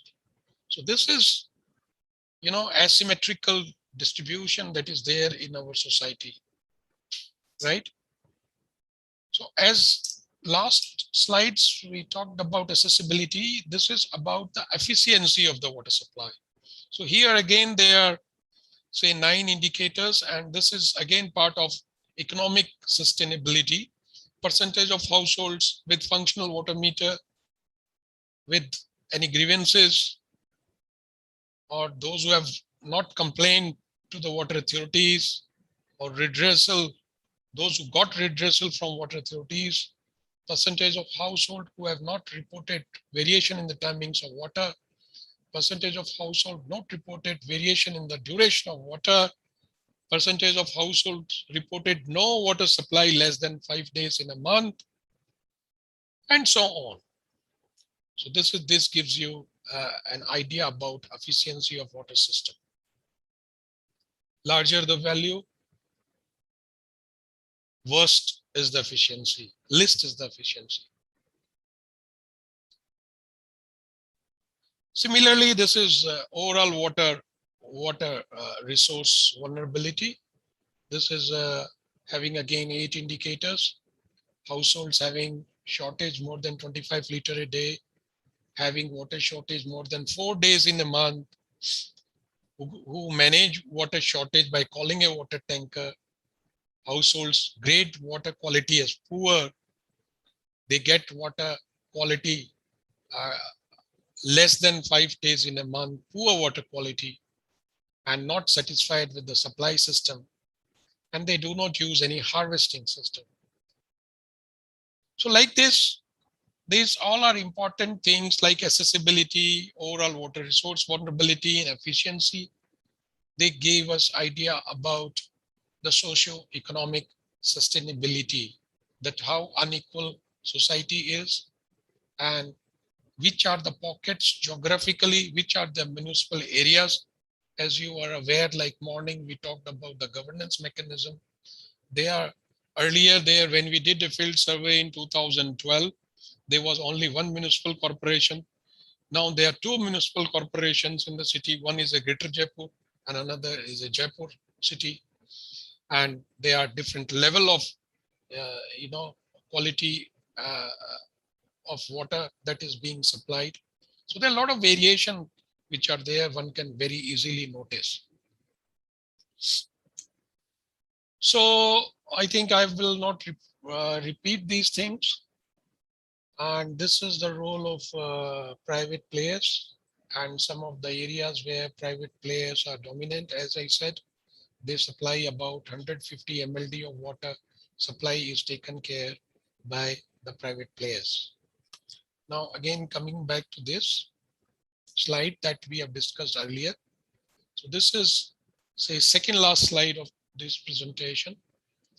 We are talking about this concept of sustainability, and we have used water as our lens to look at this sustainability perspective. We looked into social inequality, unavailability, unreliability, uneven distribution. In terms of ecological, we have understood hazard built up growth that is monitored from the satellite data from the remote sensing, where Shannon entropy index values are used, and that were also translated into say rate of growth in a particular municipal ward at a municipal ward level. And then by using central groundwater board, the areas have been identified where there is a shift in a water depletion. And that was also translated into municipal boundaries, information at municipal boundaries.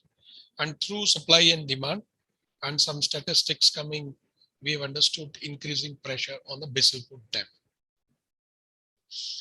And now economic aspects also in terms of say efficiency and overall vulnerability of water supply, and also over exploitation of the groundwater surface resource by more than 300% and increasing industrialization. So see, one thing is there, like industry is also getting water. Earlier water policies prior to 1980, they were targeting and they were encouraging to bring more water under agriculture. But now the priority is for the water supply. And industry is also consuming water, but there is hardly any regulation. Regulation about the pollution, regulation about how they are using efficiency of the water. So there is need for greater regulation, and there are some new concepts coming like water audit or water efficiency. So I think for some of these private sectors, especially this industrial sector, these things need to be more properly regulated. Now, if business as usual will continue and population growth that we were discussing in the morning and that we also discussed in our first slide, the first point, that by 2050, our 50% of the population will be in urban areas, and the kind of pressure that we see on resources, like water as a resource, now in after 30 years, how do you see it? You know, so these are very important points that we need to keep in our mind. And what is the way forward? So I have not written here, but one can think of what is the way forward, right? So now I think rather than me keep on talking, I would pause and we will discuss. Thank you. Thank you very much, sir. To all the participants, kindly ask question. We are very thankful to you, sir, for orienting your second lecture on problem-based projects on a very short notice, and we are thankful to you, sir. To all the participants, kindly ask questions. Somebody has raised a hand. Vaishali, you can switch on your mic. Okay. Good evening, sir. Sir, I had a question. Like, you have analyzed the social, economic, and all the aspects, but like from the history, we can say that Jaipur was built in such a manner that water was collected through different channels.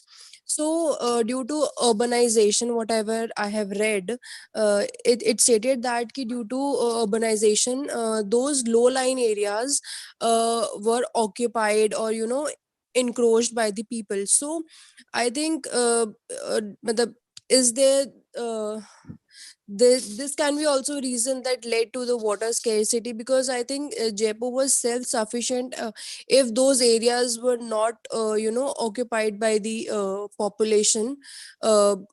First point. And the secondly, like, why are we not talking about collecting the surface runoff water that happens during the rainfall season? Oh, good point. See, I don't know. This is not a situation which is very peculiar to Jaipur. We have studied Jaipur city. Same is the problem in Gurgaon, same is the problem in Pune city, right? And there are other metropolitan areas. Like morning we were talking about larger metropolitan areas, right?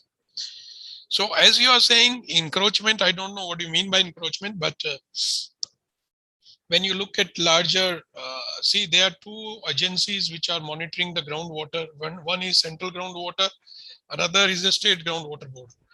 And all their observations across the wells, because state groundwater have different wells and central groundwater has a different wells. So their data completely indicates that there is a high degree of groundwater depletion. Okay, so that is like you can say geophysical study. And also one can get information from CGWB and also from the chief chemist of the district about the quality of water. So that all points towards the greater depletion in the groundwater. So that encroachment thing is it might be a small scale problem, but largely the picture is this, that water scarcity is increasing at a very large and with greater speed, right?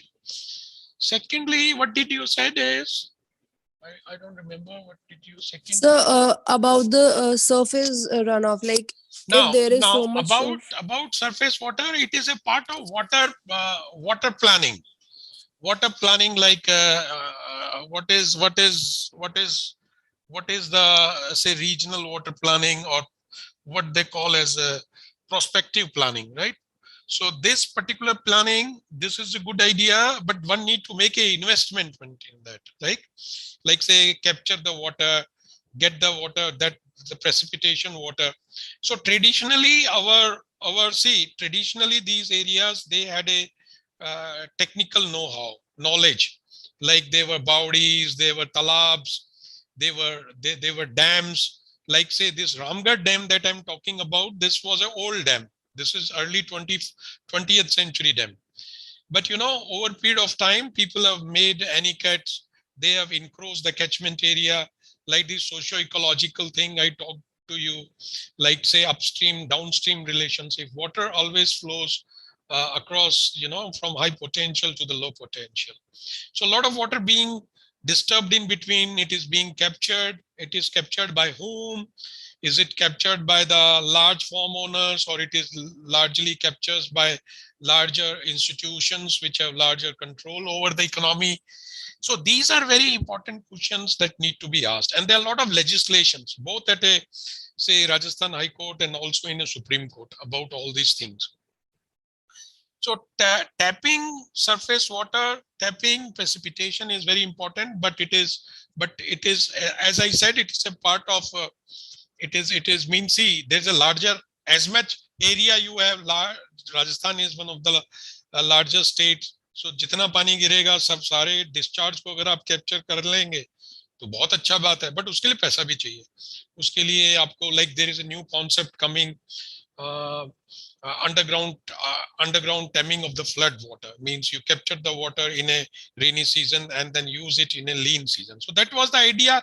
Actually earlier the villages, they had, in every village there used to be a pond which used to get filled in a say rainy season, and then people used to depend it over a period of time.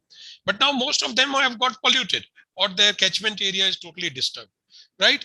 So it's a larger picture, but the business as usual, the business at this time which is going on, there is no say, see, when you plan for the future, so you have say 5 years planning, 10 years planning. So it's something like foresight planning, right? So business as usual will not serve the purpose. Okay. Yes, sir. So I have one more question. Like the census, the definition of census, the given by the census, the definition of urban towns have 3 points. But whereas if we see the same definition of urban towns in various other countries, they talk in terms of their urban infrastructure, population, and density. Basically, if we talk about UK or the Australian definition, they just mention about a number ki the population should be this much, the density should be this much. But why in the Indian census there is a third point, like the 75% of male population should not be in agriculture sector? Because I think do you feel like this definition should be modified, or this the male population should be like a common term, the 75% total population instead of male or female. It is respective of their gender should be there. See, Vaishali ji, in the morning, I talked about this, and I also said that India has a very strict definition. You know? Means our definition of having this 75% of male population engaged in a non-agriculture activities. This is it's a very strict, and it's not a gender neutral. No doubt about it. Now, since in order to have a continuity and standardization, they are maintaining this particular definition so that there is easy to study and easy to analyze the change, right? But no doubt, like if you ask my point of view, I like one of the very good variable across the city. I always like is the female literacy. You know, I like female literacy indicator very much. I prefer that over any other indicator. Even suppose your male is engaged in a non-agriculture activity, but female is still deprived of. So if society invests more on a female literacy, then there are more, trickle down effect, and one can see other benefits in the society, right? Okay. So I think I agree to your point, what you're saying. And I also mentioned the same thing, that India is having a very strict definition of urbanization. So there is no disagreement, and I think, in my opinion, you asked. So I actually, but it's not like that. One scholars are saying this, because over period of last 7 decades, we have been following this definition only. So there's all likelihood to continue the same definition.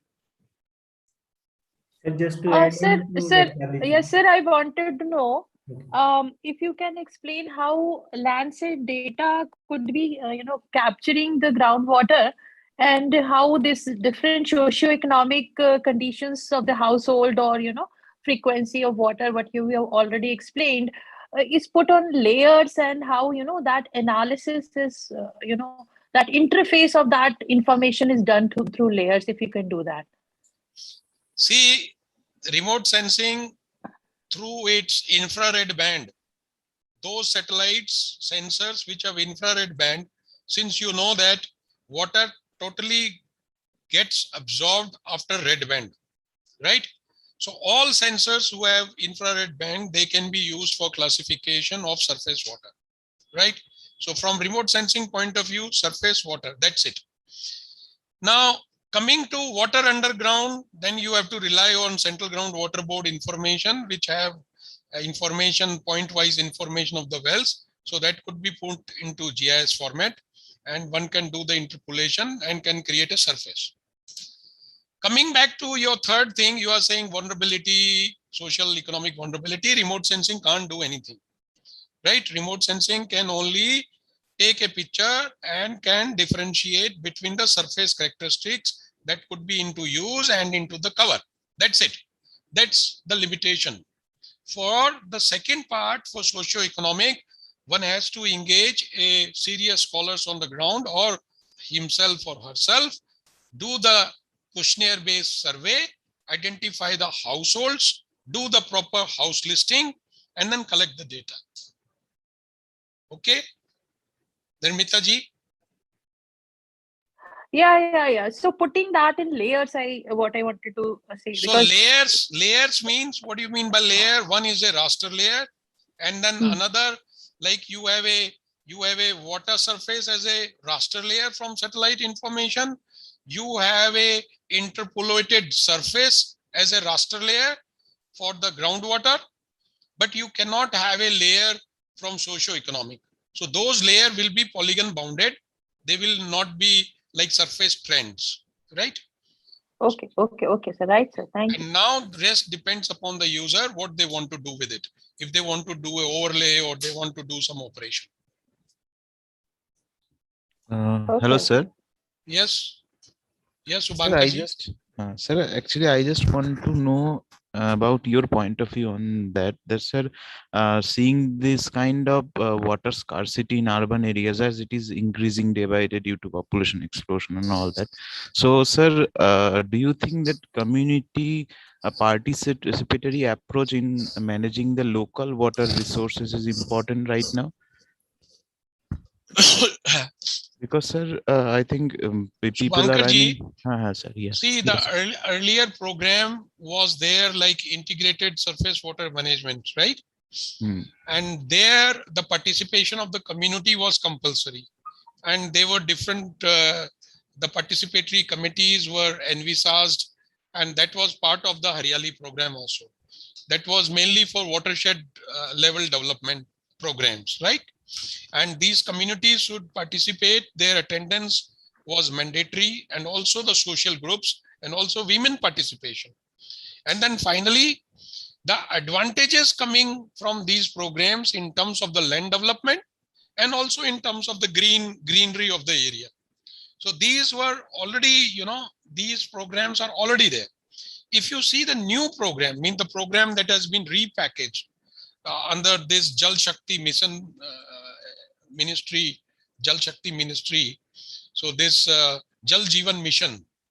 So I would strongly recommend that you should go and see the Jal Jeevan mission project. And there are some pilot projects which are done in some selected villages, like in selected villages of Himachal Pradesh, some villages in Ladakh region, some villages, say in Rajasthan, some maybe of your own state. You go and see there about and study about these pilot projects. You will be surprised to know that most of them are using remote sensing and GIS. And what you are saying is already part of it, as it was also earlier programs, not this Jal Jeevan mission, but earlier program that integrated sustainable water management system. There also participation of the people was the key, right?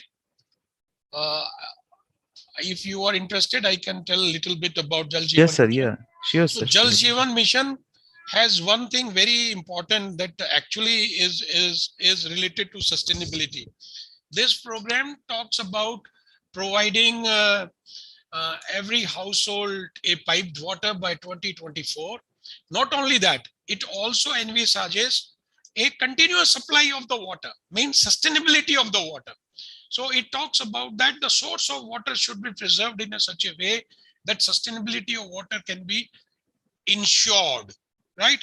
So sustainability clause is there in this Jal Jeevan mission. So I strongly recommend those of you who are interested, you should go and refer this Jal Jeevan mission project website, and also try to look into some pilot projects. Like say I can give you example, like in Ladakh, since as you know, in Ladakh, villages, they get a water from the snow, right? Yes, So yes. one can monitor the snow in a upstream and downstream, and the amount of water that is channelized after storage. So they have put sensors that manages the water level and also supply to the households. So there is combination of IoT, remote sensing, and people on the ground, the engineers who are tasked with the managing of the supply of the water. So this whole integrated picture is very interesting. And they also talk about, as I said, sustainability of the source of water. तो आप वो देखिएगा. Okay. Hello. Okay, okay. Okay, thank you, sir, for very much informative lecture. Thank you, sir. Sir, Yes. so what dependent variables I should take into consideration if I want to study how water demand has changed in different economic sectors in Haryana? See, there could be many. There could be many, like say, household size is there, and then household size means members in the household. Then your carpet area of the house, and economic status of the house. So all of these can be, very easily surveyed. I would say one have to do the survey and find it out. Apart from that, there could be other dependent variables also, you know, like if you want to know about the public water supply, then one has to take some standard variables. Otherwise, you know that these days there are small water mills which are supplying water to the households in Haryana. Every small town, there are people who are purifying the water, and through their tankers, small tankers, like say 25-liter bottles, they are sending to a household, maybe for 10 rupees, you know. So there are many things which are happening. There are many things which are happening on the ground from water. So they have different, clientage is very now diverse. But for public water, some of the indicators I have just explained to you. Thank you, sir. Sir, from the view, I myself is having a question. Like I was doing an analysis regarding the entire rain cycle of Haryana region, Haryana as a state, because the regional watershed boundaries could not be defined by these parts only. So Haryana has started a Jal Shakti Abhiyan for the with the mindset that trap the rain where it falls. However, while I was analyzing the data, it was there, the groundwater depletion is there. But on the same point, some of the regions in Haryana are there where salinity is increasing. So after overlaying all these things, when we are planning these kind of schemes, Jal Shakti Abhiyan or same kind of schemes might have been proposed in different states also. So don't we consider that such kind of schemes should consider such kind of salinity issues and other issues also? Because the water level is very high, salinity increases as soon as like any kind of waterlogging is happening. So it is happening in like district Sonipat only in Haryana, and other districts also will be having the similar kind of problem, specifically in the parts towards Rajasthan, abutting Rajasthan. So such kind of schemes, like what as a planner or as policymakers we can suggest to the state governments, or can our role be considered in such kind of schemes? No, I think already in Haryana, a lot of work is already being done. What you're saying, you say there is this organization, HARSEC is there, and they have all this information, what you are just mentioning. No? They have I think I remember the salinity mapping of Haryana was done long time back, right?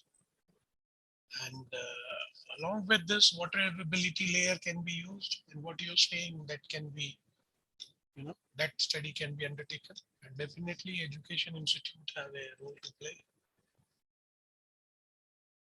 Sir, they have suggested like the scheme is meant for capturing the rain where it falls. So the scheme is uniform across Haryana rather than it should have been region wise, or let's say it should have been based on the watershed based schemes. यानी वो बात आपकी सही है, but government differentiate कैसे करेगी? किसी एक डिस्ट्रिक्ट को कहेगी, फिर वो कहेगा कि भाई हमें क्यों आप इग्नोर कर रहे हो ना? ये पॉसिबल सर, पर उसके कारण प्रॉब्लम तो मतलब मेन जो सैलिनिटी वाले इश्यूज हैं और जो इश्यूज हैं, और such kind of schemes can be integrated in different manners, which let's say linking canal system is one of the solutions that was provided way back.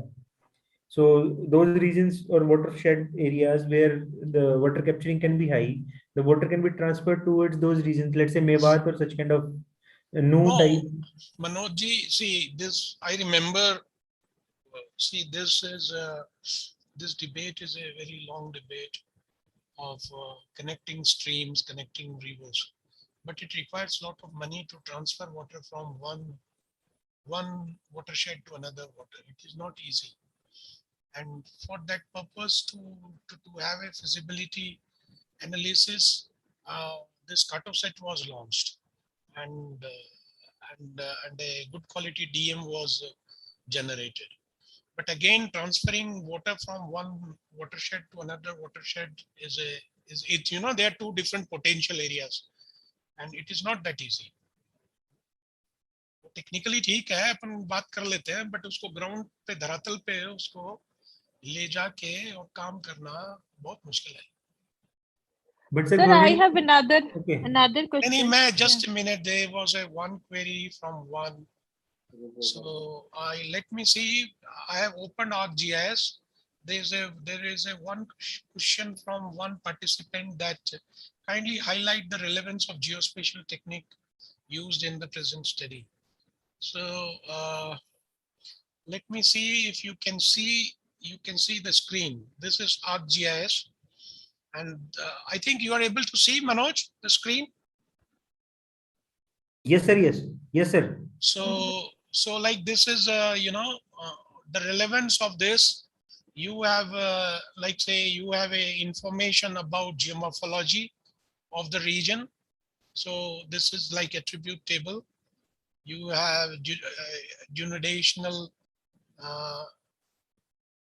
origin, you have water bodies, you have aeolian origin, you have hills, you have fluvial, all these geomorphological features you have. Similarly, you have information about the villages, about their socio-economic characteristics. So, but we are not interested in that. But one may be interested, say, just a minute, like one may be interested in a water contour, like this is a water contour, right? So these are the all layers we have. Okay, we have all these layers we have, and then we have other socio-economic variables also. So one can make use of all this information in geospatial, and one can come up with some kind of uh, analysis or some kind of modeling, right? Like I've shown you, these are like water contours. You have geomorphology, and you also have say land use, land cover map. So all these combination along with the geology, one can come up with a very good model and can contribute to the new research.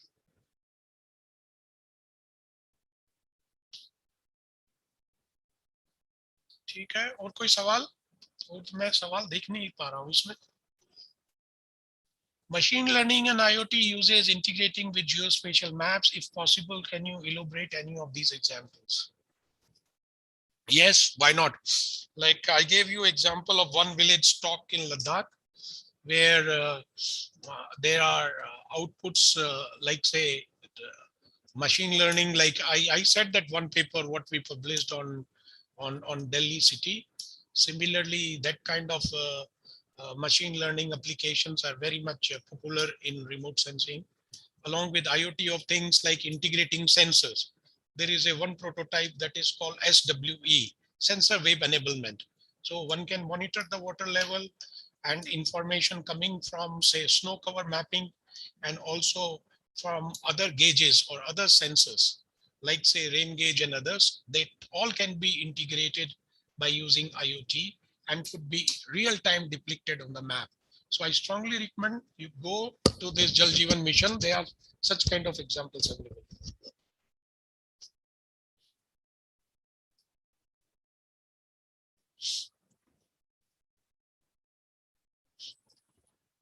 Okay. Sir, Haji. so what will happen if we make rainwater harvesting system on the secondary saline areas? Secondary saline areas. What do you mean by that? Can you elaborate?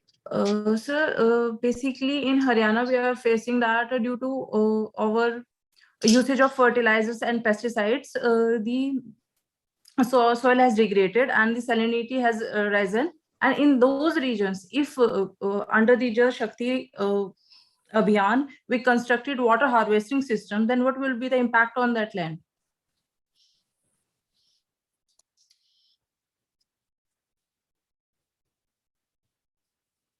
See, there are some institutes which are working, like I know International Rice Institute, IRI, International Rice Research Institute, Manila, is working on such kind of things because they are coming with the varieties to grow on saline water. So similarly, saline, there could be, like say, one is a subsurface because of subsurface geology, or second is overexploitation of the water. So Maharashtra, I think there are participants from Maharashtra. I have seen in the periphery of Pune, what they call some eutrophication, some surface treatment with some species, some chemicals. They're treating the water and making use of that water. But for saline water, one has to, why somebody is going to put a, say, anicut in a saline water? The water is a saline. So that investment will be definitely discouraged.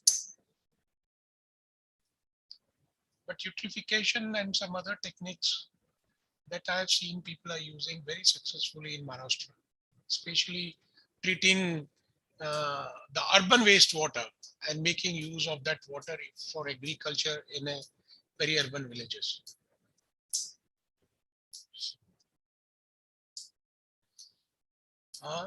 So this is, what are the examples of sustainable water governance? This is a very important area of research, right? As I said, governance is my favorite.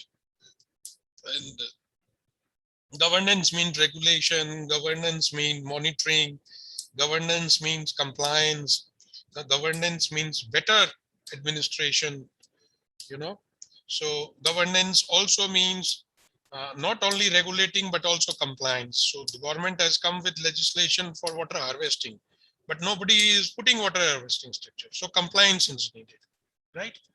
So if those things can be improved upon, then definitely sustainable water governance in our Indian scenario.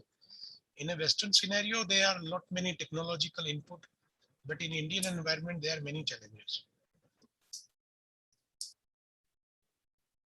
Like one more thing that is coming up these days, state government are coming up with legislation where they are linking water with sanitation, right? Means they're talking about water supply and they're also talking about sanitation. So this will slowly move towards making use of the grey water. जो आपका waste water है, उसको आप कैसे treat करेंगे, and how do you bring that particular water back to the more usable format, right? And slowly there should be some case studies where there is a double two pipe supply system, like one drinking water supply only, second, if suppose you want to make use of the secondary use of water, आपके घर में आपको garden में पानी लगाना है, आपको गाड़ी साफ करनी है, आपको कोई और enterprise में use करना है, so that time one should not use the drinking water. So that is two pipe supply water. I think that that will take long time in India, but that is need of the. ठीक है Manoj ji, Thank you very much, sir. 4 बजने को है, अब Yes, हम sir. चाय पानी पिए कुछ जाके. Yes, sir. Yes, sir. बच्चे इंतजार कर रहे हैं गेट के बाहर. Thank you very much, sir, for your valuable insights on application of remote sensing in GIS and different domains by showing real life examples of your projects which are executed by you under various research schemes and grants. So we thank you very much, sir, again for accepting our request to deliver expert lecture.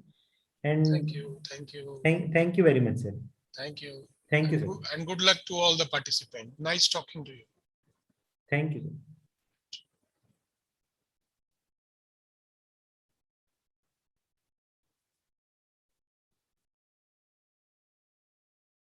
Dear participants, I'll be sharing you the feedback link. The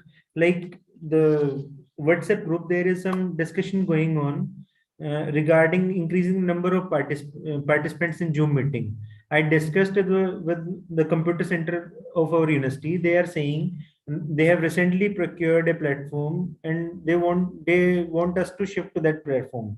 So, however, the link shared by AICTE Atal portal is for Zoom, and as per the computer center and for the procurement of Zoom, it may take a time.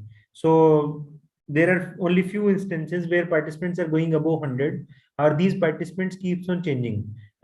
From the observer from AICTE also, he also suggested to share the YouTube link, and because we are taking attendance on feedback forms also, so I request all of you to kindly shift to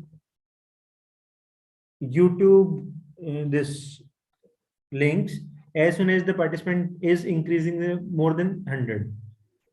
I'll make a note for attending participation going on YouTube at the end. Don't.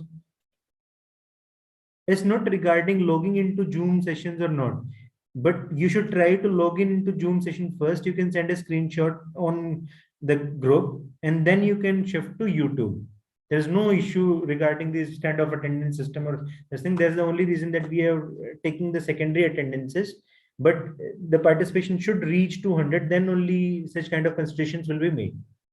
We are taking 5 times attendance in between different sessions, so those attendance system will match and will show whether the participants were more than 100 or not.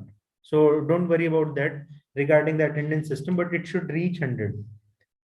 Regarding today's session, thank you very much for being patient and remaining available for all the sessions. I would like to thank all the participants who have participated in discussions also. So thank you very much. We'll be meeting again tomorrow morning at, let's say, 10. The session will start at 10:15, but try to join by 10. Our tomorrow sessions are Professor Mahesh Kumar Jat from MNIT Jaipur. So thank you very much. Good evening. Have a nice day.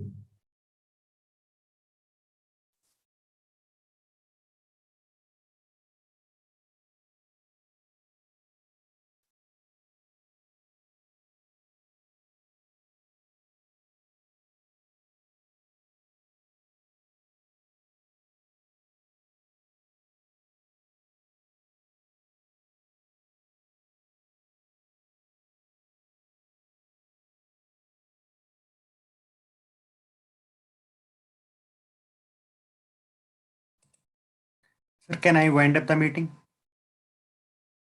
Yes, of course. Thank you. Thank you, Sumit.